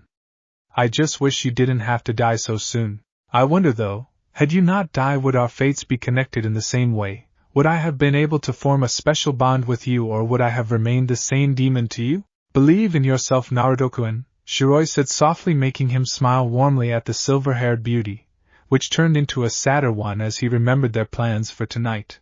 I do believe in myself, Shiroi-chan. I just wish you didn't have to die so soon. I wonder though, had you not died, would our fates been connected in the same way? Would I have been able to form a special bond with you, or would I have remained the same demon to you? He thought as his eyes automatically lowered to her midsection, where the chain of fate was linked to. Look at that, she's on her last encroachment cycle. Figures why Aji-san insisted that today had to be the last day. Anymore, we'll be risking her for transforming into a hollow. A forlorn look on the blonde's face as he sighed quietly to himself. Where's Aji-san, Ayame-chan? Naruto asked, breaking the silence. Oh, well, he had to take care of some business, she spoke quietly. Her eyes closed as she sat relaxed on the couch. His eyes narrowed a bit suspiciously at her answer, but nevertheless he just shrugged it off. He had other things on his plate already. Matsumoto though was staring at Naruto. She had seen the look of sadness that had ed his eyes for a brief moment before he had hardened himself. She didn't know much about Shiroi's and his relation, but in these past 15 days, the blonde lieutenant had felt the strong thread of warmness and care that connected these two. It looked there was a chain of fate connecting these two, invisible to even the Shinigami. Toussaint wouldn't be back for the next few days. But Ayame started as she took a deep breath before opening her brown eyes as she stared at Shiroi, who nodded at her to continue. But we have to perform the soul burial today, Naruto-kun. I'm sorry, she mumbled, not meeting his gaze as she stared at the floor. She knew that this would happen. After all, they were the one who had delayed Shiroi's Kanso in the first place. They had allowed the encroachment up until the last day possible, and Shiroi had to deal with strong spasms of pain several times after the end of each cycle. All right, where? He asked with a hardened look in his eyes, his heart heavy as if a huge burden was placed on his shoulders. You guys decide, Ayame answered in a quiet, sad tone while Rangiku stayed silent. She was used to this. As a Shinigami, they had to get rid of their emotions when escorting pluses to the other worlds. They too had to mask their emotions, just like a shinobi. It was not something they could choose from, not something they were taught in the academy or were asked to do, not something that was imposed on them via rules or the Central 46. It was a necessity, a code they had to follow which they learned from experience. The Hokage monument. His eyes widened when he heard her voice. She had spoken immediately. Turning his head back, he saw Shiroi smiling at him. Her eyes filled with warmness. So many emotions he found himself unable to understand or decipher at that moment. Why, you sure? Surely he was taken aback. That was the place they had talked to each other on friendly terms for the first time, when there was no hostility between them. She just nodded, her eyes getting a bit glossy as she tightened her hold on his shoulders. Turning his head back quickly, he clenched his eyes shut before taking a deep breath. This was hard. He didn't know it would be this painful. All his life, he wanted to create these bonds. But he never knew how it felt to have these bonds severed, to say goodbye to your most precious persons. Opening his eyes slowly, he again took a deep breath, trying to push back the tears he knew were coming. Clutching his pants tightly, he bit his lower lip while staring absent-mindedly at the carpet. Lifting his head, his eyes briefly met Ranjiku's sky-blue ones. She smiled a bit hesitantly at him, her eyes gaining a soft look while he could only avert his gaze, an expression of pain on his usually cheerful face. She, on the other hand, was taken aback. In these 15 days, the lieutenant had never seen him so down. Even when he was training, and things looked like they weren't getting any better, he never gave up and always tried to hit the target with more vigor. It was heartbreaking to see him in such a state. Ayam still had her eyes closed, as if she was trying to ignore all what was happening. The tense silence in the room, as if trying to ignore the reality. Naruto shifted his gaze towards the window to notice the sun already setting down. So, a few hours is all she's got, he ruminated with his eyes feeling heavy, already feeling tired due to the day's events. Putting his hands on his knees, he stood up a bit wearily. Shiroi-chan, let's go, he voiced quietly, making her eyes widen a bit in surprise while Ayam opened her eyes. Turning his head back, he glanced briefly towards Rangiku and Ayam, as if relaying a message. I'm waiting outside, the blonde mumbled as he walked languidly towards the exit, his shoulders slumped due to all the exertion, physically as well as emotionally. So, I guess this is goodbye then, you guys, Shiroi stated with a poignant smile, while Ayam stood up, a melancholic smile framing her expression. Walking up to the silver-haired plus, she enwrapped her in a tight hug as they stayed quiet for a few seconds. Thanks, Shiroi-chan. Because of you, Naruto-kun was able to feel love, friendship, trust, and so much more. In a mere month, you filled him completely. Thank you very much, and I will always remember you. It's just like I'm saying goodbye to my sister, she muttered, her voice calm as Shiroi tightened her hold on Ayam. Thank you, Ayam-chan. Thank you very much, she replied in a quivering voice, a lone tear streaming down her cheek before she released her. Wiping her cheek and eyes, she shifted her gaze towards Matsumoto. Rangiku-chan, she voiced in a low tone, nodding at her, making the lieutenant pout. What? No hug for me? Shiroi giggled lightly before hugging her tightly. Thank you for protecting Naruto-kun, and training him too.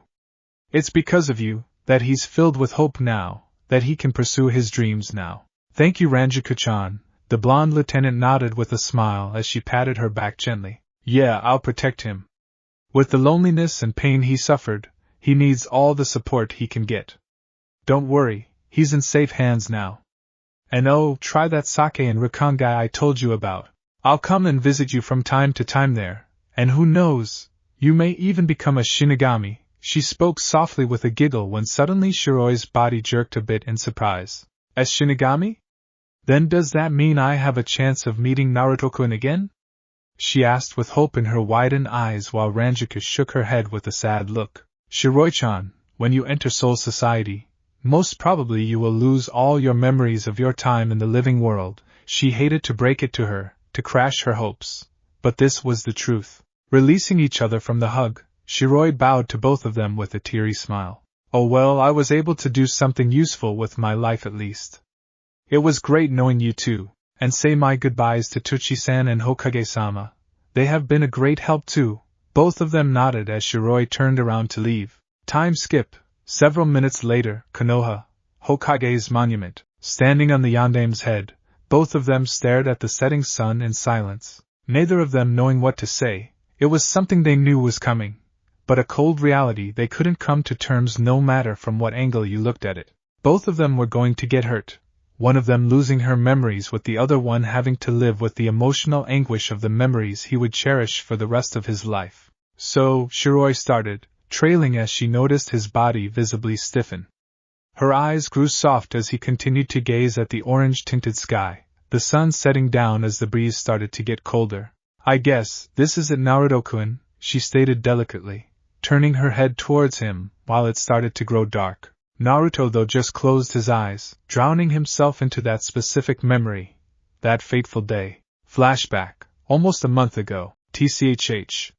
Stupid woman, I only wanted to talk to her. Not that I would go demon on her even after she's dead. Gigi said that your life flashes back before your eyes just when you're about to die. That at that moment, you instantly know what you did right and what you did wrong. At that moment, you're flooded with every possible emotion. That you feel guilty for the things you did wrong. But then, even after their deaths they continue to call me demon, ignore me, they still try to beat me when I do nothing but try to take away their loneliness. Hands in his pocket as he walked towards the monument, the only place he found himself at peace. I know how it feels to be alone, to be ignored, to not be noticed. His tone turned sadder as his steps became sluggish. It was late chilly night as the moon shone upon the faces of the previous leaders of Konoha. I only wanted to talk to her, to help her. Is that so much to ask? He asked himself, really feeling down. Nothing was working out for him, no matter how hard he tried to make some friends, to make people notice him. It always ended up backfiring at him. He was like a cockroach to them. No matter what he did, no matter wherever he crawled to, they were disgusted by him, they ignored him and enjoyed stomping on him. He was so sick of all this. He sometimes thought of leaving this village, but the fact he could become stronger here held him back. He was attending the academy. He wanted to get stronger. Why? He didn't know, maybe to prove these idiots that he was not a failure. But to become a shinobi, the basic requirement was chakra. Without that, it was almost a lost cause. No matter how hard I try, no matter what I do, it all seems lost to me. I mean, what am I even doing at this place? No one teaches me anything. Making friends and doing other stuff is out of the question. I think that it's better that I leave Konoha for good, talking to himself. Yeah, he might be going crazy. But who knows, maybe Kami may hear him if he talks instead of pondering to himself about this. Maybe someone would hear this, and not ignore him for once. I have to find a place where someone can solve my chakra problem. But where? He muttered to himself, his head lowered as he neared the monument. THAP. He grunted in pain, stumbling onto his steps as he fell down on his knees. His hands reflexively went to his forehead, blood dripping down his face. Who's there? The blonde snarled with narrowed eyes, his world spinning as he shook his head. The injury was already being healed. Looking down, he noticed it was a large pebble, its edge sharpened. The gash on his forehead healed quickly while blood covered most part of his face. Feeling himself being healed at inhuman speeds, or rather at a normal pace for him, he grabbed the rock before standing up wearily. Oh, sorry, did that hurt? I'm really sorry, I was just practicing a game we used to play. What was the name of the game again? Oh right, kill the demon. His eyes widened upon hearing that voice. Snapping his head up, he saw the same silver-haired woman as she mocked him with a smirk on her face, another pebble in her hands. Naruto gritted his teeth, his breathing becoming labored as he rubbed his forehead. Even with his astounding healing rates, it was winter time and it hurt greatly. His world began to go red as he tightly clenched his fists, the large pebble cracking under the sheer pressure. Oh, is the demon angry? So sad that you can't even touch me. I guess dying does have some positive effects after all. What can yo? Her voice trailed as suddenly a tremendous pressure filled the air, the oxygen becoming suddenly too difficult to breathe in. She was immediately on her knees, the chain linked to her clashing to the ground as she began panting. Lifting her head, her eyes widened as she noticed glowing purple lightning sparks crackle around his body. What's going on? She gasped while trying to stand up. Her eyes again widened though when he lifted his head. His whisker marks had deepened, the blonde locks spikier, while his fangs and nails had lengthened. His eyes, she thought while staring at him, sweat pouring down her face. I don't even need to touch you, he spoke in a cold tone, his voice gaining a demonic edge as he stared at her with those eyes. They were flickering between two shades constantly. One second they would red with black slits, and other they would be a glowing shade of purple, as if electricity was coursing through them. Began to pick up as he stood there, glaring at her with malice while a gust of spiraling wind flew outwards with him being the epicenter. Her eyes widened in slow motion, when he suddenly vanished in a burst of glowing blue lightning to appear in front of her, the large stones still in his hands. Naruto growled in anger, as he reared his hand while she immediately closed her eyes in fear. So he is a demon after all, she thought, petrified by the aura he was emitting right now. Even though the silver-haired woman believed that he couldn't touch her, a soul, she still couldn't help but be intimidated by him. The piercing high-pitched sound of the buzzing lightning almost deafening to her. Suddenly, the sound came to an abrupt stop as she kept her eyes shut, her hands trembling in fear while the only thing she could hear was his labored breathing. Slowly opening her eyes, hesitantly she was surprised to see the rock inches away from her forehead, while the boy had a paralyzing expression on his face. It's no use. I am just a demon to you guys. His pupil was vibrating slightly as he stood there in trance while she stared at him with wide eyes. If I attack you, I'm a demon. If I don't, you provoke me into doing so. It's like, you, everybody. His voice began to quiver as he clenched his eyes shut, his hand trembling in front of her forehead. You want me to be the demon? You want me to become an abomination, so you can kill me? He exclaimed loudly as the rock fell on the ground while she continued to stare at him with widened eyes. What is he? She cogitated in astonishment, surprised to see him act like this. Usually, the only emotion she saw on the boy's face, even when she was alive, was that grin, the everlasting smile on his face. It angered the elders somehow. It was like he was mocking them, mocking their relatives who he had killed all those years ago. Fuck you. Fuck this rotten place. He seethed through gritted teeth, pulling his hand back as much to her disbelief. Tears started to escape through his tightly clenched eyes. Fuck Hokage. Fuck Shinobi. He yelled loudly, a sob escaping his. Her heart scrunched painfully at the sight. He was crying, really was. Demons don't see cry. He's really crying, she thought, as if unable to believe so. She had never seen the boy down, but this, it was like he exploded right in front of her. Like he was feeling all those emotions at the same time. The anger, the pain, hurt, betrayal, rage, he was losing it. Strangely, she wanted to comfort him. No, this couldn't be a demon. This child, crying in front of her, she could feel his pain. Her guardians had told her that he was the Kyuubi reincarnate, that he was the Kyuubi who had taken so many lives that day, who had killed her parents. Did they mean this child, the one crying in front of her? Lifting his hands, Naruto began to swiftly wipe his cheeks and eyes, biting his lower lip to control himself. He breathed a sharp intake of air, opening his wet eyes which he wiped by the fabric of his black jacket. The only sounds that could be heard was the cold breeze flowing across them along with his random sniffing sounds. No, I have to control myself.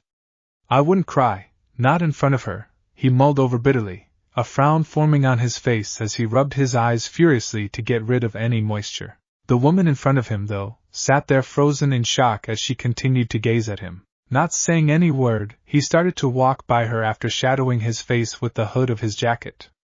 The woman, though, just followed his form with her eyes when he suddenly stopped beside her. I hope your life went well here.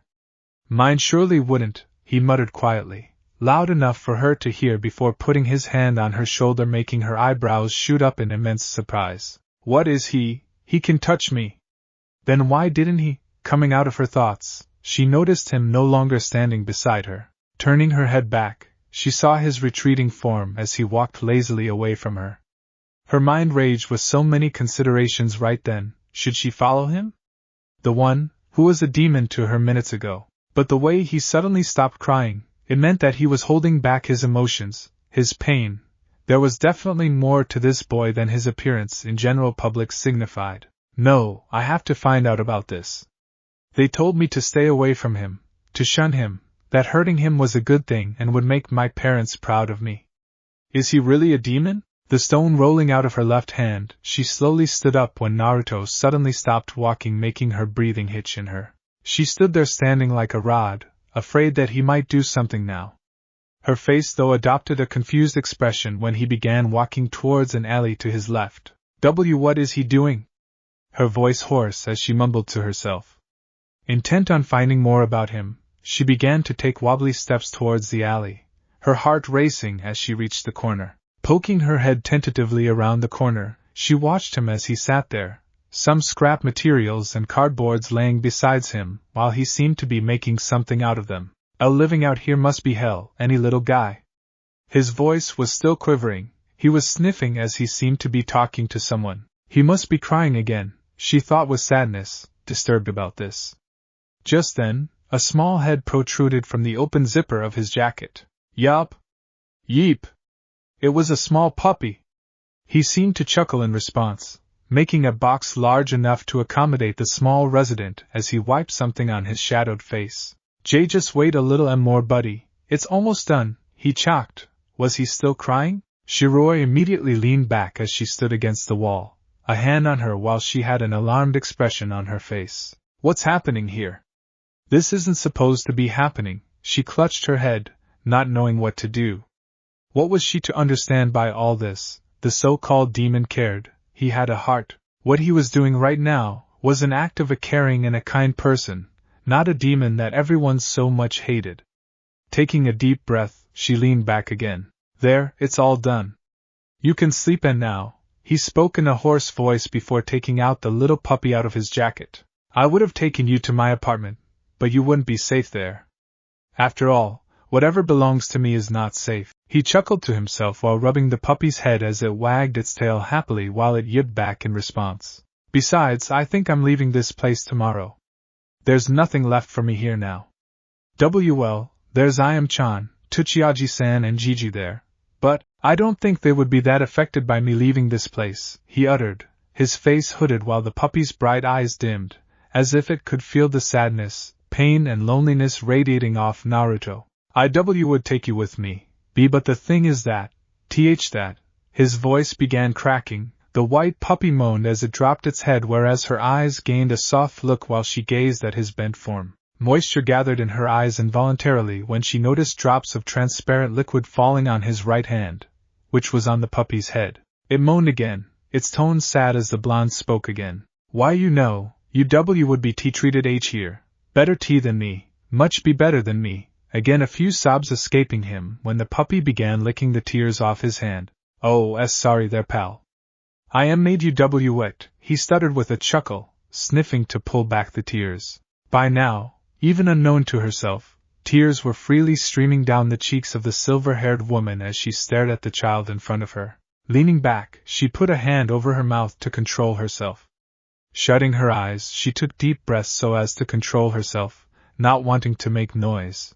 Oh Cammy, what have we done? She thought with wide eyes, every heartbeat being painful to her as more tears fell down her chin. A few muffled sobs seeped through her covered mouth, when her eyes widened upon hearing him say goodbye to the puppy. Pushing up against the wall, she stood up before running to hide in another neighboring alley. Peeking her head around the corner, she saw him walking towards the Hokage's monument. Just when she was about to follow him, a voice behind her startled her. You still think he's a demon? Snapping her head back, she saw a hooded person wearing a black garb. Judging by her voice, she was a female. Who are you? The silver-haired woman stammered as she frantically wiped her tears, surprised that someone could see her. Consider me that boy's well-wisher. But tell me, do you still think he's a demon? The stranger again asked, making her shake her head furiously. Oh, of course not. I would be a fool to believe in all that crap after just what I saw. Well, you were a fool in the first place to believe such ridiculous accusations on a boy who has done nothing to harm this village or anyone. The Plus's head dropped down in sadness and shame. Well, I'll make up for it. What I couldn't do while I was alive, I'll do it while being dead. I will make sure he isn't lonely again. She spoke with determination, lifting her head to surprisingly find no one. Then go. He's on the Yandame's head right now. The voice came from all directions making her confused, but she just shrugged it off for now. Nodding to herself, She wiped her cheeks with the fabric of her sleeve before rushing towards the boy who deserved so much more than what fate had given him so far. I wouldn't let him suffer any more. Konoha, Hokage's monument. Let's see, leaving Konoha would not be easy. They can't declare me as a missing nin considering I'm still not a shinobi officially. But Gigi might send some umbu after me. I have to make it so that they don't come to know about my absence immediately, Naruto muttered to himself as he gazed at the moon, sitting on the monument with his knees pressed up to his. I guess I have to leave early in the morning. For food, instant ramen will have to do, while I think some kunai and shuriken would be necessary. And the place I should check first, can't be Suna considering Konoha is in alliance with it. Right now, Kiri is undergoing a bloodline war or something. IWA2 is out of the question, so that only leaves Kyumo, he mused to himself as his eyes dropped down to his ninja sandals, releasing a puff of fog with his breath due to the chilling cold. His eyes narrowed upon hearing someone coming up there via stairs. Standing up, he turned back to see the same silver-haired whom he had tried to befriend earlier today. What do you want? He growled with anger in his voice. He knew she was there spying on him in the alley, but he didn't care. Not that she could tell the others that he was unleashing his wrath on a puppy. She, though, just stood there with a sad expression on her face while his eyes widened upon noticing the tear stains on her cheeks. Was she crying? I just wanted to say I'm sorry about earlier. I was just an idiot to think that you were the demon that everyone calls you.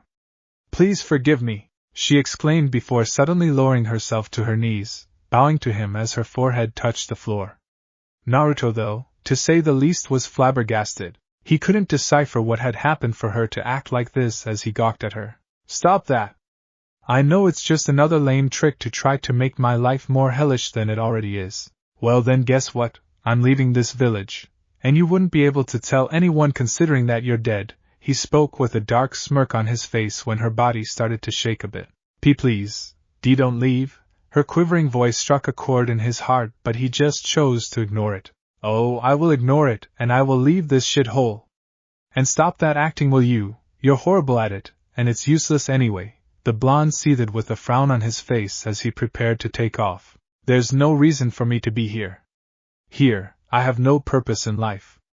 With manipulative bastards like you, I'm done for if I continue to stay here. He spoke bitterly, his back turned to her. He didn't like being so cruel to anyone, nor did he like to say such things to anyone, but he didn't care anymore. It was over for him here in Konoha. With no chakra, I can't hope to become a shinobi. And with nobody helping me here, it's no use staying in Konoha anymore. My decision is final. I'm leaving. Weighing his options for the final time, he took his final decision while nodding to himself. Yeah, being Hokage was a lost cause with no chakra. Goodbye, whoever you are. You are one of the very few persons in my life who have talked to me for more than 5 minutes, he uttered with a bitter chuckle, gazing at shining moon from the monument for possibly the last time. Just as Naruto was about to jump, not suicide, his eyes suddenly widened when he found himself wrapped in a tight hug from behind. Please! I beg you, don't leave! She yelled as he began to struggle against her grip. Hey! Leave me! What are you trying to do? I'm not that easy to take down, Oanagai.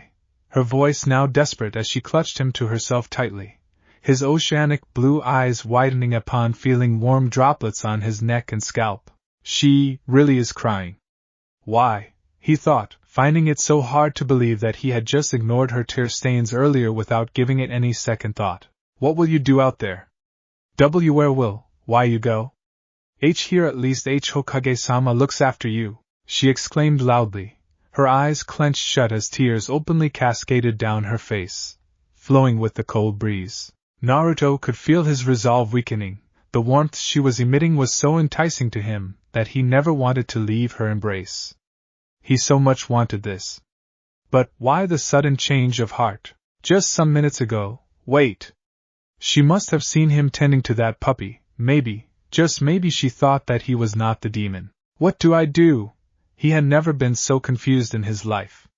Just a minute ago, he was sure about what to do, and then she just had to come and do this. He just stood there silently, his body slumped against her as she continued to embrace him tightly, the sound of her sobs and hiccups filling the air. Don't give yourself to darkness. I know it must be hard for you. The WAUS smiled daily, nothing got you down. Everyone has their limits. To think, you were hiding your pain behind that silly smile, she stuttered while Naruto's knees gave away in shock as both of them were lowered to their knees, her arms still wrapped around his comparatively smaller form. His head dropped down as the blonde clenched his fists. Her warmth was making him weaker. Why? He asked while breathing heavily. Why are you doing this? I am just a demon. Why do you cry for me? No! His body jerked in surprise at her outbursts while she held him firmly to herself, more tears falling on his jacket as she shook her head furiously. No, you're not. You're anything but a demon. I'm sorry. If only I'd taken the time of the day to get to know you. If only. I'm so sorry. His heart melted upon hearing her desperate but sweet voice. First of all, nobody had ever cried for him. And he was still confused as to why would she cry for him. He was the one who suffered, not her. After several minutes between him, he spoke. I'm sorry too. Her eyes snapped open as her face adopted a confused expression. What? I'm sorry for the way I behaved earlier. At that moment, I just didn't care anymore. I was fed up of the way people continued to treat me despite all these years. He spoke quietly, now his tone holding sadness as they stayed in each other's embrace, not wanting to move an inch from their position. And no, it was perfectly normal. You completely had the right to do so. His eyes widened when a meek giggle escaped her, making him turn his head to look at her face. The silver-haired plus though blushed a bit upon staring into his enchanting electric blue eyes. I'm sorry, it's just that if you hadn't broken down, then it might have been wrong. Why, you are very brave, to have endured so much for so long. If I was in place of you, I would have committed suicide a long time ago, she admitted with a sad smile, her green eyes sparkling under the moon, while he blushed due to the compliment. This feeling, he thought as his hand automatically went over his heart, it was strange, but it felt good. Turning back again, he lifted his right hand to wipe the tears off her cheeks, making her blush lightly. Pretty girls shouldn't cry. Now he definitely didn't know where that come from. But judging from her scarlet face, he thought he must have spoken something good then. Thank you? You're a cutie yourself, she spoke with a wink, making him blush dark red as she giggled at his face. Suddenly he felt good. Suddenly, the world didn't sound so dark to him. Things didn't look so hopeless to him.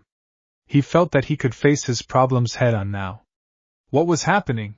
A true smile, radiating happiness, came onto his face as he gazed at the moon. What's your name? He asked quietly, a bit timidly, making her smile. She was making progress after all. Wakatsu Shiroi, came her reply as he made sure to memorize the name of possibly his first friend. What's yours? She asked with a sigh, embarrassed as hell to not even know his name when practically all the villagers knew him. Naruto, though, could only sweat drop in response. Talk about ignorance, he thought while rolling his eyes. Uzumaki Naruto. A bulb ticked on as she came to a realization. Now she had heard that name. She just didn't know it was his name. A comfortable silence again settled between them as they both sat there, staring into the endless sky. Will you leave the village now? He could sense the fear in her question. I don't know. I was all set up on my decision when you came. I just don't know what to do. My chakra, for some strange, is not stable. I cannot use it for anything. I have to find someone who can correct this problem. Here in Konoha, I don't think anybody's going to help me, the blonde verbalized, making her eyes slump down. So you're leaving tomorrow? She asked sadly while he just remained silent for a few seconds. No, I think I'll wait a bit. His response shocked her. Why was he staying now? My graduation exams are coming up in a month. I think I want to give one last try. I don't know, I just feel like I should stay a little longer. If somehow I learn the clone technique and pass the exam, I'll get a Jounin instructor, and then my chakra problem can possibly be solved. If I fail the exam, then I'll leave the village and go to Kumogakure, the whiskered blonde explained, making her nod when she replied. Then I'll go with you, Shiroi spoke firmly, making him turn back to stare at her in surprise. How can you go with me? You're dead right? Isn't like a Shinigami supposed to come and take you to heaven or hell? I think that you'll be taken away in just a few days. he answered, making her look at him gloomily. Then I'll spend as much as I can with you. I wouldn't leave you for even a second in these upcoming days. Seeing the look of immense surprise on his face, she smiled before kissing him on the cheek, making him blush madly. I want to make up to you. What you felt, what you went through, no one should suffer like that. I'll make sure that you forget your lonely childhood. Shiroi grinned at him as his heart swelled with something he had felt for the first time. It was positive, and he couldn't describe it. He grinned back at her, turning around to hug her tightly, making her giggle. It started out as a nasty fight, and ended up into such a pretty sight. Glad you finally found someone, kid. If not, then I would have had to intervene and knock some sense into you. Either way, well, it would have been good for you. I was planning to start your Riryoka training anyway, but I guess you need to get healed emotionally first, so I'll postpone it. And looks like Shiroi-san is staying in the world of living for a little longer. A male wearing the same black garb thought as he watched the pair from the shadows, besides whom was standing the female from before. Flashback ends. Naruto-kun, it's time. His eyes zoomed out of his trance-like state as he turned to look at her. Shiroi smiled sadly at him as she walked towards him before bending down to wipe his eyes off the tears which had formed involuntarily. I don't want you to go. I want you to stay with me, he muttered with a miserable expression before she wrapped him in a tight hug. Just remember that I'll be always watching over you. And I'll always remember you, even when I enter Soul Society or whatever place there is, she spoke firmly, making him smile as he hugged her back. Leaning back, she smirked at him before extending her index finger towards him. As we promised, she spoke, making him chuckle as he locked his own index finger with hers. No tears, he said, making her grin at him as the blonde this time hugged her, wrapping his arms around her neck tightly. Shiroi gladly hugged him back. Wow, you sure put up some muscle. You're squeezing me to death, Naruto-kun, she exclaimed with a giggle, making him jerk back quickly as the blonde rubbed the back of his head while smiling sheepishly. Naruto's eyes though widened suddenly when her expression turned into that of a painful one. Lowering his gaze, he realized that the final cycle of encroachment had started. No time to waste now. Taking out the black glove with the white skull, he pushed it against his. In a show of blue lightning threads, his adult Shinigami form came into Shiroi's view, who was right now clutching her heart. This is it, Shiroi-chan. Thank you for everything. You are my most precious person and I will never forget you. You gave me hope, you supported me and pulled me out of darkness. Only because of you, I began to cherish the place I earlier considered no better than hell. Sighing to himself, he unsheathed Haniko, positioning the tip of the hilt above his own shoulder such that it was facing her forehead. Shiroi, however, just grinned at him, ignoring the pain she was feeling. Glad to be of some use, Naruto-kun.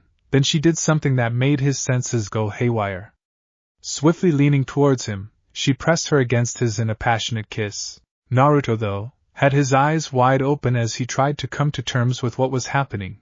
He was flummoxed to say the least. His eyes though widened further when her form began to glow white, just like her name. Averting his gaze a bit, he noticed his Zanpakuto gently pressed against her forehead, as a glowing kanji 4 soul burial appeared on her skin. Just as he was instinctively about to kiss back, the blonde felt warm droplets on his cheek when Shiroi leaned back, a bright smile on her face as a single stream of liquid, containing so many emotions, poured down her cheek.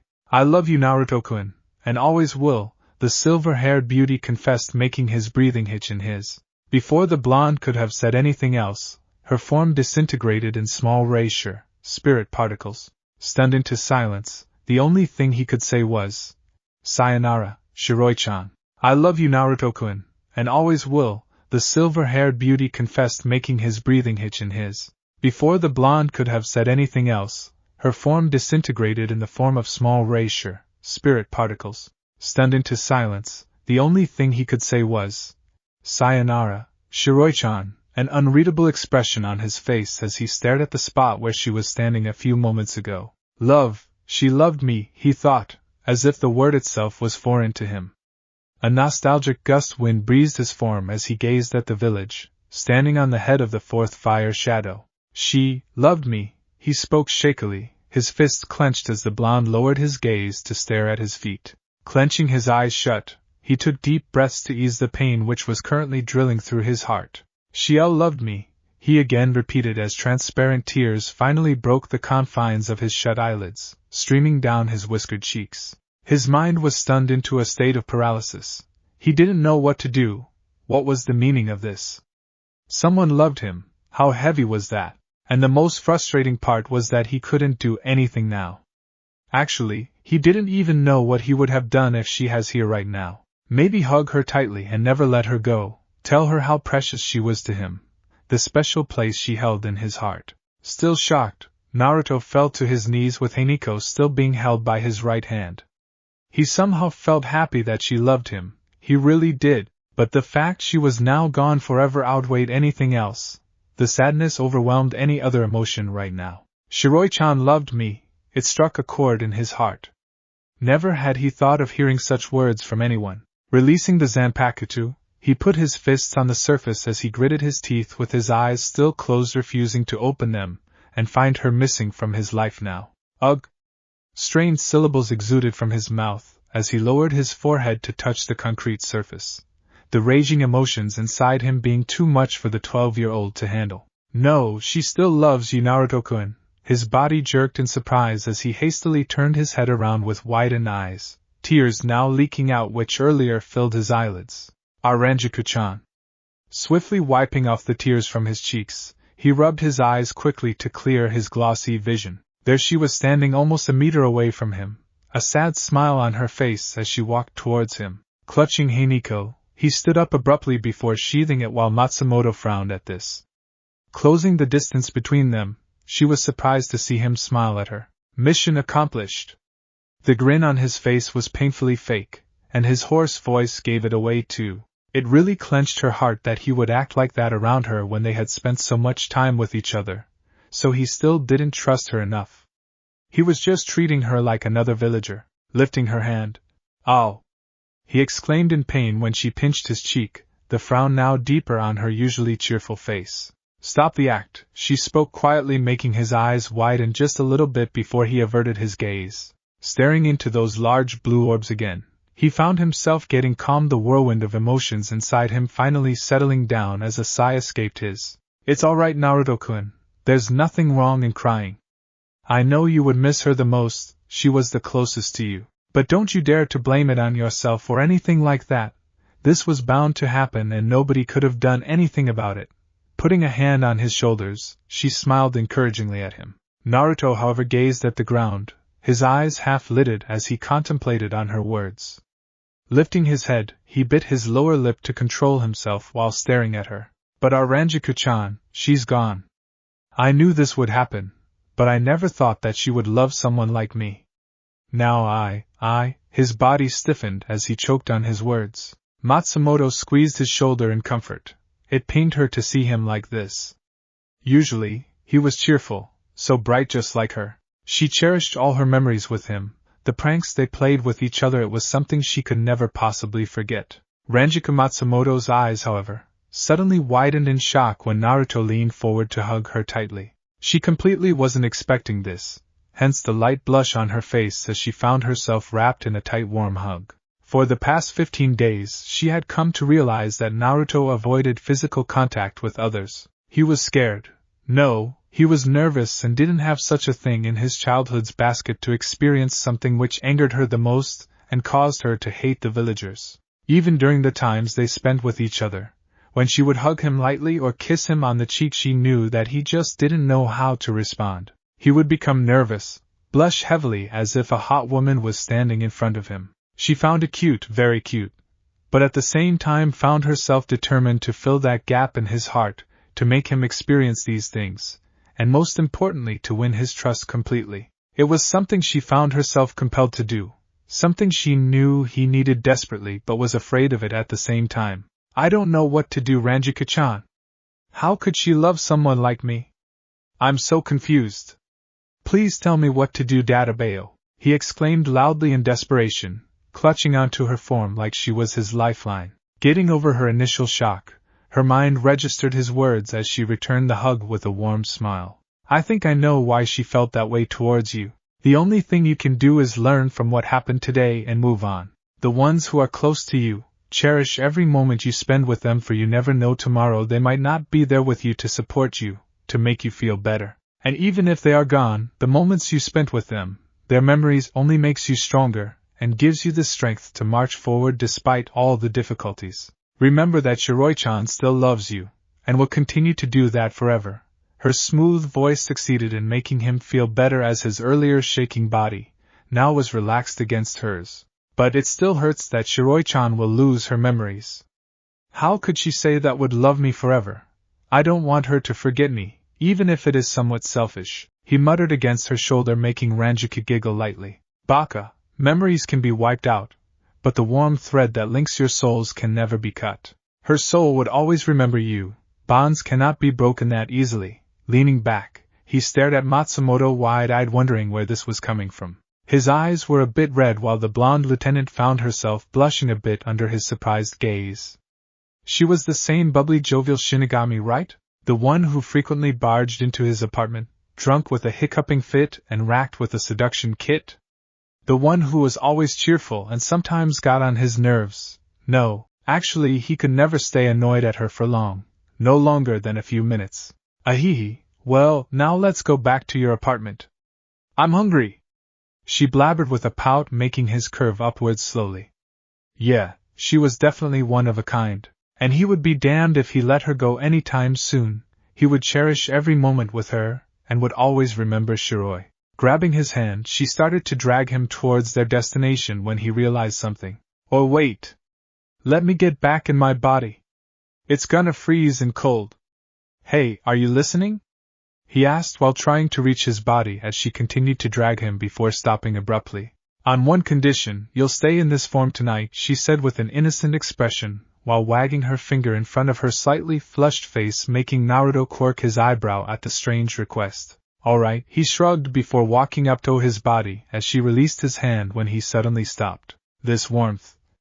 He pondered while staring at his hand, suddenly having this urge to grab her soft hand back and never let it go. Huh, what's wrong? The small bit of concern in her voice made him smile as he just shook his head. Nothing, she looked at him confusion as he lifted his body to sling himself over his shoulders. Whoa! I'm heavy, he exclaimed in surprise, making Matsumoto's sweat drop.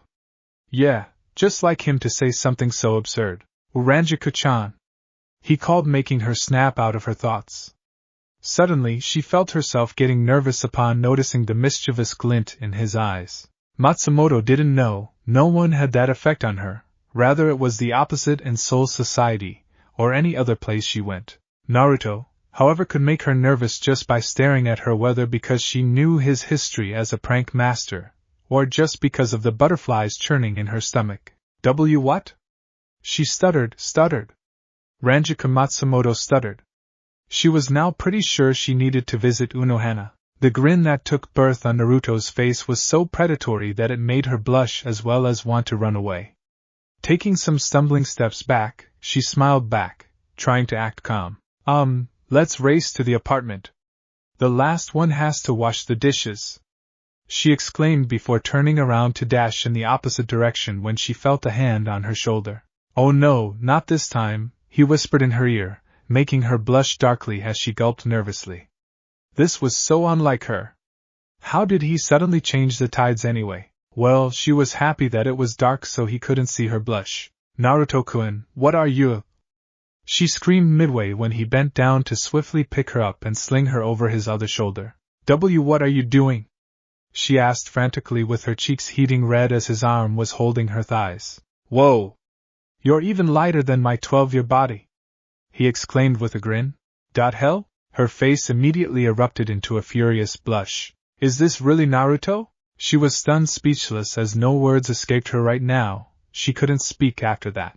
We'll reach faster this way, the whiskered blonde said over his shoulder before Flash stepping out of the area. A black blur could be seen blazing through the rooftops of Konoha, the streets now vacant due to the civilians excusing themselves to their homes earlier, probably because of the chilling cold. Thank you, Shiroi-chan, for everything. I don't know what love is, but you are the closest person to me and I will never forget you. And maybe someday, when I know what love is, I would return your feelings, he thought with a serene smile, glancing up at the glowing stars of the most eventful night of his life. I hope you went to a better place, he prayed, closing his eyes momentarily as they blurred towards his apartment, while Rangiku found herself embarrassed as hell. Thank Kami that nobody from Suriidi is here right now, or else my reputation would have been ruined, she thought in relief, though the 10th Division lieutenant couldn't deny that she was enjoying herself right now. Time skip. Several hours later, midnight Konoha, Naruto's apartment. Silence currently filled his warm apartment as both Naruto and Rangiku could be seen sleeping in the bedroom. The sleeping whiskered blonde right now was in his adult form, still wearing his Shinigami garb with Haniko resting against the bedside. Cuddled against him was the blonde lieutenant with a smile on her face. Her head was currently resting against his while Naruto had his arm draped over her form as both of them slept on their sides, facing each other. Matsumoto was currently mumbling something incoherent as she looked to be dreaming about something, but considering the pink tint on her cheeks and the occasional giggle escaping her, it must be something good. Sake, and Narukuin, ramen. No taichu. She moaned quietly, her voice muffled as she buried her face in the fabric of his garb, a childish pout on her face. Strangely, she tightened her hold on the blonde laying next to her, snuggling closer to him, while she was wearing a pink nightgown sleeping comfortably under the warm blanket over both of them. Beside her, indicated by the sweat beads on Naruto's face and the uncomfortable expression, he didn't seem to be having a good one though. And no, stop, please, don't go. There was a painful expression on his face as the blonde gritted his teeth, unconsciously clutching Rangiku closer to him, making her hem in sleep. Shiroi-chan, please don't leave, he exclaimed with a pleading expression on his face as her standing form in front of him started to glow white. Darkness surrounded them. There was no Konoha, only the two of them, with Shiroi's glowing form being the only source of light. Farewell, Naruto-kun. I love you and will always love you, she spoke with a smile as tears cascaded down his face. The blonde continued to beg her to not leave while her form slowly vanished. Before it was nothing but darkness surrounding him. Please, just don't.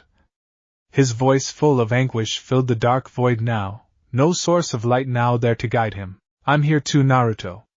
Don't you dare give up yet. His eyes widened upon hearing a voice. He couldn't tell if it was female or male just by the nature of it seemed a combination of both, but somehow, he felt familiar with it, like he had heard it before. Who's there?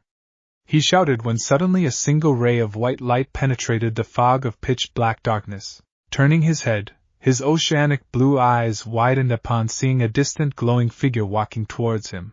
It just looked like a dot to him at this distance. Only a bright dot of glowing light as the darkness around him slowly lifted itself. March forward, it spoke again. Become stronger, live to cherish, fight to protect, ignore the beatable, climb the unbeatable. Let those threads of bonds weave your torn heart, let your tears forge your weapon. Stand valiantly, Uzumaki Naruto. His eyes widened as the figure continued to glow while Naruto found himself trudging towards the approaching figure. Suddenly though, he found the scene around him fading along with the glowing figure, making him now run towards it. Hey, wait! He yelled, but the world spun to slowly form something, a place exactly which he was familiar with. So, back to this old place, huh? He questioned himself as realization dawned on his face. Currently, the blonde was standing in an alley which he had seen uncountable times now. That day, he thought with a frown, in his Shinigami form right now. Walking forward, he climbed to the roof before opting for staring into the empty alley. This should be a good view as always, he sighed to himself while running his hand through his spiky blonde locks. He turned his head upon hearing the sound of footsteps. Damn! It's a dead end. He watched as his younger version exclaimed in frustration. The younger Naruto down there had torn clothes covering his petite form, multiple bruises on his body while he seemed to be panting heavily. The recently formed Shinigami just stared expressionless at himself down there, knowing full well of what was about to happen down there, the event that he would never forget, or rather, found himself unable to forget even if he tried. Turning his head, he saw those civilians from that day entering the alley, the usual sneers on their faces. They too seemed to be panting, probably due to chasing the young blonde for a long time. Finally caught you, punk. This is the end for you. I guess even Kami wants to kill you today. With Hokage-sama currently out of the village, We now have our chance after such a long time, they continued to speak with venom, glaring hatefully at the young blonde in front of them. The Shinigami Naruto though smirked upon seeing his younger self's reaction to them. Meh, I don't care. Figures you idiots would need Kami's help to kill me. All of you are such weaklings. The way young Naruto spoke casually, mocking them with a bored expression on his face as he stared up into the sky, looked truly amusing to him now. Heh, now that I thought. That was a pretty good plan back then, the adult Naruto mused with a smirk as he gazed at the enraged expressions of the civilians, murderous looks on their faces as they cracked their knuckles. What did you say, you demon? One of them growled while the others opted to stay quiet, not wanting to alert any patrols of their party session. The younger Naruto's face though suddenly turned serious as his eyes now gained a cold look, something which took them by surprise. No child can possibly have such eyes. The coldness and hatred radiating off them could be literally felt by them. To kill me, you need to form mobs, he simply said, implying the rest of it by just staring each of them dead in the eyes. Their eyes widened a bit at his sentence, somehow finding themselves a bit paralyzed by that look. And wasn't the air getting heavy around them? Or were they just imagining things? To kill a 6-year-old, you need this many people. I pity you, not one of you has the guts to come at me alone. This further pissed them off as they growled at him when one random guy with a considerable build walked in front. Fine then, you demon. I guess we can accept your last wish, he growled, disgust in his voice before walking towards the young blonde. Make sure to leave some of him for us too. The adult Naruto up there though was proud of the cold look and the fierce eyes that his young counterpart had put up in front of these idiots. But he also knew how much he was ready to piss his pants at that time. But at least he had better chance of escaping with a single civilian back then instead of having the whole mob beat him simultaneously into a bloody pulp. He had learned early on in life that he was alone in this, so with experience he knew that it was pretty easy to manipulate these villagers using their own emotions against them. Begging for them to stop, showing fear in his eyes would only make matters worse. He had learned that too through experience. Nonetheless, it was a bonus if they sometimes came without weapons, like this time. So asshole, let's see if you can handle even one of us, the well-built tall guy spat as he punched his palm while young Naruto backed up against the wall. His eyes could be seen reflecting the amount of fear he was currently experiencing. But nevertheless, he was still portraying himself to be a calm, gorgeous woman surrounded by testosterone-charged, estrogen-starved rapists in a deserted alley. Take this. With a loud shout, he reared his fist for it to blaze towards the cornered Naruto, whose eyes widened. Wham! The wall cracked under the pressure as the pieces of concrete flew outwards, with a small crater being formed on the wall. Covered both of them as the curtain slowly unveiled itself to show the man's fist buried deep into the wall. Inches away from the fist was Naruto's face, whose form was currently trembling with his eyes wide as if he had seen a ghost. How could you dodge it? No child should be able to do that, he exclaimed in anger while the blonde seemed to be distracted, or rather disturbed as he stared at his hands covering which were faintly visible purple lightning streaks. Noticing his hands, the civilian's eyes widened. Why, you monster! He yelled before going for a kick at the blonde, who this time seemed to be just staring blankly at his trembling hands when the foot connected with his gut. Gah! He exclaimed in pain as he was smashed against the wall, making the crater deep while the man panted a bit, an enraged expression on his face, whereas those behind him seemed to enjoy that. The blonde Shinigami, however, closed his eyes, his arms calmly folded over his. This is just a dream. Snap out of it, damn it, he yelled mentally, still trying to calm himself. This was something he did not need right now. He did not want to deal with this. So, you like that, you fucker? The man growled with narrowed eyes while young Naruto fell to his knees, coughing violently as blood oozed down his chin. He was currently clutching his stomach in immense pain, his eyes tightly clenched while he gritted his teeth in what seemed to be a mixture of pain and anger. Leave. He spoke in between his coughs as the blonde struggled to stand while he could feel his insides getting healed quickly. However, the influx of anger that now enveloped him caused him to stand despite the pain he was feeling. Speak loudly, demon, I can't hear you. Last time I heard, you were roaring all across the village 6 years ago. What happened now? He spoke with bile dripping from each syllable when he heard the blonde in front of him growl. Leave me alone! Naruto yelled as suddenly the air got too heavy around them. WR! The man found himself suddenly on his knees as the pressure got too much, finding himself difficult to breathe. If I learn to willing pour out my Ryatsu in my real body like that, it will be pretty handy to intimidate my opponents, the adult one thought as he gazed at himself from the roof with an unreadable expression. However, he had to admit he looked pretty cool when his anger-induced Ryatsu increased, resulting in his spiky locks being lifted into midair as they began to hover because of his Ryatsu. Down there, lightning streaks were now visible as they screeched around his body, even his hair. Rocks and pieces of concrete now began to hover in midair by some unknown force. It was pretty extraordinary if you thought.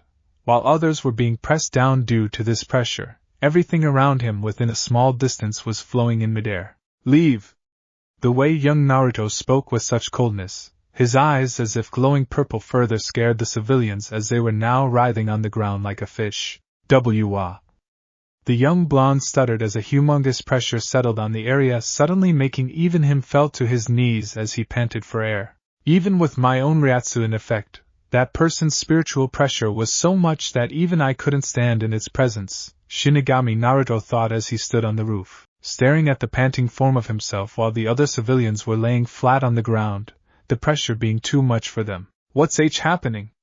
Young Naruto managed to choke out as he lifted his head for them to widen considerable. Squelch! Slosh! Slash! He stared in mind-boggling shock as blood splashed out everywhere, painting the walls of the alley. Within seconds, all the groaning sounds were consumed into pin-drop silence as the civilian corpses lay there unmoved. His breathing hitched in his when the pressure further increased, making him plummet into the ground, his jaw now scratching the dirt. You're an interesting one, Uzumaki Naruto.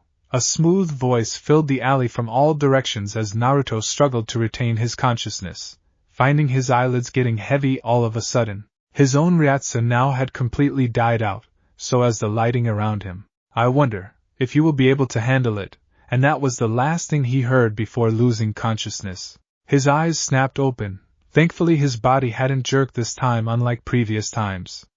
Only the sounds of his panting could be heard in the bedroom of his apartment, as he stared at the ceiling. Lifting his hand, he wiped his forehead off the sweat as his breathing gradually evened. That dream again, huh? It's been 6 years already. Why does it still haunt me even today?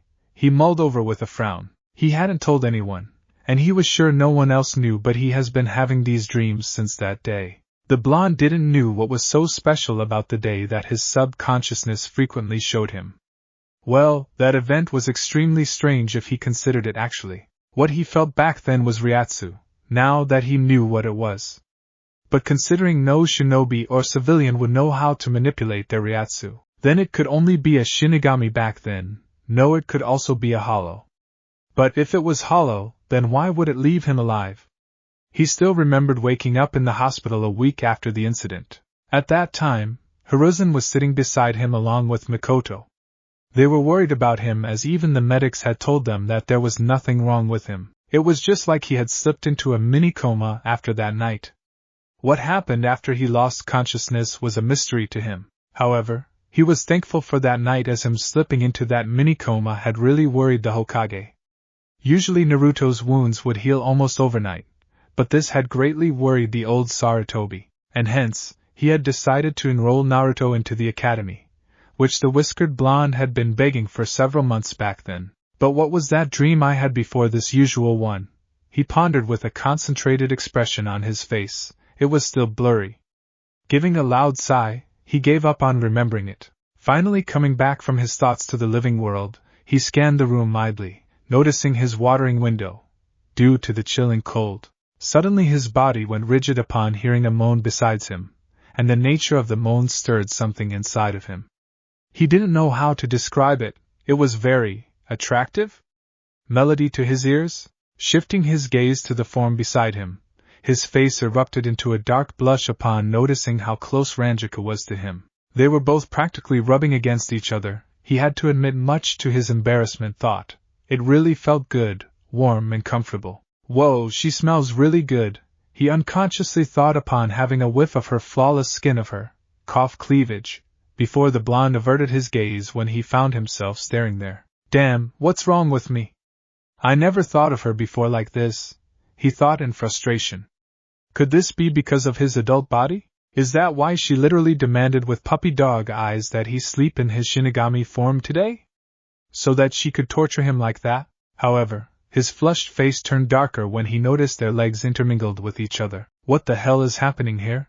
He inwardly cried anime tears, not knowing how to handle himself in such a situation. Naruto's sweat dropped when a giggle escaped her, whose face was currently snuggled into his. How the hell did we even end up like this? He thought in bewilderment. He was sure they had slept at their sides. Oh well, not that it had happened for the first time. Come to think of it, this happens daily, he thought in realization, making him shake his head before a chuckle escaped his. Unintentionally, as if on automation, he pulled her closer to him as the blonde hugged her protectively with a smile. Wait! What am I doing? He berated himself mentally, but it felt good. Her body was really soft and warm. However, he knew if Matsumoto ever comes to know of this, she would embarrass him to hell. But oh well, I have to admit this feels good, he thought with a warm smile before snuggling his face into her blonde hair, enjoying the scent while she moaned as if in appreciation. A serene smile on her beautiful face. A sigh escaped his as he recalled what had happened earlier tonight. Shiroi. He just couldn't get that last expression before she had left out of his mind. That smile, that peaceful smile she had on her face, it made her look more beautiful than ever. He would never forget that smile of hers, never. Shifting his gears, he then began to think of his training.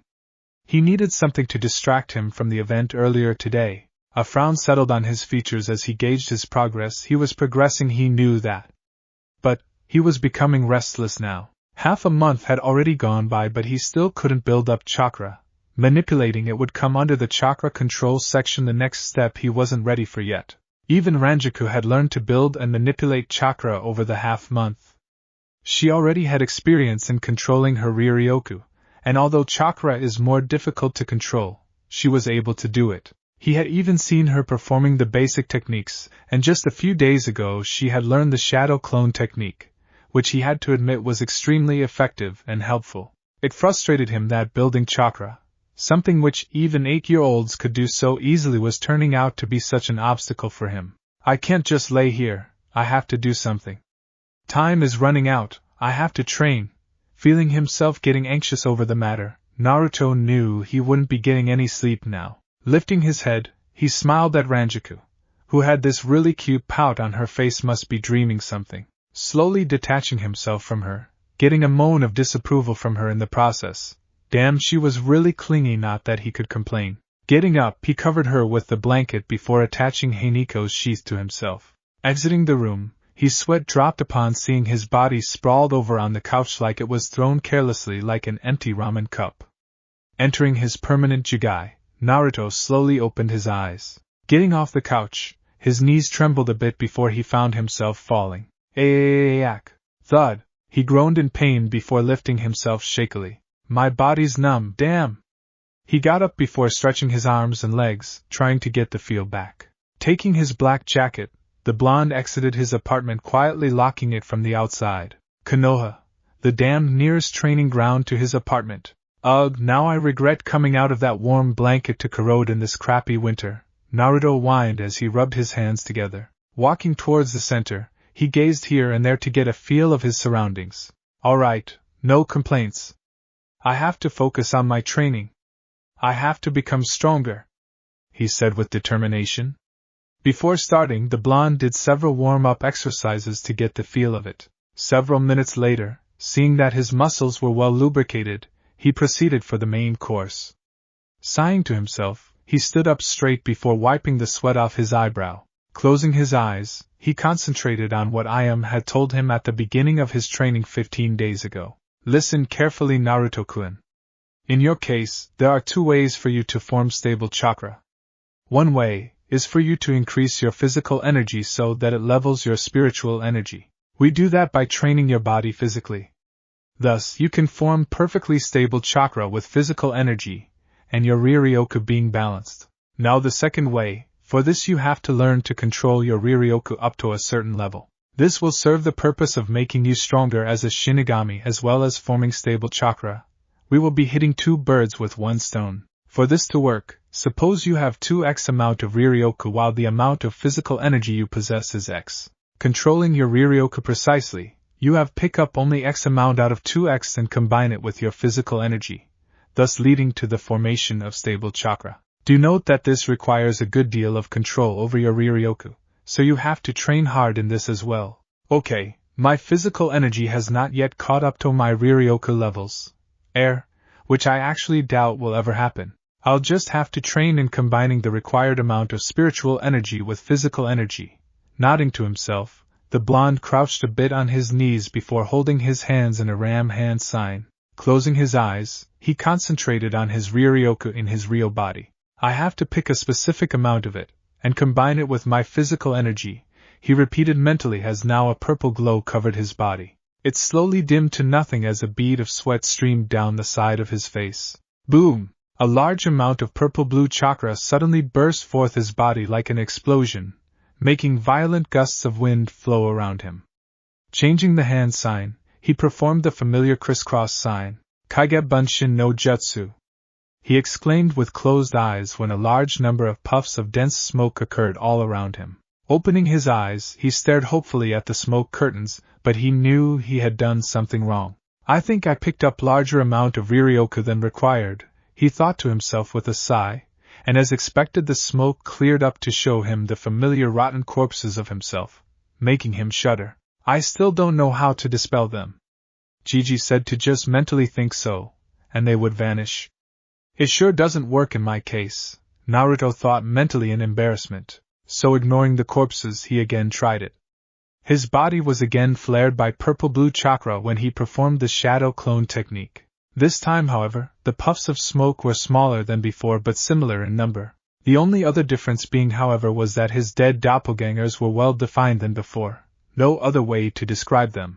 I think this time I picked up lesser than required, he thought with twitching eyebrows. How was he supposed to pinpoint the exact amount needed? He has been trying these past days, but this was extremely difficult with his Riryoku reserves. But I can't give up. I've gotta try harder. I've been doing nothing but Riryoku control training these past 15 days. I've got to succeed now, he exclaimed to himself with unparalleled fortitude, his electric blue eyes fierce with resolve. Several hours later. Oh damn it! Naruto yelled in frustration as he kicked a pebble. His one eye closed as the blonde panted heavily in exhaustion. Around him were laying those countless beautiful corpses he had handcrafted himself. The sight was so extraordinary that the ground was littered with these dead clones while many of them were hanging by the tree branches surrounding the area, just like wet clothes. His whole body was sweaty as he stared at his training with a sigh. Oh well, I'll keep trying this every day.